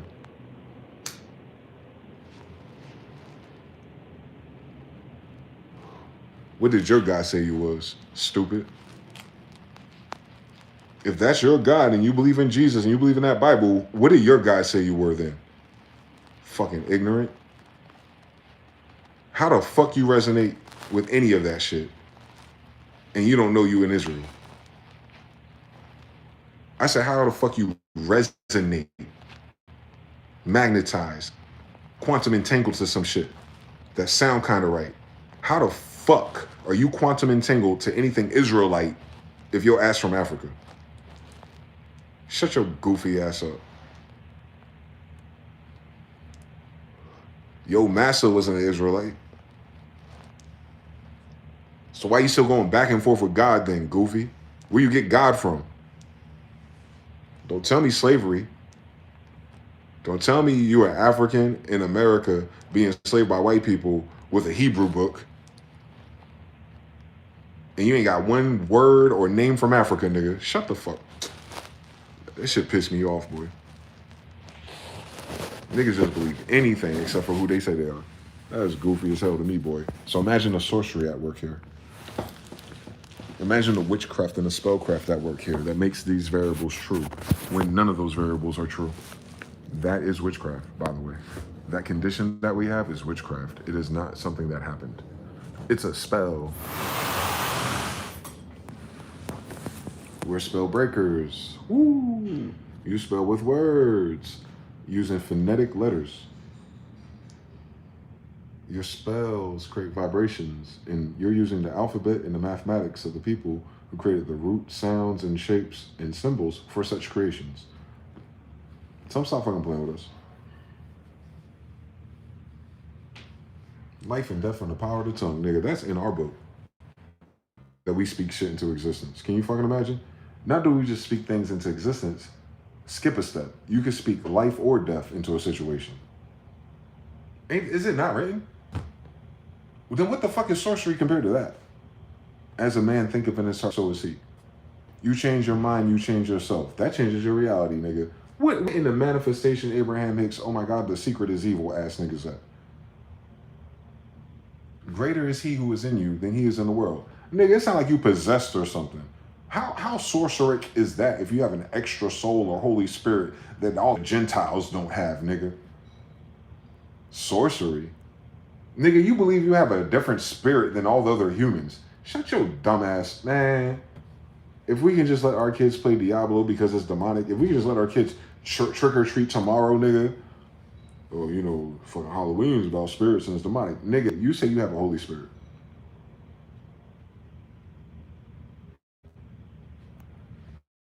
You said that Jesus would send you a comforter. And your pastor translated that as a Holy Spirit.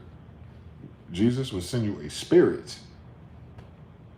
Wait, so if someone else deals with spirits, it's witchcraft, it's voodoo. But if Jesus, that you've never met, obviously, because you think he's a white guy, sent you, so a white guy sent you a spirit on top of that, shut the fuck up. But imagine if Genghis sent you a spirit on Solomon's grandson, and that spirit was there to protect you and help you and answer your prayers. And you call it a Holy Spirit because it's an angelic spirit. So he sends his comforter, and they say it's an angelic spirit. They making it syllables. I guess let's run with it. Angelic presence is with you. Nigga, what in the law of divination, how is that not divination? That is the same thing they're judging people who do witchcraft for doing. So what's witchcraft if the whole book's about witchcraft? What's black magic if the whole book's about black magicians? What is sorcery if the whole book is about these motherfuckers abusing their sorcery? The sorcery that they got from angels. By being their kids. Do we miss that? Let's read Enoch again. Do we miss that? They're their kids. They're the kids of sorcerers. They're the kids of Egyptians. They're the kids of Chaldeans. They're mixed. You know, like 12 tribes. 12 mixtures on Israel, on Jacob, on Isaac, on Abraham. Go back. Noah. Go back, Enoch. Go back, Adam. So from Exodus after, magic staff still, all the way through the end of that book, Septuagint, we didn't go no further than that. Then they brought some other shit after 1611. I guess they went a little bit more further than that. That must be more recent. And then the same characters show up. He's an amalgamation of every prophet, every already written, doing the same things. Always raised from the dead, 3 days, Jonah. Everybody already did that, but he's super Negro. He all of them in one.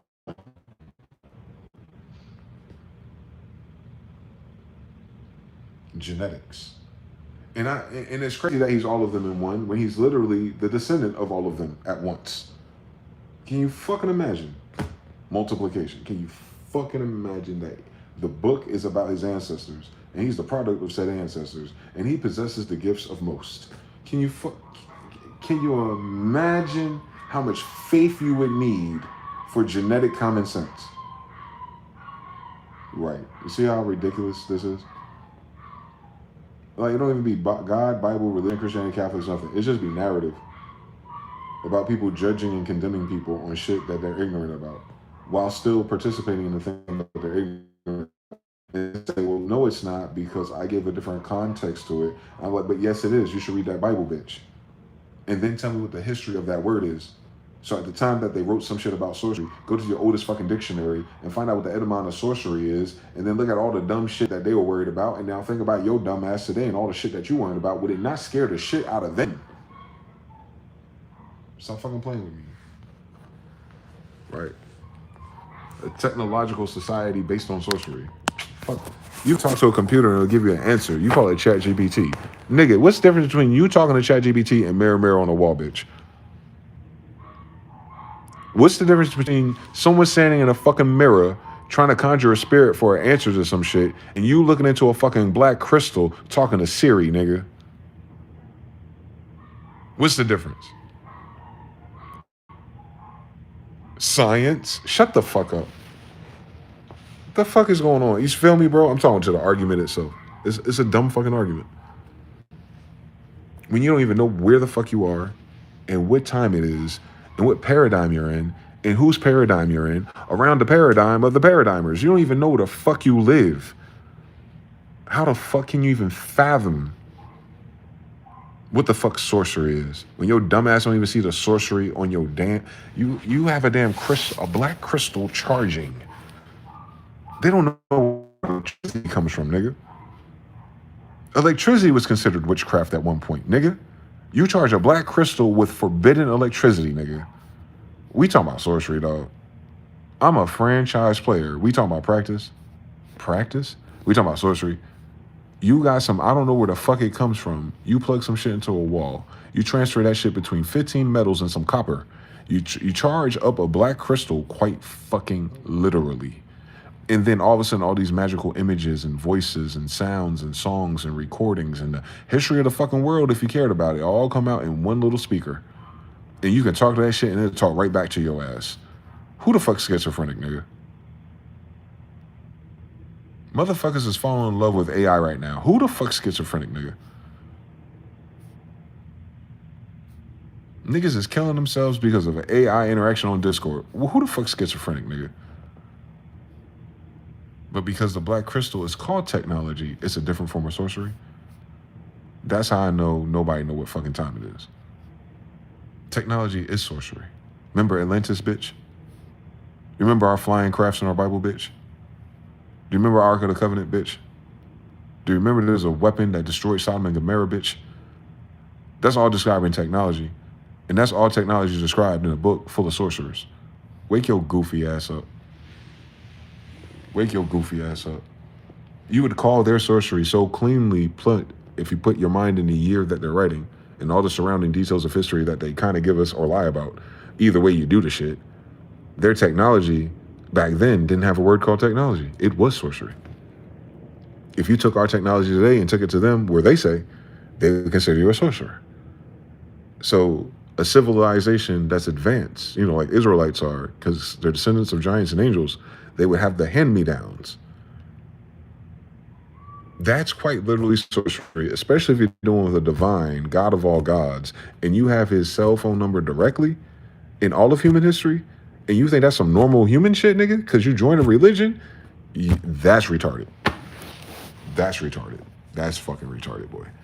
We got too many references to a time before we existed to know that ain't none of this shit that your ass do today is normal in parallel to anything in that Bible, unless that was an advanced civilization that indeed had sorcery, and it did have flying craft, and it did have technology, and it did mention UAPs, it did mention shapeshifters, it did mention other gods or demigods that weren't quite human, that were pretty enormous in size and stature, and they're well known throughout the kingdoms. And I could have sworn David was fighting a Goliath and a Samson was knocking down these fucking Moorish pillars with his bare fucking shoulders, nigga. So like I could have sworn the context of these people is something a little bit more advanced than benefits, degrees, and offices, at the very least.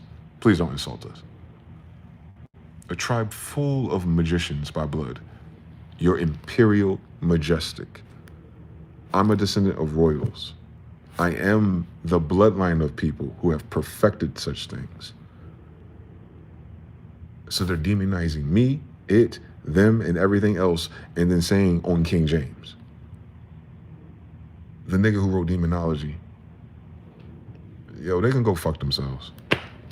The fuck they talking about? On 501c3, what the fuck they talking about? All they got out of church is some free tax shelter money from suckers and yuppies, basically, is what they telling me. So fuck all your taxes. Fuck all your federal programs. Fuck all your state programs. When the fuck these churches gonna step up and use that money to feed the people? Now we on the fucking concept of sorcery in this bitch. I could have sworn they read that same Bible that they quoting to the federal government and the state government on how to provide food, but what the fuck the church supposed to do? Ain't the church supposed to give homes to the homeless and feed the fucking orphans and widows, bitch? Then how come the churches ain't coming together for this shit? But the same fucking church will lock your ass in and say 200 or 1,000 ain't enough? Witchcraft, sorcery, nigga. We done missed the whole boat, didn't we? Law of polarity and gender switches be damned. They done gender queered what the fuck the book means. I'm telling you, you're in a society of sorcerers already, nigga. They're using words, spellcraft, nigga. That's how mind control works. It's in our time, in our day, when we created it, like before they hypothecated it and gave it a new name so they can copyright it and do all the cool things to make profits. Yeah, before they had incentive to be in the books and the universities and the clubs and the top sellers, like way before that goofy shit, we were already doing that, right? Obviously. Is it not written? So here we go. After that timeline, we're building on top of that timeline. So this must be a form of that timeline. So a timeline about sorcerers, and these sorcerers are in captivity, and you do the science. Are they in captivity because there's gels and swords and horses? No. They're locked to words, right? Rules, suggestions, things that we're compelled to. We didn't even sign up for it. We didn't say yes. We didn't pledge allegiance. We weren't fully disclosed to what the agreement is, to the social contract. Why would we be? How would we be part and parcel to something that's third party on our land? But you see how they compel us into it. And then they brainwash us in school. Is it not written, Rockefeller? That's what he said he would do with his molding hand. That's called, he's molding your brain, your soft ass brain with his hand. That's called mind control. Fuck all the fancy words and how beautiful it sounded to him, a fucking psychopath. Like, come on, let's do the science, nigga. We talking about narcissists here. These are their ideas. Like, come on, do the science. That's evil in itself. The narcissist is evil. So, like, where the Bible miss? Where my ancestors miss at? In those days, men would be lovers of themselves. Where they miss at? Where they miss at? They're describing everybody you see for yourself. Where they miss at? How the fuck you think they don't miss if they ain't got a little sorcery in them? To God be the glory, though. Don't ever get that fucked up. So, yeah.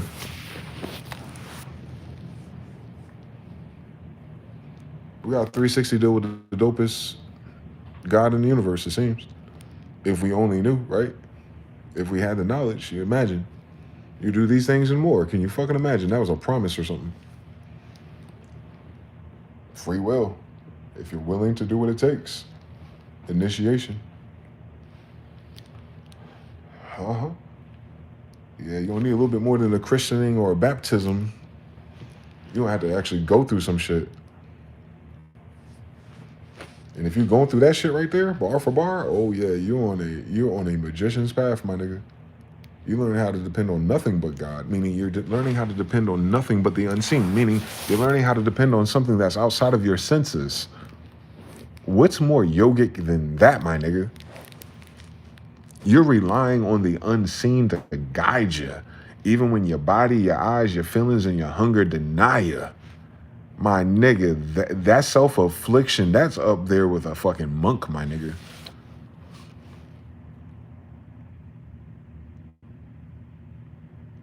That is the discipline of a monk, my nigga. Where you gotta do all the other extra shit in captivity. You gotta do all the other extra shit to eat and pay rent tomorrow. And then you also have to have the tenacity to believe in something that no one else can see or quite comprehend the same as you. And you're expecting it to come through for you. And it do though. Don't miss the beautiful part. And it do though. People talking about sorcery, talking about how to do that, and it do though, don't it?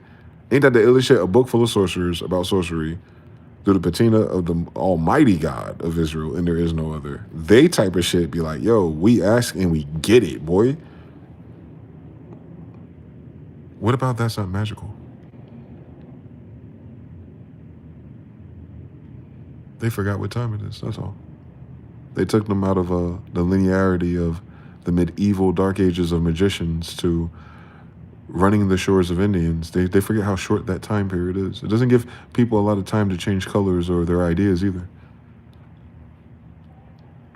So it's the same fucking people that started America, I would assume, right? At the very least. At the very least. You should see their coat of arms. It tells you everything. They're pouring a vial of a Moor, a Negro Moor or African Moor, and a vial of rabbit blood together on top of a giant. Come on now, I got the pictures now.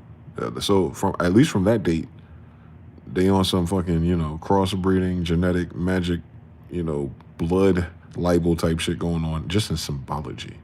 And we know they produce hybrids because they're not black Moors anymore, are they? So at that time period, it tells you when they started this shit. We've been had that answer, kid. But are they saying they're descendants of wild men is their question. Because if not, there's no other room in this story. How is that not magical? For a whole civilization of people to pop up out of fucking nowhere in no one's fucking history before a certain date, and then all of a sudden they're in control of all the things that control people around the world, including people who wrote about sorcery. Cut it the fuck out, please. Mama Inga is passing my grandfather Carlos V a staff, like a magical staff on Gandalf and on Solomon and on Aaron. My grandmother is passing him a staff, a magical staff, bro. Shaped like a Moorish chess piece. Come on, dog. No Andalusia, boy. Wearing all red. On Al Granada, red house, nigga. Like, stop fucking playing with us. Mama Inga, a giant in Israel, Peru, descendant of angels, is passing over a magic staff to Carlos V. Come on, dog. Sorcery. Cut it the fuck out. We got the dates on that. And after that, then you get the United States of America. So you get the United States after sorcerers are here. Cut it out. Mind you, they always been here, but we know that Carlos V is getting a magic staff. We know that. Every Mason, everybody who's ever seen symbol, don't fucking play with us now. Don't say that Solomon's staff is not magical now, nigga. If niggas is looking for it with Hitler. Don't tell me Aaron's staff ain't magical now. If you believe in God because of Israel. Like, don't change the story when it's real life, nigga. They love changing the fucking story when it's real life. They love moving this fucking goalpost when it's us. They're hiding this shit from us, nigga. What are they hiding from us? The fact that we're descendants of the sorcerers' kingdoms. Imperial, Majestic, Royal, Dwayne, DeyZan. It's in my name.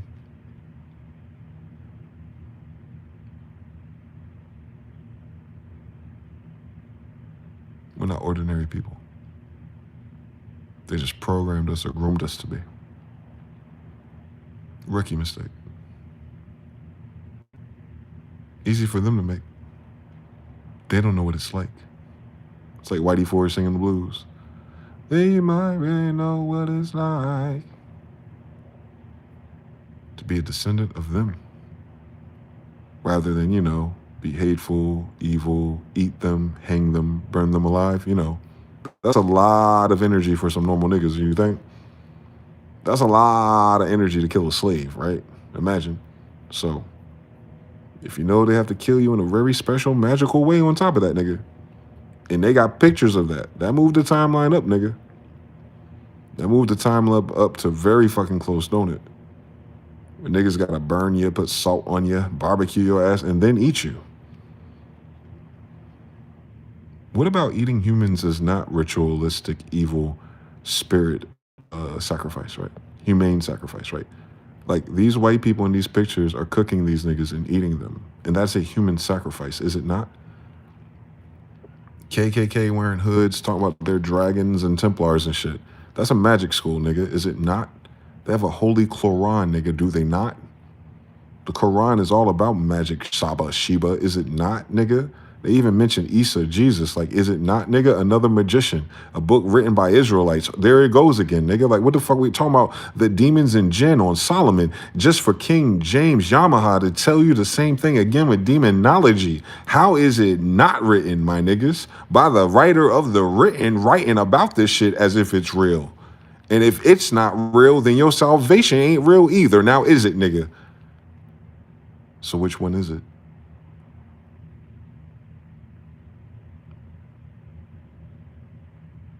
I don't think religion or the book is stupid. I just think people can't read because of the programming of the system. Meaning that was the intention. Once that clicks in your head, you'll understand everything different. That was the intention. That right there was the intention. That for you to forget who you are, that right there is the intention. To deny you who you are, that right there is the intention. Because who are you, nigga? Not what they call you, nigga. Who are you? Not what are you called? Not what language is it? Not where you are. Who are you? That they would have to do so much cruelty in mind fucking programming and shock and all that shit to niggas born in the 80s. Who are you? That they had to keep reminding you of some gory shit that may or may not have happened to you, but definitely not you in the millennial. Who are you? Where they have to keep drenching you with all of this heaviness and all this negativity and all of this impossibilities. Who the fuck are you, nigga? That they have to do that to you, nigga, and nobody else that come here. Even they damn people they train to be terrorists. They don't have no fucking agenda or propaganda against they ass, but they got food stamps. Do the fucking science. So who the fuck are you, right? Like, that's the level that I don't see too many brothers and sisters actually grab. They're like, oh, we're children of God. Shut your dumb ass up. What does that mean? Oh, I'm a believer. I'm going to go to heaven one day. Shut your ass up. What does it mean? Who are you? Your ancestors were regular, ordinary people, huh? What did they do to earn all of this martial law and surrounding and hypothecation and theft and rape and occupation still to this day, and to the point of which it makes no sense, and it makes so much no sense that they could fix it if they just told the truth. Yet they're willing to let this whole fucking system pipes burst just to not tell you that they stole something from your ancestors. And then for that, something to be everything. Since they stole everything from you. Who are you, nigga? I don't think that shit really hit. I don't think that shit click. I don't think that shit really get aha for people. Because they stop running their fucking lips about a damn religion.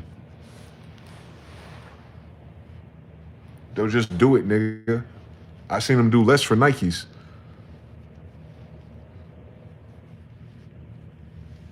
I seen niggas do less for Nikes, bro.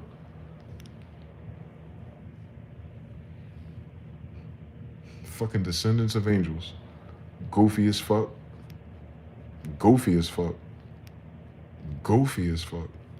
And you know other people ain't you. And you know other people that look like you don't vibe with you. You're trying to figure out what's different. Oh, the white man bringing you to America? Shut your ass up. The white man brought all they ass to America. And they don't act like that. Cut your ass. Stop it. Fucking cut it out. We gotta grow the fuck up. Because that book tell you everything already, boy. And that's the shitty thing about religions and how they present it. You gotta believe it before you read it or something. You gotta subscribe to something. You gotta join something. You gotta find a church. You gotta get permission from another person who's been doing it or something. I'd be like, there go my right ear ringing. Left and right cold. Let's try it.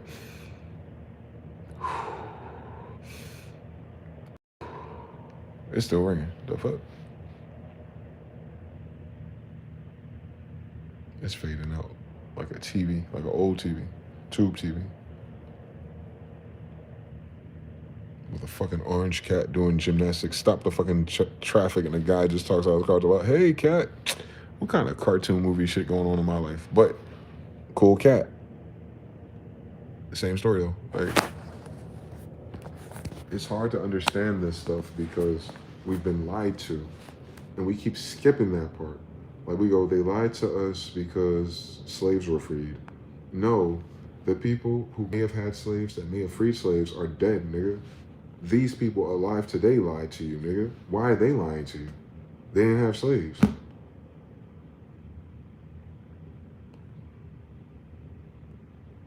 Like, they compartmentalize our brain, our gnosis, and our timelines in weird places. And we keep that shit alive by assuming the gaps in between shit in lack of. And a lot of people don't have the narrative because a lot of their great-grandmothers didn't speak English either. I told you Spain and France was here. And Cherokee was speaking Arabic. And that's just 3 of the possibilities, considering everybody ain't the same shit recently. People could have came here from Asia and Japan up until recently. Just as dark as me. I got their pictures from back then. I've seen the pale versions of the Chinese, and I've seen the dark versions of the Chinese. And those girls look like me. They got my face.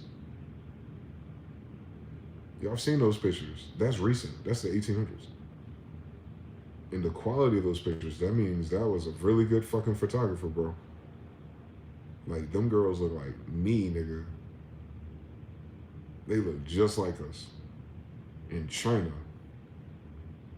As of the 1800s. And the grandmother is showing them how to do tea and shit. With the Etruscan blue China cabinet that your grandmother got, Indian. Goofy as hell. Goofy as hell. Your Cherokee or your Indian grandmother had a China cabinet full of white and Etruscan fucking tea collectibles. You goofy as hell, dumb as hell. Your grandmother had a fucking, after 1933, had a fucking blue water jug full of copper pennies. Goofy as hell, dumb as hell. What does all that say to you? It'd be a crime if we didn't understand habit and traditions of people based on their bloodlines and heritage, rather than what we identify as a collective for benefits and social right issues. Nigga, I need some social lefts, nigga. Because what's fucking left socially? The whole thing is a theater of opinions. If you're invoking voting groups, left versus right in democracy, truth don't have a side, nigga. The truth is, it's Etruscan China, Tartarian, Etruscan, El Trescon, Trenton, New Jerusalem, Tuscarora, North Carolina, Kingdom Morada. How many times we got to say the same word more? On Egypt, like, come on, dog. That Japanese culture is very Egyptian. That's weird. America's ancient Egypt. That's weird. Bay Coco, like, the fuck going on, bro? Just because they look different doesn't mean they weren't part of the kingdoms. They didn't always look different. Can you imagine? Like today, America didn't always look like this. Do the science. We're living through it now. America was copper colored, bro, in everybody's journal entry. It ain't all copper colored no more, bro. Something changed or happened. So you would never do the history of America and then talk about the Toltecs, the Olmecs, the Aztecs, the Mayans, the Negro Indian niggas, us, and then 200 years from now, I'll be like, yeah, but a continuation of the Mayan Aztec demonstration were the Caucasians who evolved from these traditions and created a democracy based on Greco-Roman, African, or is it Mauritanian based kingdoms, and then somehow lost that betting on technology and sorcery and cryptocurrency based on a fiat based system, and secret societies, Illuminatis, and Jewish people who were never those Jewish people because they worked with foreign Jewish people while in the land of New Jerusalem. And they continued that torch from Maya to Jerusalem to themselves. And then they had a Donald Trump from Germany who was best friends with the people that his granddaddy and them tried to get rid of in Poland.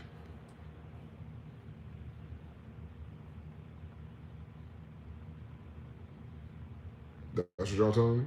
That makes it that's more like it.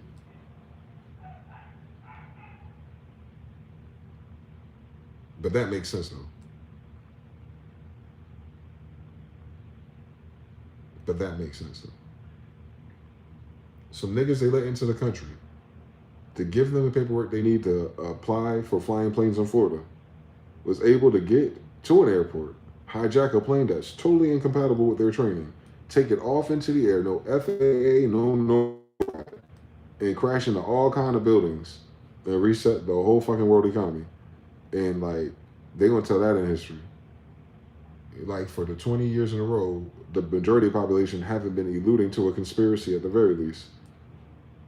You see how they do it? In 100 years from now, if they read 9/11 as a wiki article, they would have missed everything. And I do the same thing with them telling the history about us.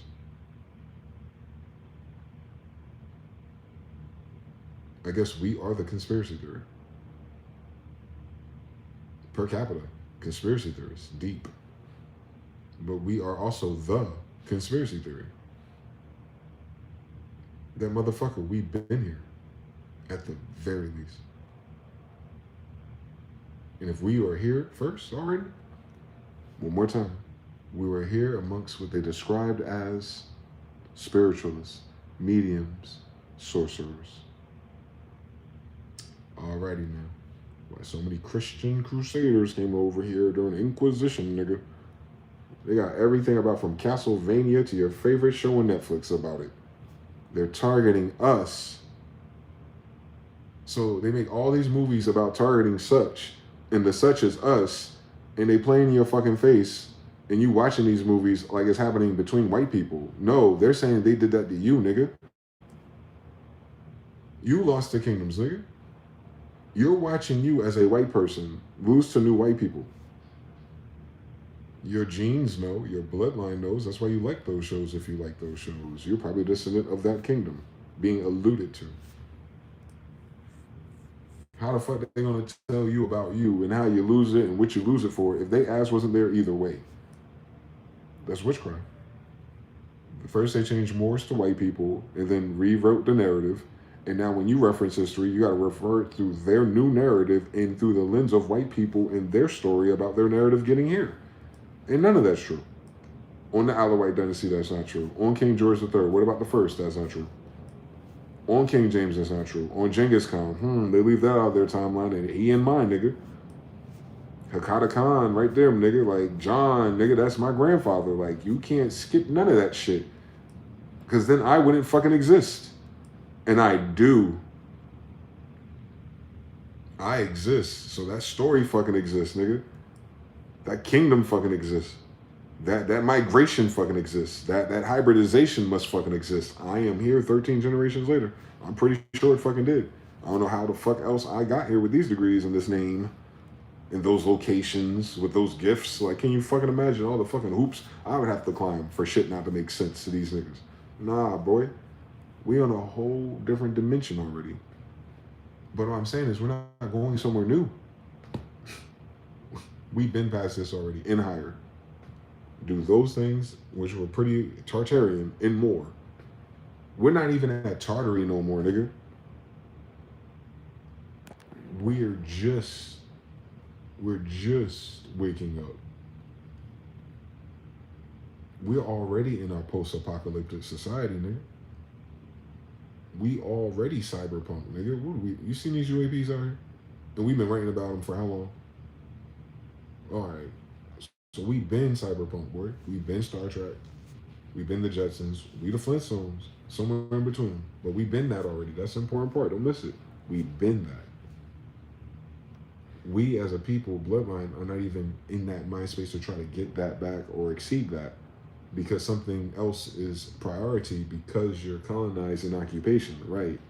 You don't know what it is. It's invisible to you. It feels like you're struggling. It's hard for no reason. No, there's a reason for it. You're under occupation. They're distracting you from that with all the other bullshit. At the end of the day, no matter what happens to the money and the food stamps and all the people, just know that up or down, heads or tails, your ass was in occupation, your ass is in occupation, and none of that changes your fucking occupation. So much so, you want to go to school to get an occupation. Wake your ass up.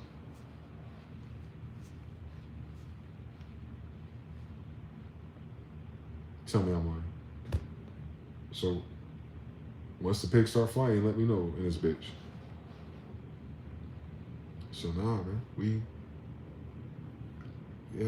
The tribes of people who are in captivity will end up doing stupid magic for their new people. Same story, America. And then eventually, God calls a prophet, bloodline, Judah descendant, or Dan descendant, or one of them, or all of them, because I mean, they've been fucking the whole time for years. And then whoever has the ingredient of whatever angel that does the shit that they do, they write about them, and what do? Like, yo, they always they're the right person, always at the wrong timeline, ain't they? They the right guy for the job, but it's always the fucking wrong timeline. It's when shit about to end, or it's when shit just starting over. You don't get no other account for real. Like, damn, this at the end of the Roman Empire. Damn, this at the end of Nebuchadnezzar's reign. Like, damn, this at the end of this shit. Them niggas have that awareness and ability, and they didn't even get a chance to enjoy PlayStation 1. They just hearing about it. Like, damn, now we got, shit, niggas just making computers now. Charging us $1,200. The fuck going on, boy? They're not even upgrading the graphics in the game itself yet. Like, the fuck going on, boy? The textures ain't even changed for real yet, boy. I'm tired of this ray tracing, bitch. Physical based render in real time. Get your goofy ass on Blender, bitch, and make us a better graphics for these video games, art director. So yeah, like, don't let these waking up out the matrix ass narrative ass people stop you at the front gate of Tartaria, please. Don't stop there. Don't stop at getting out the matrix or the mainstream program of shit that's easy to get out of because it doesn't fucking work no more. Good job, right? Like, the fuck? Of course you're not in the matrix no more. The matrix ain't in the fucking matrix no more. But more people use that lexicon when they realize their ideas and expectations just don't make sense anymore, and they never fucking did. They're waking up. Cool. We need them to as a society of people. But that story that this is superimposing a different story of occupation. Don't lose track of that, Negro. Don't lose track of that, Indian. Don't lose track of that, Israelite. All of you together, all the king's horses, all the king's men, who got a second-class citizenship, and you got to put black on your ID or something like it, you are under occupation, boy. No matter where the fuck you think you're from, you still under occupation if you're here, under occupation. With colonizers, right? They ain't changed colors. Colonizers don't turn into something different, nigga. Especially if they're doing it for a church that can't read Hebrew. Don't play with me. They didn't descend from Hebrew language. So why the fuck they got English or a Bible based in it? Who the fuck are they to translate some shit? Why are they translating shit from our old language to our new language if none of those are their languages? My question is, in all their translations, which one is in their language? How are they changing something from Aramaic and Hebrew into English if they're not the English? So where's that other language that they used to speak that they would have translated this to if they've been, parallel to a society under the rule of these people, of white people, for 100,000 years since Constantine, 7-Eleven and shit, allegedly, and but they only translated Hebrew and Aramaic to English? Fuck out my face. Fuck. You took an Afro-Asiatic language, and you're not Afro-Asiatic, and you converted it to a new Afro-Asiatic language, apparently. But you don't have no other version of that language being converted to another language that's not Semitic, Phoenician, or Afro-Asiatic, which is all the same thing. So if you're not those things, why are you translating between our languages? And then you realize they didn't. They tell you in the 1400s, covered Aristotle, that the Moors did that. So they don't even have that reference of God, Jesus, Bible, Rome, Italy, none of that shit as is described today prior to the 1500s. They're damn selves. That's not saying that no one did. We're saying the people who did, since they're Moors speaking Arabic, wasn't fucking them. And we know the Cherokee Indians here in the Carolinas, where I'm from, were speaking Arabic. So why wouldn't they be? Descendants of kings. Like multiple. They're related to multiple kingdoms of people, multiple bloodlines and genetics and dispersion in successive generations. They'll still be related to so many people. Can you fucking imagine? So th- that is the story of the people in the Bible. You're the descendants of those people in that story, and your ass from those people are under occupation now. That's why that shit falling apart. That's the why. How it's falling apart and what's falling apart and how much it's gonna fall apart is up to they ass. This shit telepathic enough. So I seen the results all year as I talk about this stuff. So it's something's happening. But I just want us to wake up to the fact, like, this is day one. It's day one of you getting your mind back. You're not even in the driver's seat yet, for real, right? Our generation is day one. We're day one. Paradigm wise, we're day one paradigms. Boomers is the remnant of that old paradigm that added up from Reconstruction until now. So 70 plus 50 years at best. Boomers represent the summation of everything they taught about scarcity and hate. Artificially, by the way. The Jewish people created those fake depressions, by the way. They deflated their currency and sold them a 360 deal in 1933. That's what Trump is mirroring that for some reason now, by the way. Same type of activities, same types of people. Don't miss it, nigga. On Germany or Poland. So, and these are the people squatting on the Holy Roman Empire seat over there, by the way. Like, if they're genetically descendant of anyone after 1611 from there. Anyway.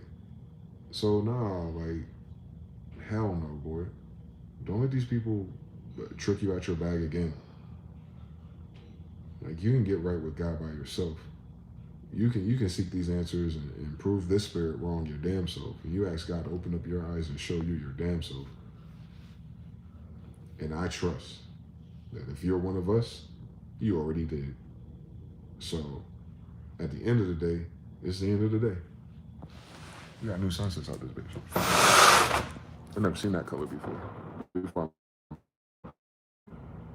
The phone really don't show it too good, but that patina, I've never seen that in my life. I'm not saying it didn't exist. I'm just saying it was never on the East Coast, that gradient. And that mountain out there, like a fucking ring out on fucking Virtual Fighter. That shit don't even look real for real sometimes. You can just walk a block in any direction and this whole fucking 3D vantage point changes. It fucks with me. I grew up on Bryce 3D.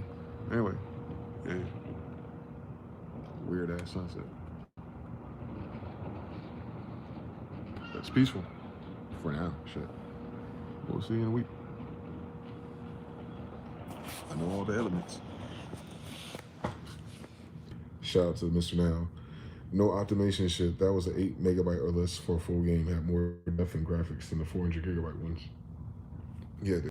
As soon as you plug in the Zeus logo pulls up. Talk about SEAL activations. I'm telling you, man. Mr. Now said earlier how the activity they do today with that story, nitpicking, is so close to what whoever grandparents was having a picnic. Yup.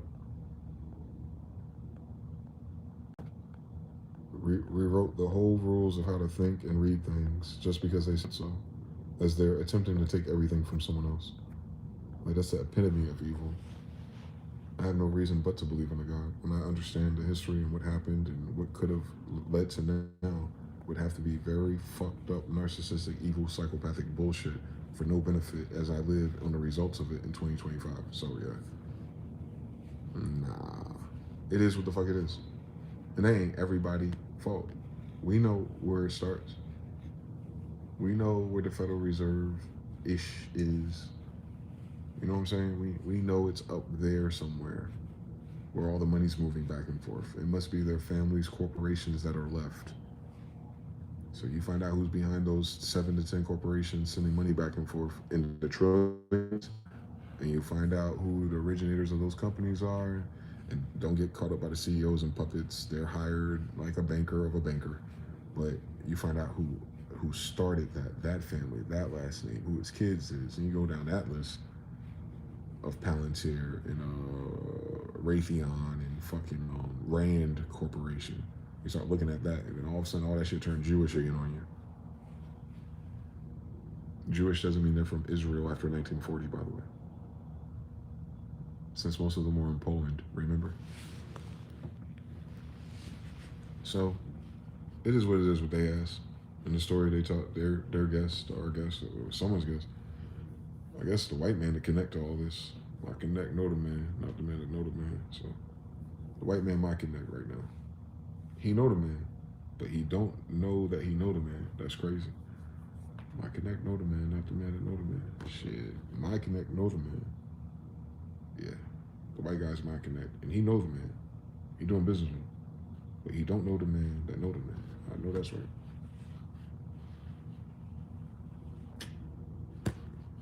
Shit. If I could help, but they wouldn't listen, would they? No matter where this message goes, they wouldn't. It's not even in that local reality for me to change anything about it. But me thinking in civil rights language, even if I could sit down and talk to them and explain this in their language and understood where they were trying to go, and I could help them, they still wouldn't believe me. They still wouldn't listen. They wouldn't take heed to any of this. So if they're fully reprobate mind, you know, the results might be in that Bible, man. So I'm hopeful. It's not that fucking intense because it's not that many of them. But as for us, man, in the meantime, to God be the glory. Either way this story go, man. It wouldn't be our first time through a desert or famine or a reset or an occupation or, you know, all the things we've been living through. So, and we have enough of us awake doing prayers at work too. So I'm hopeful overall. It only takes two or more or something like that for the third to be in the mix. You know, Shadrach, Meshach, and Abednego when the fourth was in the mix. So I think we got at least 3 to 4 people to move mountains.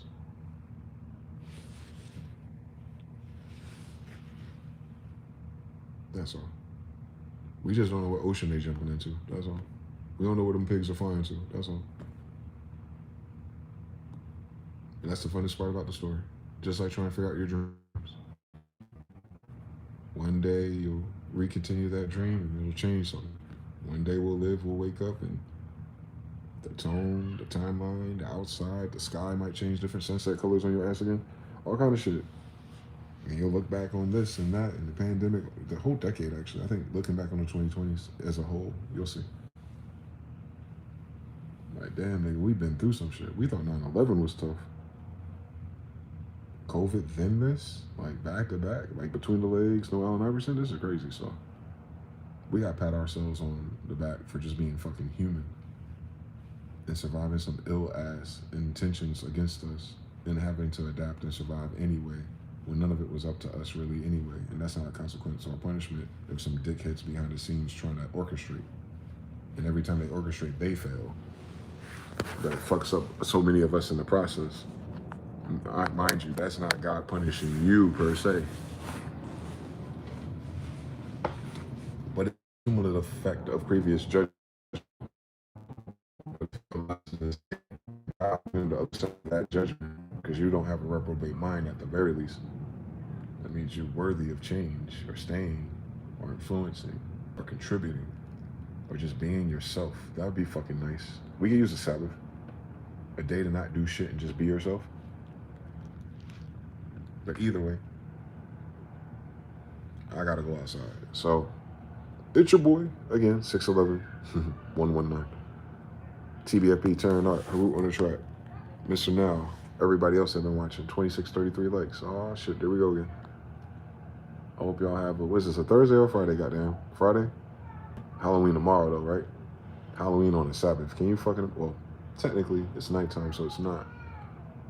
But there'll be Halloween parties tonight on the Sabbath. Understand everything, so. This night is more particular than tomorrow night. Just keep that in mind, because technically the 31st is after midnight, right? So there are Satanists and Luciferians and idiotic witch in names doing rituals. So if you feel energy or you sense things and people and all that stuff, just pray, stay protected, but just keep in mind like some of that energy is not you. That's what my disclaimer is. Between tonight and tomorrow night, if you notice a strange or heavy or dark or desperate, because their magic is dumbing down to the lower vibrations. If you come across some low vibrational ass energy in or around people in the next 48 hours for no fucking reason connected to any of your previous thoughts, you may be entitled to fucking whatever the fuck this is. You're just noticing shit. It's not you. You're gonna notice it if somebody, people are desperate, so they're gonna use any type of Chaldean mystery that they butchered and mistranslated 100 years ago, currently, because of fucking Pinterest. So, just you know, you know what I'm saying. Just whatever, however you correspond to that story, just whatever. I have no choice but to believe in these things. I'm telling you, I had a jar of oranges under my goddamn sink in my kitchen, bro. Like from someone else. Like I don't got a choice but to believe that people are up to some stupid shit. So stay woke out here, man. It's your boy DeyZan one more time. With a one time. Shout out to Terran Art. Shout out to Root on the track. 31 here, 212. Oh shit. Yep. So the energy, just pay attention to the tone. It could be someone being stupid trying to phone home. Of their father, the devil, right? So yeah, man. Like, comment, subscribe, support the support. Thank you guys. Until next time. Peace.